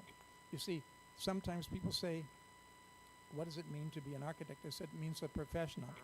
Well, what's a professional? A professional is a person who does what? Professes values, and professes those values through practice.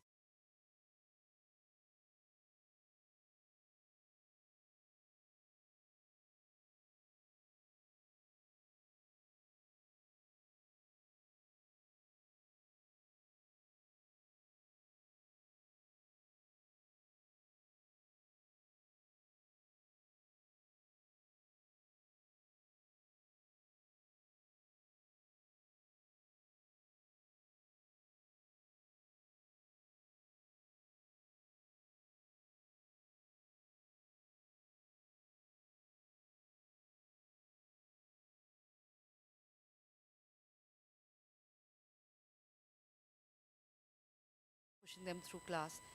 What you said about communities Not what is I think very important, and also what you said about space and maximizing the minimizing the built footprint is what you did for one project. I mean, that was a decision you took so that you could have the maximum of open space.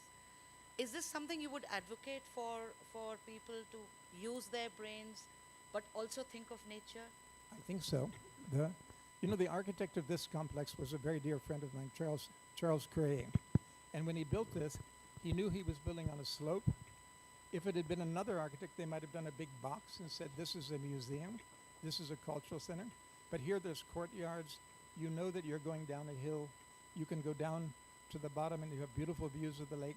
So I think there's a lot of an attempt here to even though there's a big footprint, to integrate it with nature and to make people feel they're part of nature, even though you're in a very large complex of auditorium, lecture halls, a library, etc. So to me, that is the challenge, and I think we can do it. And I think you have good teachers like this professor sitting next to me, and that's what we should be talking about. And since there are so many students here and who are working, like they give lot of importance to walkthroughs and SketchUps and all that. So here is Christopher G, who is giving a lot of importance to the plan. Like Le Corbusier had also said, plan is the generator. And whatever I have seen the works of Christopher G and read about him, he has been giving a tremendous importance to the plan, and the plan being the chief director of the projects. Please do tell us about a plan or plans where you could actually incorporate all your beliefs and design aspirations, social responsibility, because he has been talking and doing a lot of work on social responsibility, like the work he just told you right now. The plan that makes you smile, a smile of contentment. I think he has already said. No, but I would like to comment, you see, again, to all of us in India, Le Corbusier is almost like a saint. But if you look at Le Corbusier's work, you wouldn't probably have a good, but his famous building, Villa Savoy, it's a house which is on stilts. It's painted white, all white, and they've cut down all the trees in a forest, and it sits in a lawn like a statue. It's anti-nature. It says, like the Parthenon sits on a mountain overlooking Athens, and it says it's sky, what I call sky god worship. It's a very male kind of culture, no? Where ideas are what are important. But if you look at a lot of the indigenous architecture, rock houses, I'm not talking about ancient ones, I'm talking about in Italy, or in America, the indigenous people, or even come up to Frank Lloyd Wright. I think those are what I would call earth goddess worshippers. Frank Lloyd Wright loved nature. He built a famous house where a small river runs under the house and there's a waterfall. It's called Falling Water. It's probably his most famous building. So there are people who build abstractly, a very intellectual kind of architecture, but it's really not architecture that deals with nature. So coming back to the plan, you can do plans which are beautiful. I love Le Corbusier's plans, but they're geometrically beautiful, but they are an insult to nature. I feel if you're doing plans, you start with the site. You don't start with the building program, the functions, and the structural system. You start with the site, and you find out which are the assets of the site. I'm doing a project which looks at the Bay of Bengal now. So that side of the site is full of assets now. The front part of the site, there's a sort of a dirty road. That's a liability. So I study the site, I look at the contours first. Then the contours tell you a secret about water, about how rain falls and where the water goes now. So one of the questions you ask, if I'm going to put concrete and asphalt and roads on top of this site, how much percolation am I stopping of water into the earth? And am I going to cover the whole site with concrete and asphalt? So all the water goes into somebody else's property, and the next thing you know, you have erosion and you have flooding and you have siltation of the nearby rivers now. So plan starts with the plan of the site, with the contours of the site, with the stormwater on the site, with the assets of the site, views and soft edges now, hard edges which are ugly and noisy. And so I would say when you start doing a plan, first thing is the site. Then you might look at, is that site have any historic precedents? No? Like India House, if you look at and look at a plan of a Wada or a Haveli, you'll see that we learned from ancient urban architecture in India how to do a plan. Or if you look at United World College, on the contrary, it's up on a mountaintop, a hill of 300 feet high. And the plan was generated by looking at local native rural buildings all around, farmhouses built by people in the Western Ghats, forts, farmhouses. No? If you go to Bhutan, and if you look at the plan of the Supreme Court, there are 4 lower courts, and the highest court where all the Supreme Court justice and his 4 assistants, they each have their own court for lower cases now. You'll see the plan comes from something called a chorten. If you look at the Supreme Court of Bhutan, you'll see what I call the culture of construction. Culture of construction means the materials come from the place, the labor comes from the place, and the project management comes from the place. When I built in Bhutan, my project managers were monks. They were people who could work with carpenters, with masons. They could mix colors out of minerals and make local colors now. When I work in Ahmedabad, say Pune, in a big factory, the factory is not made out of stone and wood and painted material. It's made out of steel, aluminum, glass, because Pune is a steel city.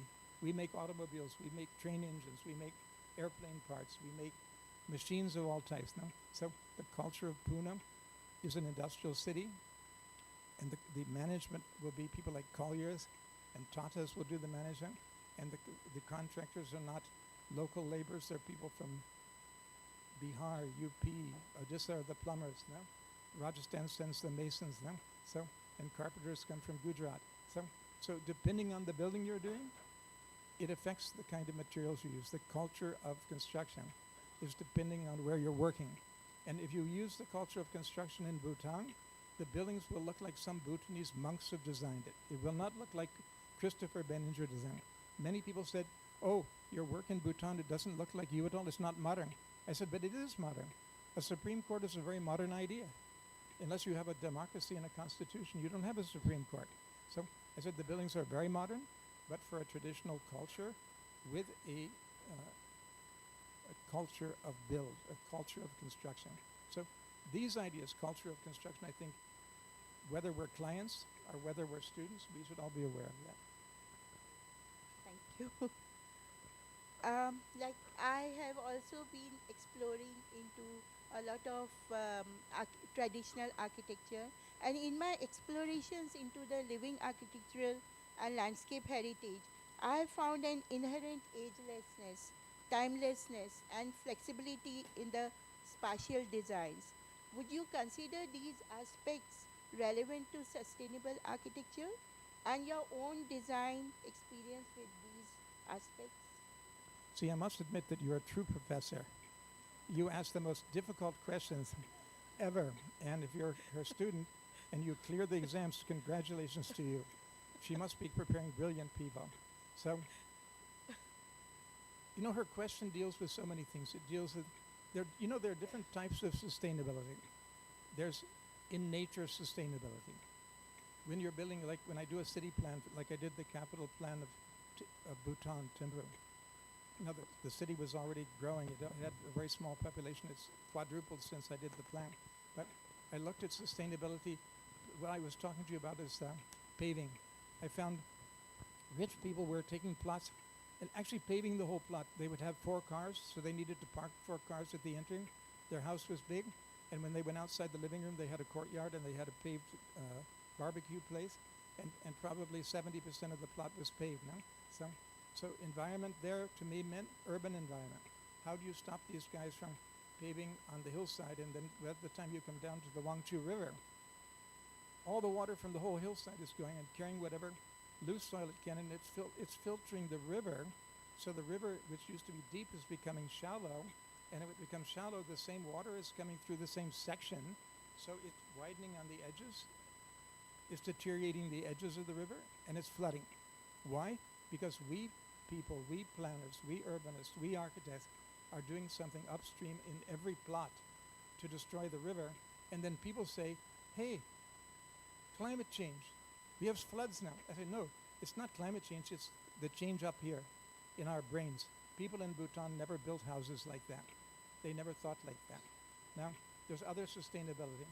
I was once asked to look at 3 new towns in Malaysia. 3 new towns for what they call the Bhumi Puja.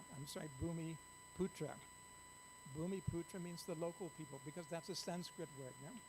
And Malaysia is a Sanskrit derivation. Kuala Lumpur is, see, they have an ancient culture which was brought from India there.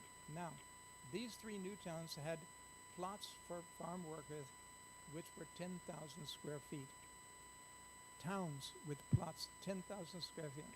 It means the pipelines, the road lines, the electric lines, the sewage lines were humongous, very long, because to attach all these plots together, you needed a big network. What it meant was, and then the price of the land went up as the towns developed. The people they were designed for could not afford to live there. This was an uneconomically sustainable project. It meant that you would have to give central donations or central money every year to maintain the sewage systems, etc., because the local people would never be able to maintain that kind of a sustainable system. So we don't talk about this, but there's something called economically sustainable design also. So you have nature, you have economy, affordability, and then you have something called culture and history, which you're interested in. No? When I came to Pune, there were 350 wadas, havelis, built during the time of the Peshwas. They were still there in 1975, 76. Today there would not be more than 20 left. They've been torn down. Builders have built ugly, I must say they were probably the ugliest projects I've ever seen, covering 50-60% of the site. So culture is something we're also destroying. We're destroying affordability, we're destroying nature, we're destroying culture. And all of these things, when we talk about sustainability, we have to get out of the rut that we only think sustainability has to do with nature. No, it has to do with civilization. It has to do with everything. So, Before Professor Savitaji comes with her next question, I want to sneak in one of mine. Okay. And that is, you've been practicing, but you've also been teaching. And I won't want to say I don't want to use the word reinventing, but how much of your learning have you been tossing out each time and learning new and sharing that with students? Because it's a journey, right? Right. And you're still only halfway through that journey. So my end question is going to be next 20 years, Yeah. See, I'm still young. Exactly. I just turned 80. Yeah. So. I know that, which is why I said it's. And I have to think about the next 50 years. I finished 50 years of practice. So what am I going to do? What I've started telling students is, before you design any building, take a sketchbook and write myself. Redesign yourself. Write a sketch of yourself inside. What do you want to be like? What does it mean to be a professional? Do you want to be honest? Or do you want to make quick money? Do you want to lie to people and tell them that your dad owns a big Audi or a Mercedes-Benz? I know a lot of people doing that. I know people in Pune who get picked up at the airport in very expensive Mercedes-Benz, but then they drive into very small rented houses, but they want people to see them land at the airport in a big car, and everybody thinks, wow, he must be a very successful professional. Actually, he's getting kickbacks from suppliers as an interior designer. And he can't even spend that money because it's black money. He doesn't have a PAN card for that. So write a sketchbook of yourself. Design yourself. I think part of your design is don't run and start a business 1 year after you graduate. I know students in Bombay who graduate and open an office the same day. And they wind up doing the rest of their life cheapo interior design projects where they're making a lot of money on kickbacks from vendors, kickbacks from carpenters, from glass merchants, from 1,000 types of materials you buy as an interior designer. And that's the way they're making money. That's not professional. They should have redesigned themselves before they started a practice, and looked at things like honesty, working with nature, building communities, doing social work. You know, some of the young architects were telling me during the COVID that we don't have anything to do. So I said, well, what we've done in our firm, we've taken one of the oldest hospitals in India, built by the British, Sassoon Hospital in Pune. It's a big hospital. David Sassoon donated the big building there back in the 1850s, and we said, and this was now more than 1 million square feet of junk. It's run by the state government. We said we are going to do an architectural audit of some 30 buildings on 6 different city plots. We're doing an audit. Which buildings should be torn down? Which buildings have the wrong use? Why are dead bodies being kept where patients are being kept? Why is there no morgue? Why is this? Why is that? Why are outpatients coming in areas where people have highly contagious diseases now? So we did an audit, and then we listed problems, and we worked with the doctors, and we came up with a new master plan. And the interesting thing is we published a small document on that master plan during the COVID, in which case Ram Prasad got COVID, I got COVID, my driver got COVID, we all got COVID, but we actually could do a service to society. And the government of Maharashtra at that time earmarked 100 crores immediately to implement some of the ideas which we came up with. So I said, you don't need to have a client. You don't need to have a client. Take the road in front of your office now. Just do a design for the road in front of your office. Try to put some footpaths. Try to make it someplace for people to park.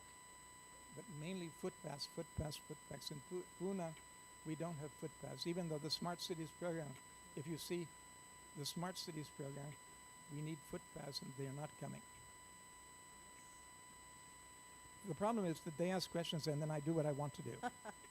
So I hope they're not getting frustrated as question asked. No, not at all.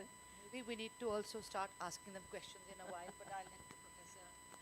So the next one is a little bit different question. Once a journalist had asked Pandit Hari Prasad Chaurasia ji that where would he like to settle in his next birth. So he immediately said Pune, Maharashtra. So you have been to most parts of the world and most parts of India, and you have started you are the founder of the School of Planning at CEPT Ahmedabad. What made you decide to settle in Pune, in Maharashtra? What made you decide Pune as your karma bhumi? What made you zoom down to Pune? See, actually, I love Hari Prasad's music. Unfortunately, he's not with us anymore. But actually, this question was asked to me in my last life. And I said, well, actually, in the previous life, I lived in India, and I want to be, my Bhumi karma should be back in India. So I first came to Ahmedabad to work with Doshi, and he was very kind to me, a great guru, a great teacher. And he asked me as a youngster at age 28, I had done a master's degree at Harvard in architecture, had taught there for 2 years, and meanwhile, parallel was doing a degree in planning, which I got. So he said, you have a planning degree. Why don't you quit your job at Harvard? I said, but it's a 10-year track assistant professorship. My father's a professor, he'll kill me. Anyway, come back to Pune and start the School of Planning, which I did at age 28. Now, thank you, my dear. Thank you, you're hired. See, the point is now that I love Ahmedabad, but Ahmedabad doesn't have any mountains, doesn't have an ocean. I can't drink a peg at night. There's so many things about Ahmedabad I love. The people I love. There's wonderful people I know. But I made a trip to Pune in 1972 when Pune was a little different than it is today. And I could look up at the hills in the evening. Mist was coming over the hills. Mist. Beautiful, clean, misty air. And there was greenery on the hills now. And I could walk down and sit with some well-known actors used to come to Pune and have a glass of beer.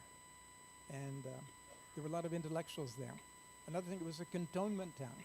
Now, cantonment towns are interesting because they're cosmopolitan. They have people from all parts of India. So it was an all-India kind of a city. And then it had ancient culture because you should know that Pune was the home of the Peshwas. It was not the British who finished off the Mughals. It was the Marathas who finished off the Mughals. The British just won some battle in Bengal.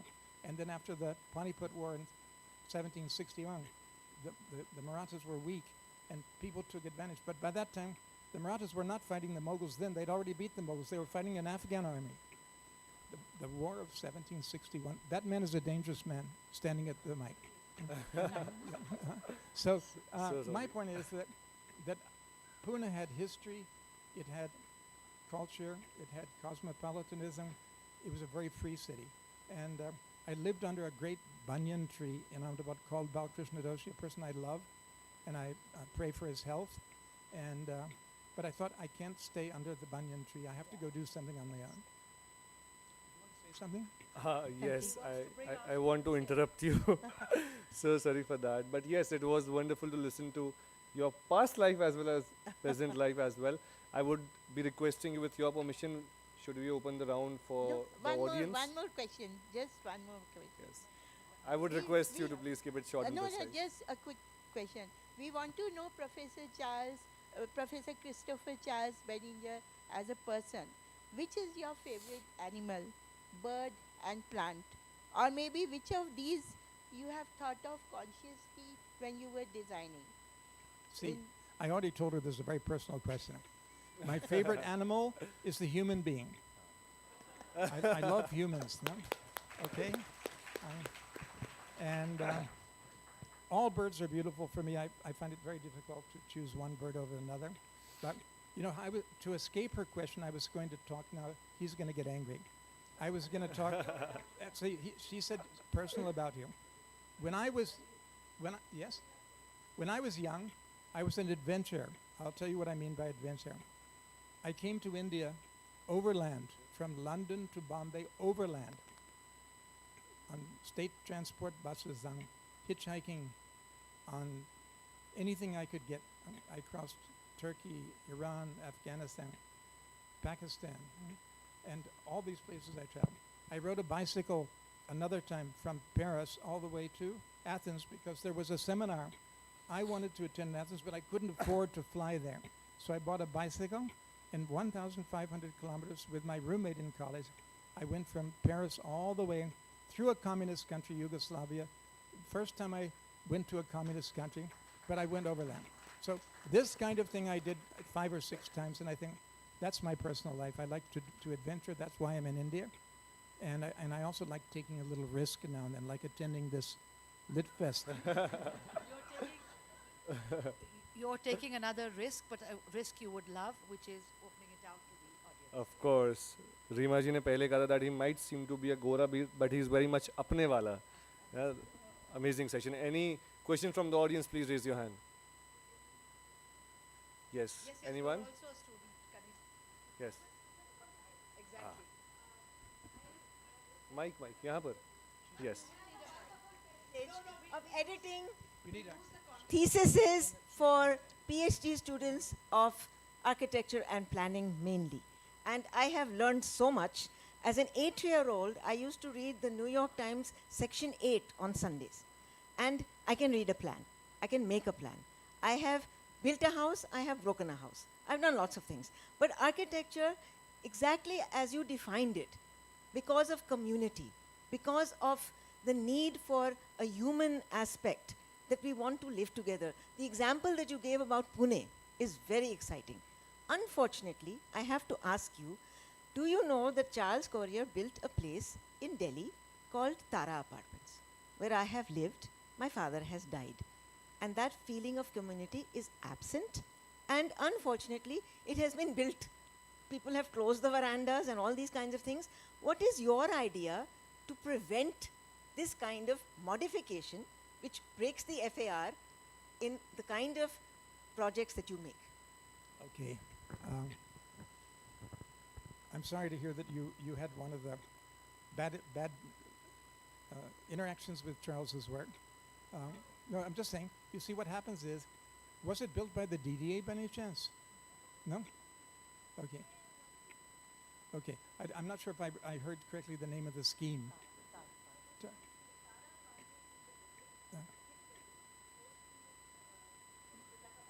See, what you're asking is a question some of the other authors, I think, we're dealing with this morning. Our society is not a society. See, one of the first things I was told by a friend of mine when I came to India, a retiring ICS officer, Christopher, this is a very religious country. People are very spiritual, but we are not an ethical country. Don't get confused. Don't think because we're religious that we won't cheat here and there. Now, Absolutely. what you're talking about is unfortunately the further from the center to the state, the cities are the most corrupt places in India.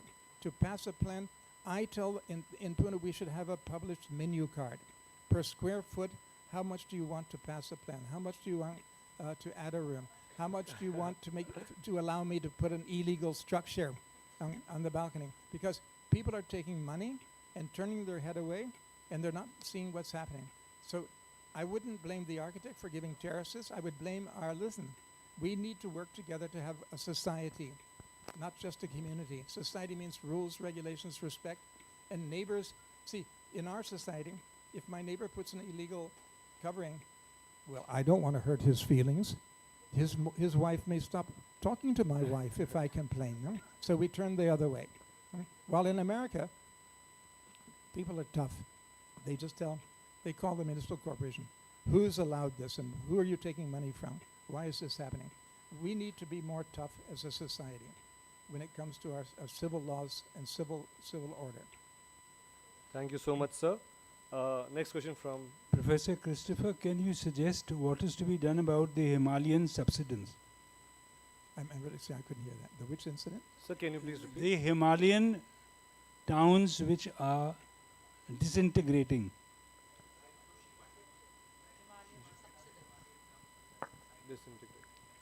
You mean because people are building dams up there? I'm not sure what you're talking about. Sir? Do you suggest? Please give the mic to the gentleman. What do you suggest, Professor, to prevent such kind of things happening? See, let me tell you. What I've told people, when Uddhav Thackeray was the chief minister and his son Aditya was environmental minister, we started doing a river development plan in the city. And everybody became an expert on rivers. And I said, well, first of all, we're starting at the wrong place.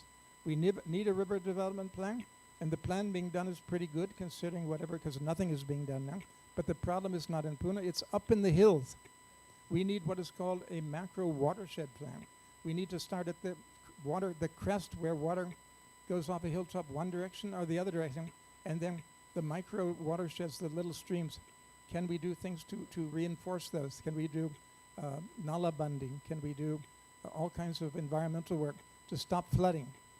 And next thing, why the hell do we have to build huge dams in mountains now, which are going to cause earthquakes, which are going to cause siltation of rivers, which are going to destroy the environment? So again, we're not doing watershed planning, and I mean, first of all, start with the macro watershed of a huge valley region, and then the micro watershed, and do that, and then think, can you put a reservoir for drinking water for, say, Bombay or Delhi or something?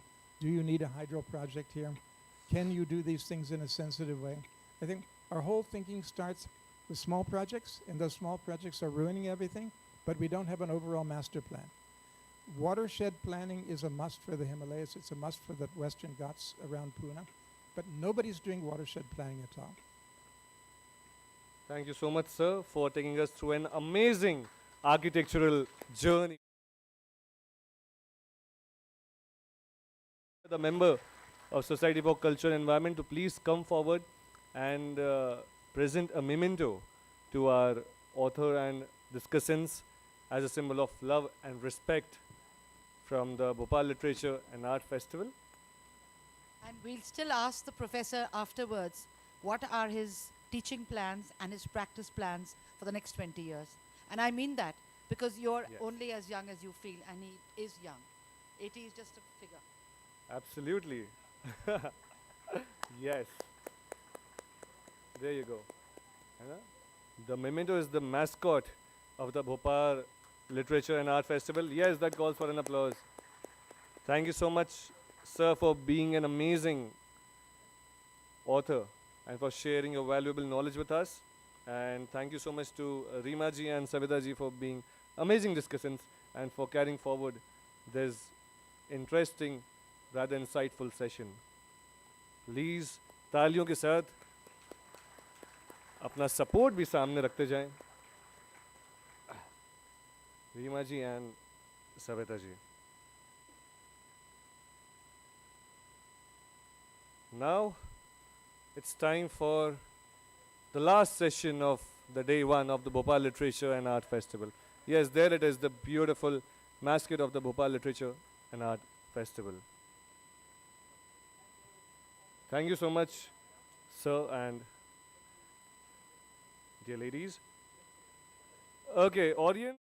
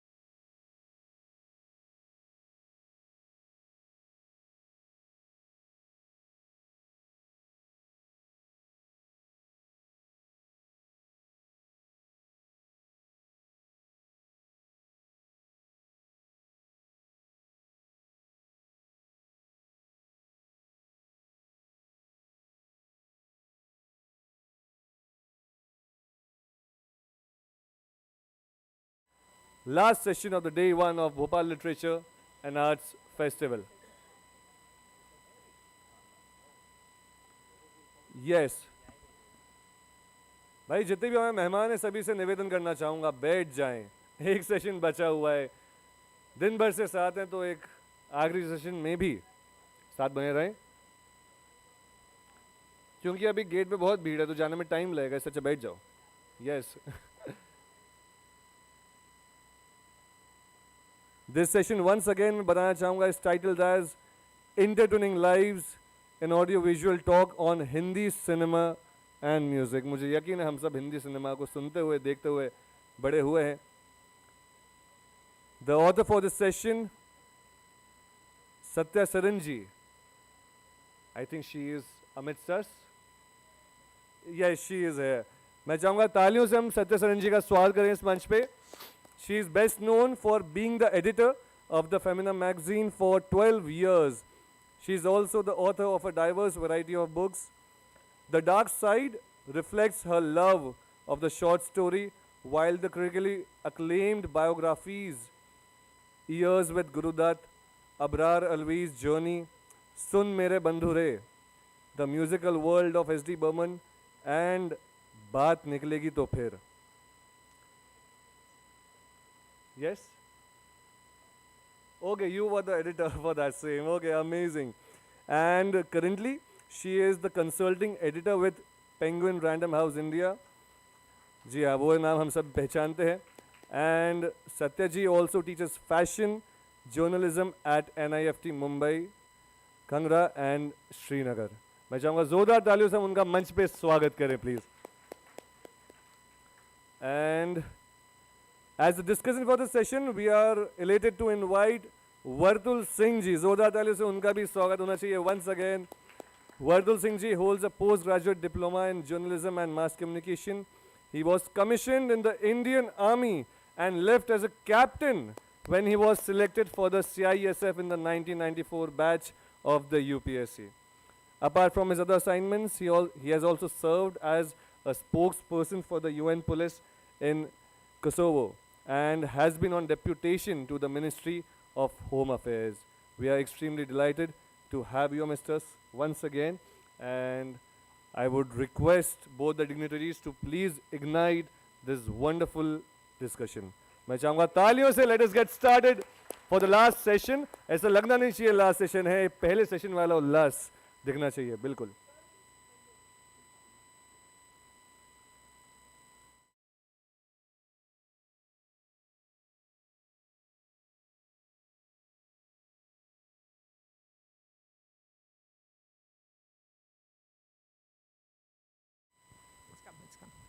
Good evening, everybody. Just want to say how lovely it is to be in Bhopal. I've always wanted to visit this place, and I've been pestering Raghavji to invite me, and I think finally I succeeded. And thank you all for being here. It's going to be a storytelling session, and we're going to have a very interesting conversation. Do you want to start it off? Yes, of course. First of all, I must ask you that this very आज की शाम का जो मजमू है intertwining lives, उसमें जो things that you have mentioned basically is जिसको हम लोग कहते हैं कि तारीख इत्तेफाक, the date coincidences that you have mentioned very elaborately, and of course the अंदाज ज़िंदगी के इत्तेफाक, जो भी आपने शख्सियत अपने पूरे उसके लिए चुना है, चाहे वो एच डी बर्मन साहब हों, चाहे गुरुदत्त, चाहे आपके जगजीत सिंह, हरी प्रसाद चौरसिया, तो हम लोग को ये और तफसील से बताएं कि अब इंटरट्वाइनिंग लाइफ्स जब हम लोग बात करते हैं तो how exactly you would like to portray it? अब मैंने ये सोच के तो नहीं लिखा कि सबके लाइव्स एक साथ हैं तो कुछ इसमें से निकलेगा. मैं एक किताब के बाद एक किताब लिखती गई बिकॉज मेरी इंटरेस्ट है in films and old film songs, and it's nice to see some young people also here. But जैसे मैं लिखती गई तो मुझे 2-3 coincidences नज़र में आए. एक पहला coincidence जो मुझे ज़रा धक्का सा लगा था कि मैंने पहले गुरुदत्त पे किताब लिखी, जो अबरार साहब ने मुझे कहानियाँ बताई कि बिहाइंड द सीन्स क्या होता था हर फिल्म के. बड़े रोमांचक कहानियाँ हैं और वो बताते गए और मैं लिखती गई. And then he told me कि Guru Dutt died on 10th October. I said how unfortunate, that was the day I was born, you know. Then I wrote on Jagjit Singh and I discovered he also died on 10th October. I said I am not guilty, मैंने कुछ नहीं किया, you know. I mean these people in spite of me have died, you know. So that was one coincidence. Then I wrote on Hari Prasad Chaurasia ji, who is by God's grace still alive, the first person I wrote who is still alive. And he was born on the same day as Abrar Alvi, July 1st, who gave me the story of Guru Dutt's book.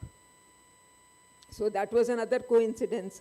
And I said, ye kuch coincidences hain dates ke, and I wondered if I should consult a numerologist ki isme hai kya? Are they asking me to write their stories or what? So, we will be having some kind of a presentation by you on Gurudat? No, we will have some music. Music, okay, Yes. music. So, just since it will be basically a topic of conversation about intertwining lives, a little bit of digression, if you may permit. Gurudat, we all know that he has been, I will not call it influence, but rather affectation with the, and his cinematic muse has been based on P.C. Barua, that 40 ka jo director the. Whereas his entire film, what he has been making, was very film noir, new wave cinema, you know, based on that. So if you could just elaborate more on that, on Gurudat's style, Gurudat's this thing of. I'd love to do that, but then it will go away from the subject. Is that okay with the people? Okay. Well, I think Gurudat was known right in the beginning for being a, whodunit movie maker. His guru was somebody called Gyan Mukherjee, and he was doing cops and robbers. बाजी जो उन्होंने बनाया, उसमें वो mall है, Dane है, gambler है, gangster है, सब कुछ है. तो जब अबरार साहब उनसे मिले, ये मेरे किताब में है, जब अबरार साहब उनसे मिले, he said, ये कब तक तुम बैंग बैंग करते रहोगे? You have more in you than this.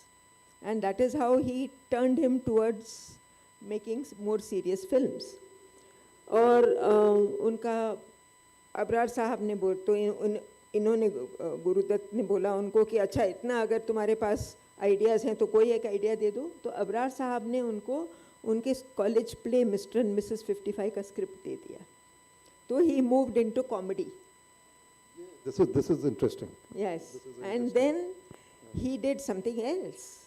There is this very, very searing story that Abrar Sahab told me about why Pyasa was made. And that had a lot of effect of film noir. Yes, the Pyasa was going to be made as a very simple story which Guru Dutt had thought, based on somebody who used to run the Chetana Art Gallery, who still runs it, the Chetana Art Gallery in Bombay. So he had met this lady and he said, "Isko reke main kahani banaunga." It's not her story, but she is a woman who promotes young artists. And then when they start becoming famous, she drops them and picks up another one. So ये कहानी था, which Mala Sinha was supposed to play. It's something like Alka Kapoor, what we have now. And then आएगी मारेगी आपको. So then Abrar had another story, and one day when they were drinking, Abrar came up with this story, and he said, मैं आपको एक सच बताना चाहता हूँ. बोले बोलो. He said, "You know, I knew a sex worker." बोले अच्छा. He said, नहीं नहीं वैसे नहीं. I met her once with a lot of others, with my friends, or I refused to sleep with any of them, but मैं उसको बैठा के कहानी सुनाने बोल रहा था कि तुम इसमें कैसे आ गई, क्या हुआ, and we became friends. And as a writer, I was very curious to know her life. तो मैं उनके पास जाती थी और जाता था और कहानी पूछता था, and I was poor.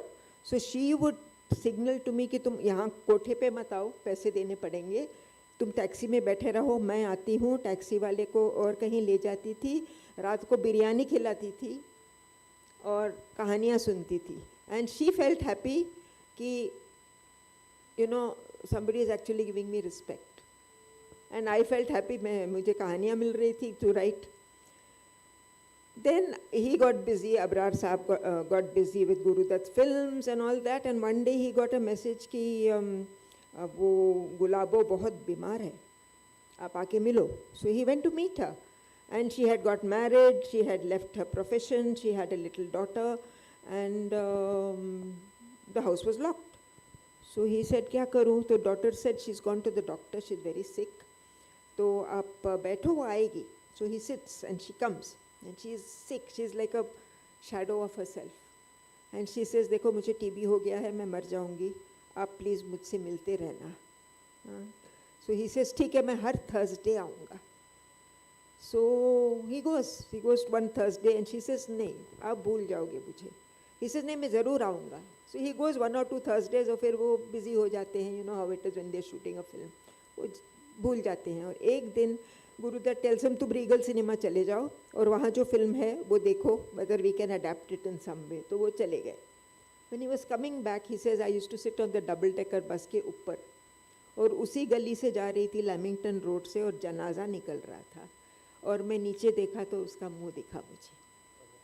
He says that guilt कि वो Thursday है और उसी दिन वो मर गई मेरे लिए वेट करते करते. और गुरु दत्त से, अरे वाह क्या कहानी है, चलो इसको भी डाल देंगे इसमें. And that is how Gulabo entered Pyasa.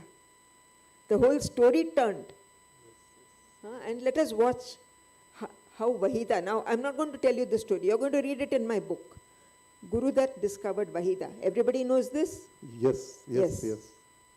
Nobody is responding. So how he discovered it, you don't know. Because of a buffalo. If there was no buffalo, there was no Wahida in Hindi cinema. But I'm not going to tell you the story. No, some kind of hint through your... No, I'm going to show you what happened when Wahida came to Bombay as a dancer. She was going to dance in both CID as the vamp, and she was going to be the sex worker in Gulabo in Pyasa, because her body movements were good. She was a dancer in Hyderabad. So let us watch the first clip from Jaane Kya Tune Kahi, the introduction of Wahida in cinema. Sound.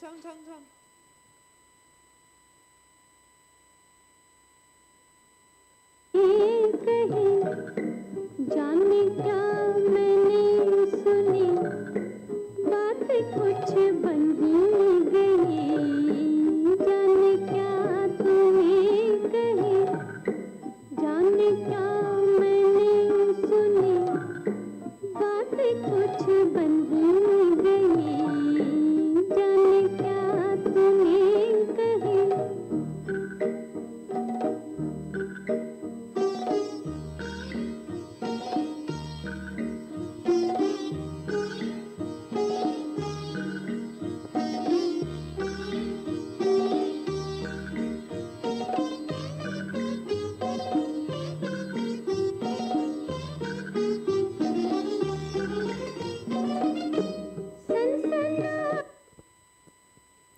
So that was a little jhalak of Wahida's first ever role in Hindi cinema. That film is counted till today as one of the best 50 films ever made in the whole world, right? So let's clap for Guru Dutt. Okay, on to you. My next question is, let's come to talk about S.D. Burman. Now, S.D. Burman, I always feel, and I have always been fascinated with the folk music element that he introduced in Bollywood. Particularly, let's say, Manjhi, Bhatyali, and there's another folk song. Baul Sangeet, correct, Baul. So, and I was reading this book by Javed Akhtar, his conversation with Nasreen Munni Kabir. There's a wonderful book in which Javed, who himself happens to be a big fan of S.D. Burman, he has said that he was a minimalist and who never believed, traditionally, music directors always had 100 pieces of orchestra and the choir singing effect. Shankar Jayakishan used to have. Naushad used to have, yeah. So something on that we would like to know. S.D. Burman, I'm going to put my story with your story. Huh? So S.D. Burman was not meant to be a singer. He was a prince. His father was deposed, but he was still a prince. He was supposed to do law. He went to Calcutta from Agartala to do law and ended up learning music, much to his father's despair. Okay? Then he married a commoner, even much more to his father's despair. But when he was growing up in the palace of his father was a Dhrupad singer. तो सब बच्चों को line से बैठा के शाम को they used to sing. No effect on Shanti Niketan? No effect. He didn't even like Tagore. Okay. हाँ, तो वो बैठा के गाना सबसे गवाते थे. Then he had two servants. One was a Bhatyali singer. तो वो फिशरमैन कम्युनिटी का था, तो उसको वो नदी किनारे ले जाता था. He used to make flutes. That is why S.D. Burman was so fond of the flute, because he used to hear this man sing the Bhatyali and play the flute. ठीक है? And the second servant used to sing shlokas from the Ramayana. So he got that lilt of the Ramayana. And ball singers used to go through the village because Maharaja का palace है. Depots महाराजा हुआ तो क्या हुआ, पैसा तो है, तो वहाँ से जाते थे. तो ये अपने धोती में और छोटे छोटे नंगे पैर से उनके पीछे पीछे पीछे जाता था सुनते हुए. Okay. So this is how he absorbed all this, and then he had the classical training, and when he came to Calcutta and got the classical training. Now exactly like this, Hari Prasad Chaurasia was not supposed to be a musician. He was born into a restless family. His father would wake him up at 4 o'clock. He was known as Pehelwan Sahab. सुबह 4 बजे उठाते थे और 5 बजे उसको अखाड़े में फेंक देते थे. चल, लड़. And Hariji says in his book कि मैं every morning I would be severely beaten. कोई ना कोई मेरे ऊपर बैठ के मुझे ठोकता है, धो रहा है मुझे, धुलाई कर रहा है, और फिर जब थक जाता था मैं उठ के चला जाता था. मतलब वो थकता था, मैं नहीं थकता था, मैं तो मर गया. So this is how it was. But उसने एक बार he learned कि मुझे म्यूज़िक अच्छा लगता है. He had heard his mother sing. He lost his mother when he was a child. तो वो रह गया कि मेरी माँ गाती थी. तो चोरी चोरी he started learning classical singing from his neighbor. अब शुरू जब किया उन्होंने, neighbor बोला अरे ये लड़का तो अच्छा गाता है. Then what happened? He said, पर ये एक ही ऑक्टेव में गा पाएगा, इसकी आवाज़ ऊपर भी नहीं जा रही, नीचे भी नहीं जा रही. सो ही सेड देखो तुम्हारा सुर का अच्छा है, knowledge, and you have good breath power, because he used to swim across the Ganges to steal fruit from the other side. So he had a lot of good breath, lung power. तो तुम breath के through गाना सीखो. So हरिजी says, मैंने सोचा क्या मैं कौन सा इंस्ट्रूमेंट लूँ. He said सस्ता टिकाऊ flute. No tuning, no strings, no leather, no चमड़ा, nothing. पॉकेट में छुपा लो, जब चाहिए निकाल के गा लो, बजा लो. So this is how he learned. So two people who shouldn't have been. Jagjit Singh again, not meant to be a singer. Father wanted him to be an IAS. He would have been sitting here with all of us. Yeah. But ये fail होते गया, fail होते गया. जगजीत सिंह से पहले इनके हरिप्रसाद चौरसिया के बारे में ही ये जब सिलसिला का म्यूज़िक खास तौर से जब वो कंपोज कर रहे थे तो that was probably for the first time that a very popular classical musical people, they were associated with that. We of course that will be my next question on about Mughal Azam and all that कि classical singing का कैसे कहाँ से introduction हुआ. But Shiv Prasad Chaurasia, he was basically against Bollywood and a popular kind of music all through his life. What made him suddenly change over and try to make himself popular through a medium which he had always been speaking about in a very undertone? No, that's absolutely wrong. Because he made his career, he started with All India Radio, and यहाँ बॉम्बे में जब उनको भेजा गया, पैसे कम पड़ रहे थे, तो मूनलाइट करते थे. क्या करते थे? Moonlight. Oh, he was doing चोरी काम for हिंदी सिनेमा. तो आप 50s और 60s, 61 में ही came to Bombay, 60s से लेके 70s तक कोई भी गाना सुनिए, किसी भी म्यूजिक डायरेक्टर का गाना, उस पे जो फ्लूट है वो हरि जी का है. अरे तीन शिफ्ट काम करते थे. His wife says he would come home at about 12:30. His bag will be full of money. क्योंकि घर खरीदना था, गाड़ी खरीदनी थी, तो ऐसे ऐसे उठा के गाड़ी उसमें फेंक के ऐसे सो जाते थे. He would just fall into the bed and fall asleep because he was so tired. He would take his toothbrush in the morning and go. कि वो स्टूडियो में दांत मांज के the moment it starts he would start. So he would do 3 shifts a day. Everybody wanted him. Okay. So he was a Bollywood man. एक दिन उसकी wife उनको टोक दी कि तुम पी पी पी पू पू पू कब तक करोगे. She literally asked him this. मैंने उनको इंटरव्यू किया. She told me these words exactly कि तुम पी पी पी पू पू पू कब तक करते बैठोगे. Because she is a classically trained singer. तो कुछ तो करो अपने साथ. एंड उनका ये कहानी आपको मालूम है ना कि 3 साल उन्होंने अन्नपूर्णा देवी के घर पे जाके वहाँ पे तपस्या किया कि you have to teach me. 3 साल. She wouldn't look at him and he got So this is interesting. Okay. And silsila happened after that, after he became a classically trained musician. Yes, and probably the first music and first lyrics of Javed Akhtar also. Yes. Alone, as a lyricist. Because Yash Chopra saw कि ये P P P पू पू जो करता है, इसको कुछ बोलने की जरूरत नहीं पड़ती. ये देखा ये ख्वाब तो सिलसिले हुए हैं. Incidentally happens to be the first music of this composed and the first lyrics of Javed Akhtar as well. Yes. He did that. He got these 2 people, Shiv Hari, and he got because Shiv Hari had already done Call of the Valley. Chaliye, So they were a team. my this mistaken question led you to elaborate on such wonderful things about Chaurasia. Now you can talk about Jagjit Singh. I interrupted you in that. Jagjit Singh also, as I said, got into it by mistake. But that's okay now. I finished saying it. आप पूछिए. No, but then let me go a little bit more on intertwining lives. Right. All 3 were used to pushing the envelope. They were not contented with what they have. Right? तो जैसे हरि जी ने अन्नपूर्णा देवी के पीछे पढ़ ही गए, मतलब मैं नहीं जाऊंगा जब तक आप मुझे नहीं सिखाएंगे. And you won't believe his dedication. Annapurna ji, when she finally agreed, she said बजाओ, सुनती हूँ मैं. बजाया. बोले हाँ ठीक है, तुम बजा लोगे, मैं सिखा दूंगी.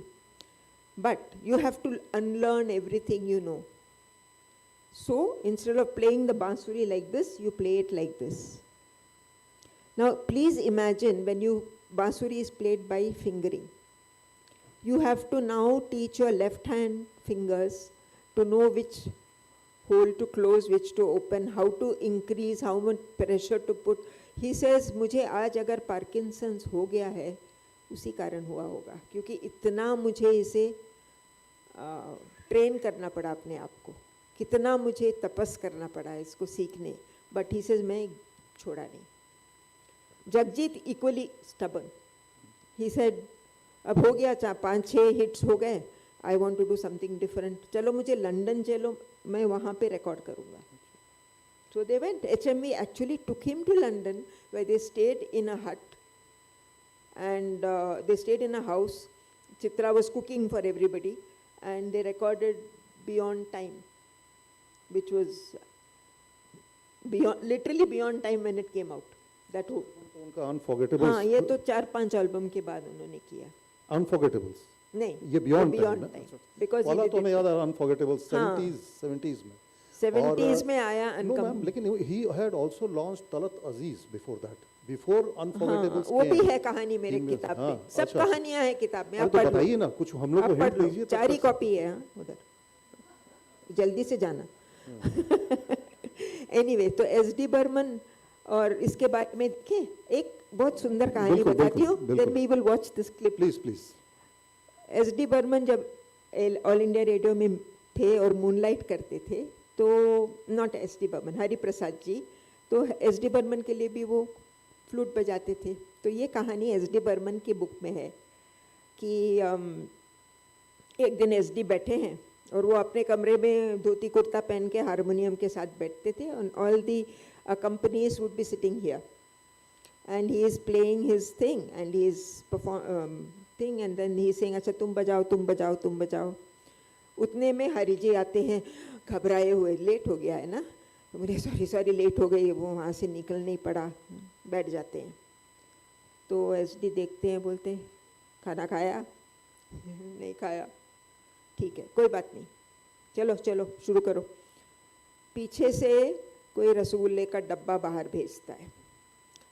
एसडी देखता है ये रसगुल्ले तो केसी दास के कलकत्ते से आए हैं मेरे लिए, ये बाहर क्यों आए? कुछ नहीं बोलते हैं.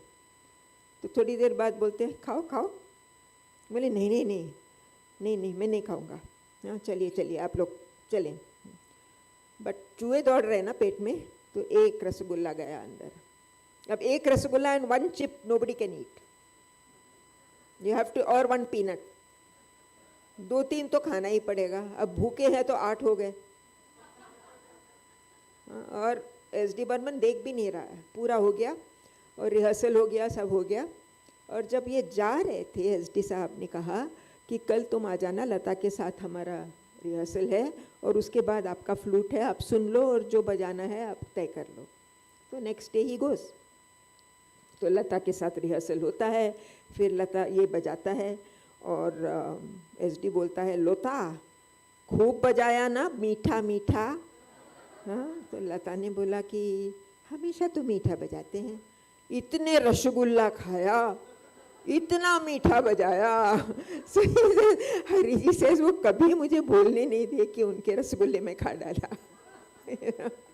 So it's a very sweet story, but let us see one instance of how S.D. Burman and Hariji collaborated. Khoya Khoya Chand.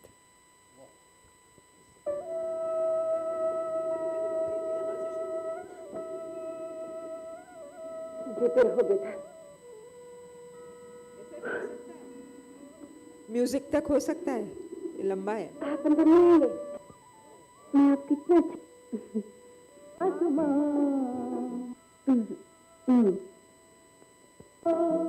खोया खोया चाँद, खुला आसमान, आँखों में सारी रात जाएगी, तुमको भी कैसे नींद आएगी. ओ खोया खोया चाँद, खुला आसमान, आँखों में सारी रात जाएगी,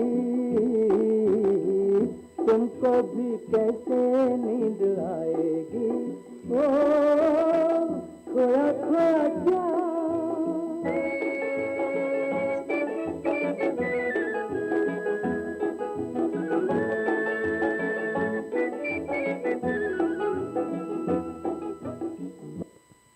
So that was Hariji playing. Yeah. And no prompting. वो अपने आप बजाते थे. जहाँ म्यूजिक खत्म हुआ, वो अपने आप फ्लूट उठा के उसको फिल इन करते थे. Okay, wonderful.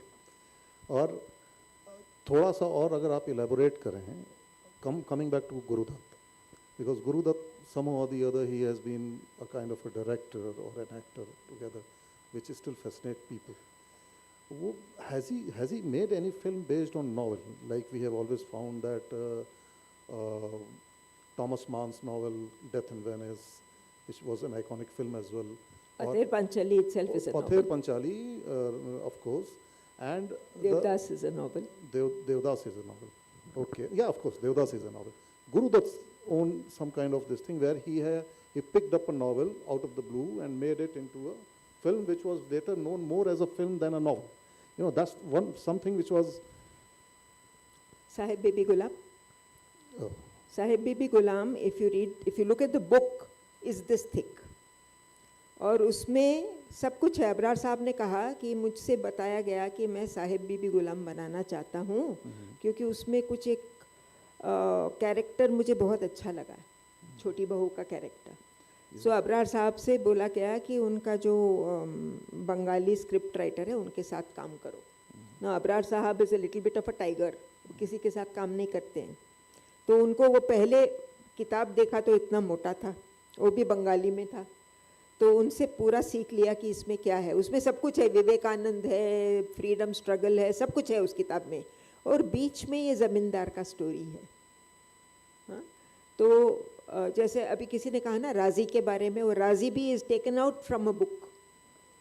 It's part of a very much bigger book. तो वैसे ही इन्होंने कहा कि इसी का कहानी हम निकालेंगे. तो it is only the story of that zamindars family and the love of a wife for a husband who doesn't care for her. That's it. And it's a very important part of Abrar's story because Abrar Sahab was given the job of directing this film because Guru Dutt was acting in it as a villager. Now Guru Dutt had the image of being very suave. He was always the smoking, wearing a hat, you know, and kind of staggering about, whistling, and here he had to play a villager. तो अबरार साहब ने कहा कि ऐसे करता हूँ मैं, पहले मुच्छी उड़ा दो, मुच्छी उड़ा दो, जूते उतारो, चप्पल पहनो, वो मोजरी किरकी किरकी वाले पहन के घूमो, क्योंकि यही तुम्हें कैरेक्टर बनना है. और अबरार साहब को एक ही बात की ये है कि nobody recognizes him as the director. So the book, he gives 4 chapters on Sahib Bibi Ghulam, proving that he was the director. But he said कि Guru Dutt did not let me do the songs. मैंने एक गाना record किया तो उन्होंने मुझे कहीं location hunting में भेज दिया और क्विकली रिकॉर्ड कर दिया दूसरा गाना, उसी गाने को फिर से रिकॉर्ड कर दिया. हाँ. तो वो आते थे और बोलते थे गाना मैं करूँगा, और उसका भी एक बहुत सुंदर कहानी है पर आज मैं नहीं यहाँ नहीं बताऊँगी, वो पढ़ लेंगे. और एक किसी इंटरव्यू में आपने ये भी बोला था कि ये सब they are all geniuses who have you know जिनके आपसी जो वो रहे हैं काइंड ऑफ इंटरैक्शंस, तो उस पर थोड़ा सा और चर्चा करेंगे आप. Geniuses, when you say that, how do you elaborate those personalities? See, each one of them did something different. If you look at what Hariji did, in one lifetime he brought the flute, which was always considered rustic instrument, Yes, accompanying instrument. उसको Yes. कभी center stage आने का मौका ही नहीं मिला. जैसे जाकिर साहब ने तबला को लाया, वैसे इन्होंने एक लाइफ टाइम में generations लगते हैं सितार को लाने. For sitar was also considered a side instrument.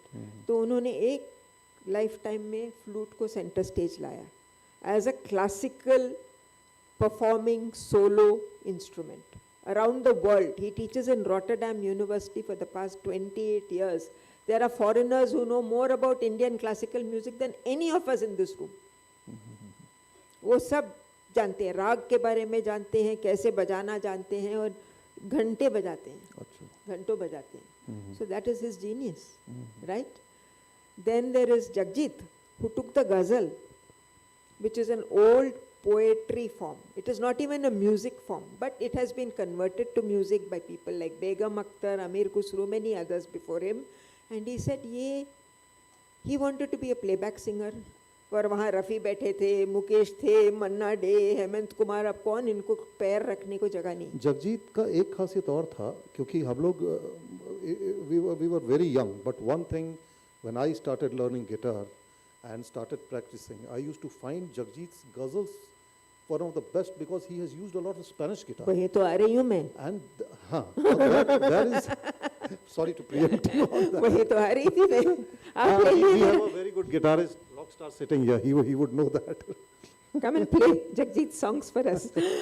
No, so he did that. He took the ghazal and he contemporized it. Okay. He said, this is great music, but I want also the words to be important. And he removed the sakhi and the मैं मरने के बाद मेरा मज़ार पे आना, all that rubbish from the ghazal. And he made it cheerful and he made it meaningful. A lot of meaning came into it, and now we are going to have trouble.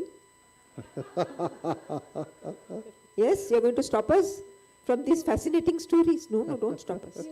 All those 4 people will come and batter you at night.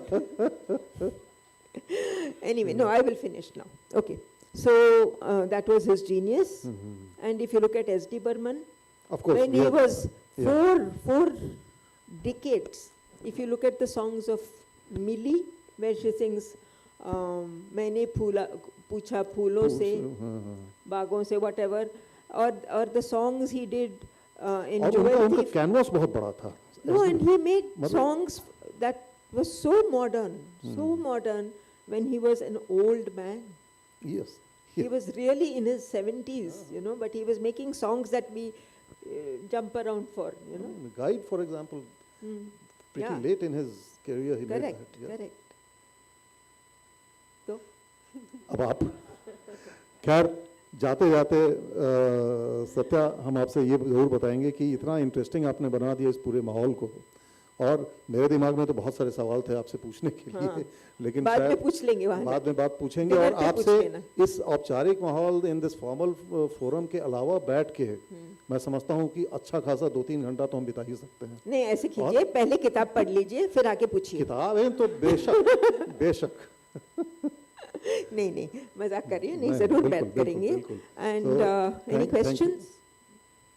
I have one more song, but we won't show it now.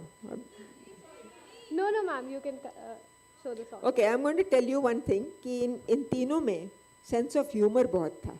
अब जगजीत का तो मुझे पता नहीं, मैंने 1-2 बार मिला, और एक बार under very tragic circumstances after his son had passed away, तो वहाँ तो ह्यूमर का सवाल ही नहीं. पर अगर आप हरी जी से बात करेंगे ना, he will keep you in splits. And I remember once I was telling him कि हम ऐसे ही बैठे थे ऐसे एक सेशन में, और हरी जी यहाँ बैठे थे and I was here and our moderator was here, and somebody said आपको तो आजकल का मॉडर्न कृष्णा कहते हैं. बोले हाँ, गोपियाँ तो है. So that kind of humor.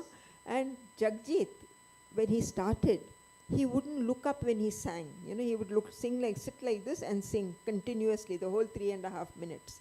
But towards the end, he started understanding his audience. And whichever state he was in, he would crack a joke about using people from that state. So if he's in Haryana, he will say, oh, Sardar ji ka joke. If he's in Tamil Nadu, he will say, oh, Iyer sahab ne aise kaha. So the audience feels connect he used to connect हो जाता था. तो मैं एक joke भी बताने वाली हूँ, and you will laugh. हाँ, कि एक बार वो बोल रहे थे कि वो दारू का दुकान के ओनर को फ़ोन आया 6 बजे कि आपका दुकान कब खुलता है. ये चल आज तो बंद हो गया, कल सुबह खुलेगा. अच्छा जी ठीक है, नो प्रॉब्लम, रख दिया. 7:30 बजे आया, आपका दुकान कब खुलता है. बोले कल सुबह, डोंट वरी, आप आ जाओ सुबह, मेरा दुकान खुला होगा आज. 9 बजे आया, सर आपका दुकान. बोले हाँ कल सुबह. अच्छा, मैं अभी खाना खा रहा हूँ. हाँ अच्छा ठीक है. 11:30 बजे, सर आपका दुकान कब खुलेगा. बोले कल. क्यों, मैं अंदर बंद हूँ. So this is the kind of jokes he did, and we are going to end with Jagjit Singh talking to his audience to show you how he captured his audience. The last song, बात निकलेगी तो फिर. और ये पूरा देखेंगे और we close. I promise I won't open my mouth. I won't ask you any question either.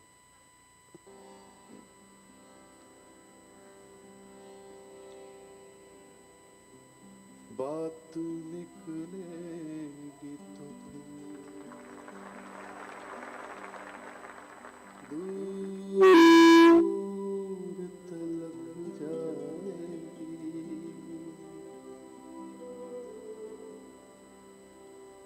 इस नज्म की भी एक कहानी है। ये नज्म छपी थी एक मैगजीन में, शायद शमा में छपी थी, तो मैंने वहाँ से उतारी थी। और मैं एक एल्बम कर रहा था एज ए म्यूज़िक डायरेक्टर, और मेरे सिंगर थे भूपेंद्र सिंह। तो सबसे पहले नज़म मैंने उनसे ये गवाई थी उस एल्बम के लिए। खैर किसी वजह से वो एल्बम बनी नहीं, बीच में रुक गई। फिर उसके बाद इस नज़म को एक रिकॉर्ड किया गया एक फिल्म के लिए। उस फिल्म का नाम था शाशा। बड़े मशहूर राइटर थे अर्जुन दे रश्क, उनकी फिल्म थी। वो भी फिल्म बनी नहीं, लेकिन मैं भी पूरा ढीठ था। तो मुझे जब HME ने ग्रीन सिग्नल दिया कि अब आप LP कर सकते हैं, तो सबसे पहले मैंने इस नज़म को रिकॉर्ड किया। बात निकलेगी तो दूर तलक जाएगी,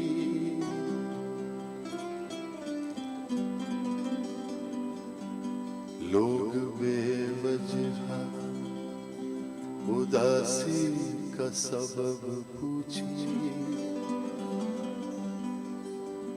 लोग बेवजह उदासी का सबब पूछें, ये भी पूछें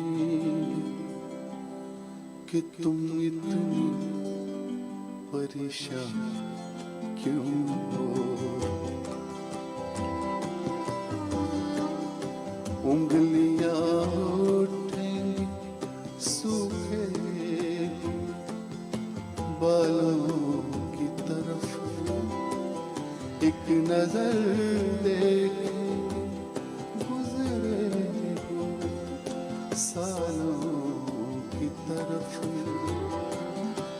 चूड़ियों पर भी कई तंज किए जाएंगे, कांपते हाथों पे भी फिक्रे कसे जाएंगे।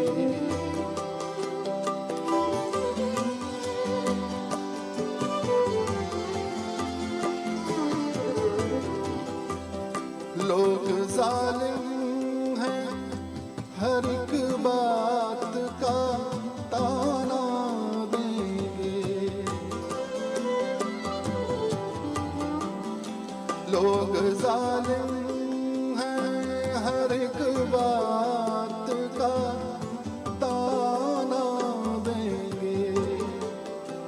बातों बातों में मेरा जिक्र भी ले आएंगे, उनकी बातों का जरा सा भी असर मत लेना, वरना चेहरे के तासुर से समझ जाएंगे।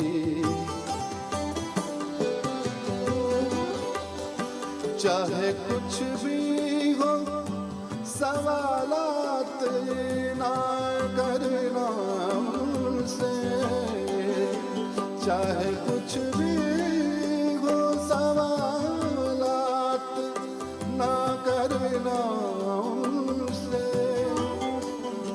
मेरे बारे में कोई बात न करना उनसे, बात निकले तो दूर तलक जाए। Thank you, Sir. Thank you so much. Thank you so much, both the personalities, for such an insightful session. It was very fascinating, ma'am. Now, I would like to open the floor for the audience to ask the relevant questions. Can I ask a question, ma'am? Yeah, thank you, ma'am, for sharing so many priceless gems. All of us love Guru Dutt, and everybody loves Guru Dutt. Seen all his movies. One question which always haunted me was, who were the, say, Hollywood directors or any other Western directors whom he admired? Or did he take any inspiration from any of them? That's my question. And I have a comment on that, because in this very Bharat Bhavan, in this fantastic place to watch old movies, there was once a movie called Il Grido. It's a 1958 movie by Michelangelo Antonioni.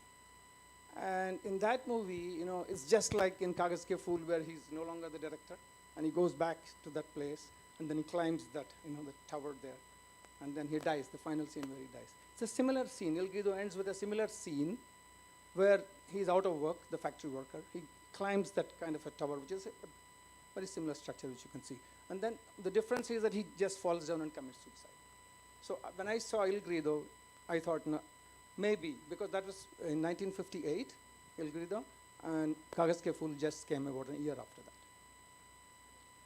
that. I don't think they made a film one in a single year. There may have been an influence, but yes, it is true that all these great directors borrowed from one another. Bicycle Thieves was one of the biggest influences in every director's life, just as Guru Dutt is a big influence on every director's life today, you know. And he would actually copy some of the films, like CID was made on another film called The Man with My Face. It was based on that. Of course, he Indianized it, and he brought in a vamp, and he brought in song and music and dance. तो वो करते थे, and if you look at the song, he made S.D. Burman steal a tune from the background music of a film called Harry Black and the Tiger. तो S.D. Burman ने बोला मारेगा, public मुझे मारेगा अगर मैं कॉपी करूँगा तो he said नहीं, पर बॉस ने बोला, this is Abrar's story to me, boss ने बोला करना पड़ेगा.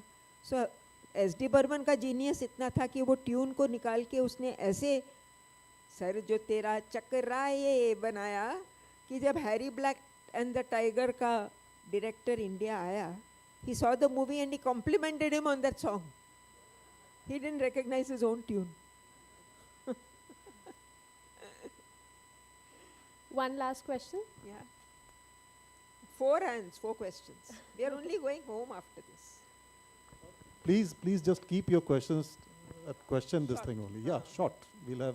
Ma'am, Guru Dutt was considered a very brave director. Then why he stopped making films after Kagaz Ke Phool? Because he died. He stopped making films as a director for 14 years before he died.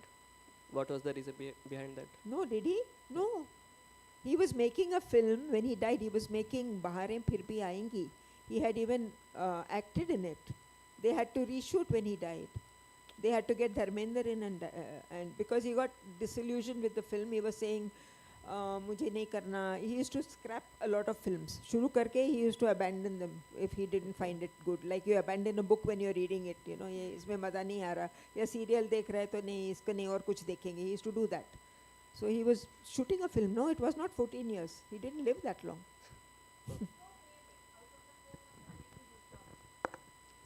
Oh God, that's I'll have to do eeny, meeny, miny, mo, because I don't have a favorite. They're all, I mean, you know, when I write a book, I live in that person's space. Like when I was doing Jagjit, I only heard Jagjit songs. When I was doing Hariji, I heard the flute. I went wherever he was performing. I went to Bhubaneswar and did Hartal in his Gurukul, saying, "Aap mujhe time do, nahi to main mar jaungi." You know, I have to write this book. I have to write it. I'm not going to let you go. So I live that person's life. Guru Dutt's. 2 saal. I used to go from work, which is in BT, in Times of India building. I would take a train. I would go to Andheri. Then I would take a bus and I would go to Abrar Sahab's house. Then I would finish that. I would take a bus and come to Andheri, take another bus and go to my house, which was in the opposite side. So I did this for 2 years. Huh? Yeah, one family is here, one is in Nagpur. I mean, there's an amazing story about how I got to write this book with Abrar Sahab, because he turned out to be my in-law's neighbor.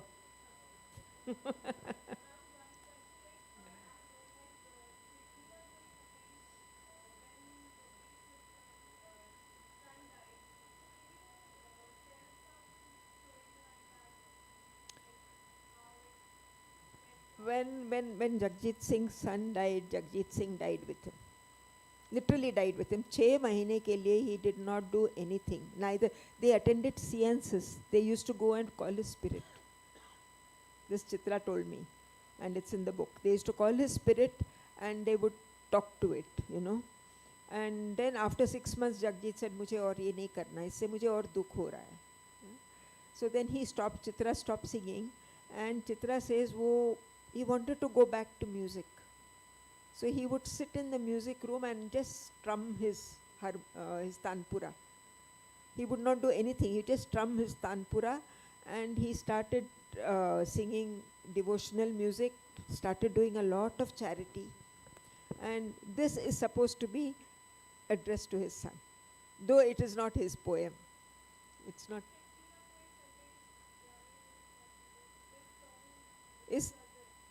But it is not written by him.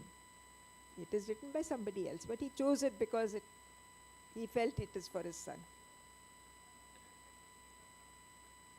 तीसरी कसम. हाँ. No, why would I mention it? Is it in my book? No. It's in my next book, incidentally. It is, for sure. I'm writing another one. It is. It's an amazing movie, and I watched it twice because it is in my next book. Oh, उसका भी कहानी है. वो उस किताब में पढ़ी आप. We'll be looking forward to it, ma'am. Are we done? Yes. Okay. So Can I sign off with one small sentence? Yeah, sure. That I write these books not for profit. You can't live off books, as any writer will tell you. I write it because I think the lives of these people mustn't be forgotten. Their tapasya must remain, their sadhana must go down to the younger generation and inspire them. Right? So please read them. Thank you. That's a beautiful thought.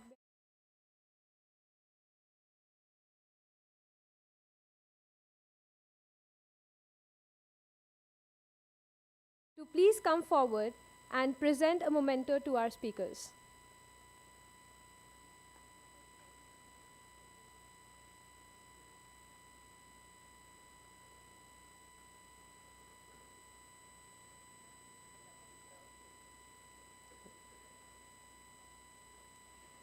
Thank you everyone for being here today.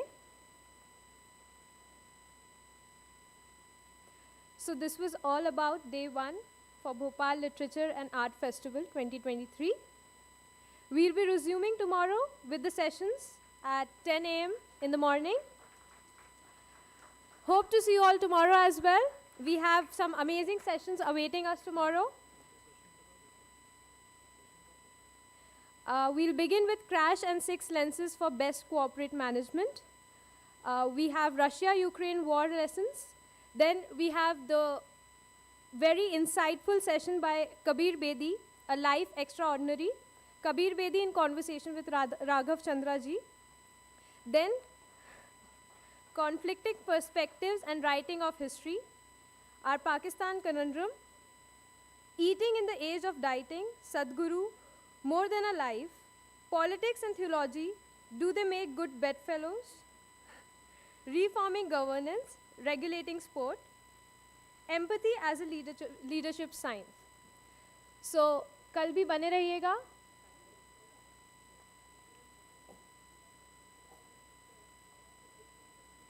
Thank you so much, ma'am, for taking our time.